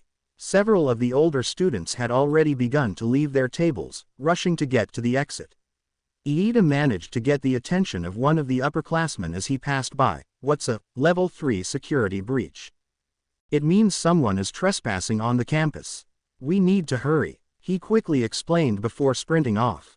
The group of hero students quickly rose from their chairs, doing their best to stick together, only to get swept up in the flood of panicking students. Izuku lost track of everyone in the mass of bodies, but he could hear some of the voices of his friends. Hey, quit shoving. That was Mina. Please, everyone, leave in an orderly fashion. There was Iida, not too far from him.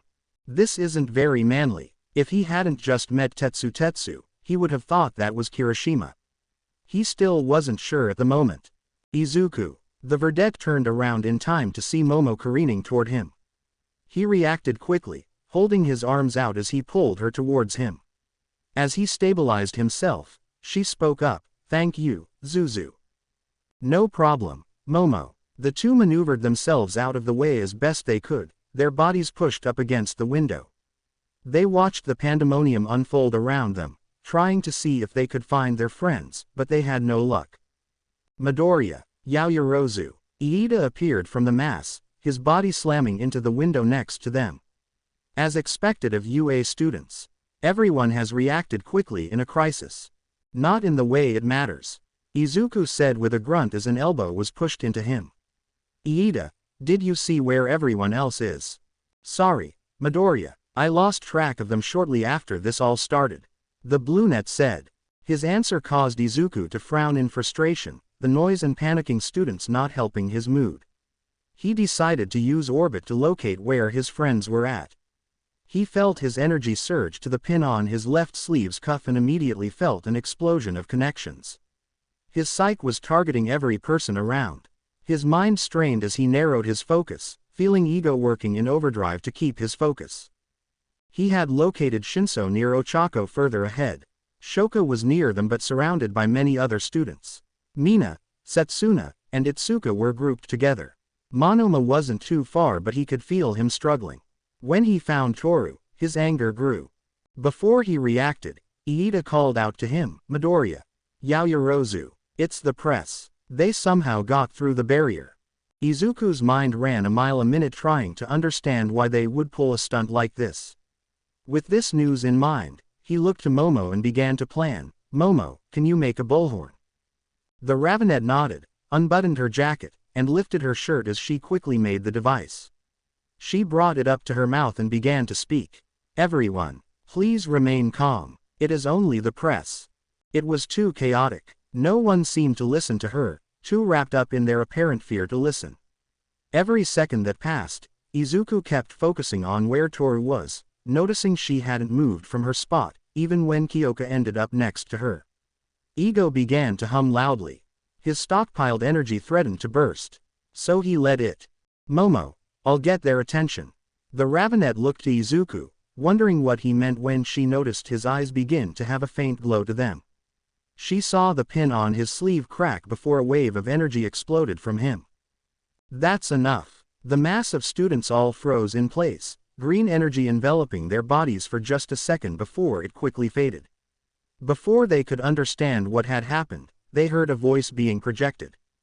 "Everyone, please remain calm." The press managed to get past the gates and triggered the alarm. Momo explained. All eyes were on her as she continued to speak. "Please, do not let your panic make you forget that you are students of UA. Please check on those around you to ensure they are all right. If they need aid, then help them to the infirmary." The students began to calm down.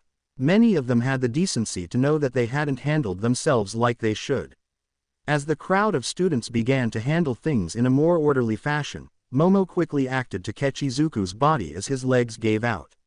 She began to worry as she pulled him close, noticing the blood trickling from his nose. He breathed heavily, gasping for as much air as he could while he rested in his brainy girlfriend's arms, his head resting on her chest. Something he would have liked to enjoy at a different time. "Izuku, how are you feeling?" she asked in concern. Izuku managed to speak through his labored breathing. I'm fine. Just need to rest. See, check on Toru. Kyoka should be by her." He weakly raised his arm and pointed to where he last felt Toru was at. Momo nodded and raised the bullhorn up again. "Kyoka, are you near Toru? How is she?" With the mass of students calming down, they managed to hear Kyoka's voice yell out over the crowd. "She says she's a little banged up. I'm gonna get her over to Recovery Girl." Momo let out a heavy breath at the punkette's words and went back to worrying over her boyfriend. Izuku was still breathing heavily, though he managed to steady himself. The Ravenet created a handkerchief from her hand and used it to wipe away the blood from his nose. She gave him a soft smile as she spoke to him. "I'm glad you're all right, Izuku." She looked at his sleeve and noticed that his pin had shattered, the pieces already on the floor. "I'm surprised you could even affect that many people. I thought that was beyond your limits." "It was. I need to stop getting into situations that force me to stress test my psyches." He gave her a weak grin before it quickly faded. "When I found Toru, I just felt my psyche going beyond its limits. I guess I can pull off something like this in a pinch. I really don't want to though." Momo began to hold him closer to her. "I'm just glad you make it a habit to keep Orbit and Excalibur on you. It certainly came in handy." "Sami," the Verdette responded. "Midoriya, Yaoyorozu, exemplary thinking with your psyche and the bullhorn," Iida said as he joined them, no longer being pressed up against the window. "Thanks for letting us know what was happening, Iida," Izuku replied. He tried turning his head to look out the window, giving Momo his thanks as she turned them both around to see the aftermath of the press stampede. They watched as Aizawa and Present Mike were dealing with the reporters with the aid of the police. Ayano joined them, looking rather irate. If the flinching of the reporters was anything to go by, she was pissed. The 3-1A students found it hard to not want to cheer her on. Izuku noticed several ectoplasm clones patrolling the campus for where they were at. It made him wonder what really happened. As the reporters were escorted off campus by the police, he noticed that several more of their instructors arrived and huddled around the gate. Or what remained of it. Nezu stared at the crumbled and dusty remains of the gate's barrier. The hyper-intelligent chimera began to run through multiple scenarios in his head. Ayano's voice broke him from his thoughts. I have run through a list of the reporters we have on file. Each of them, save for 2 or 3, we have listed as regulars who often represent their networks during our press conferences. None of them have a quirk that can do this to the barrier. Ayano scanned the information on her tablet, looking for anything she might have missed. Their cameramen all check out as well. I see. The chimera looked over his shoulder. Please send a message to Maijima. I want him to perform his own examination on the remains of the barrier. Ayano complied. After sending the message, she brought up something that had caught her attention. Sir, as I was going through our systems, I noticed that a personnel sensor went off near the offices. It was flagged as an unknown. Nezu turned to face her fully, his fur bristling as he looked at his assistant. Go on. No other sensors were triggered leading up to there. It was as if someone just appeared in that area. Ayano had a hint of worry in her eyes. The chimera brought a paw to his chin, filing away this new information. We should check our files. See if anything was accessed. Ms. Kamachi, Ayano snapped to attention as she was addressed. I believe we will need to plan for future intrusions. Very well, sir. To be continued. I hope you enjoyed this story. Also remember to subscribe and like this video. See you in the next video.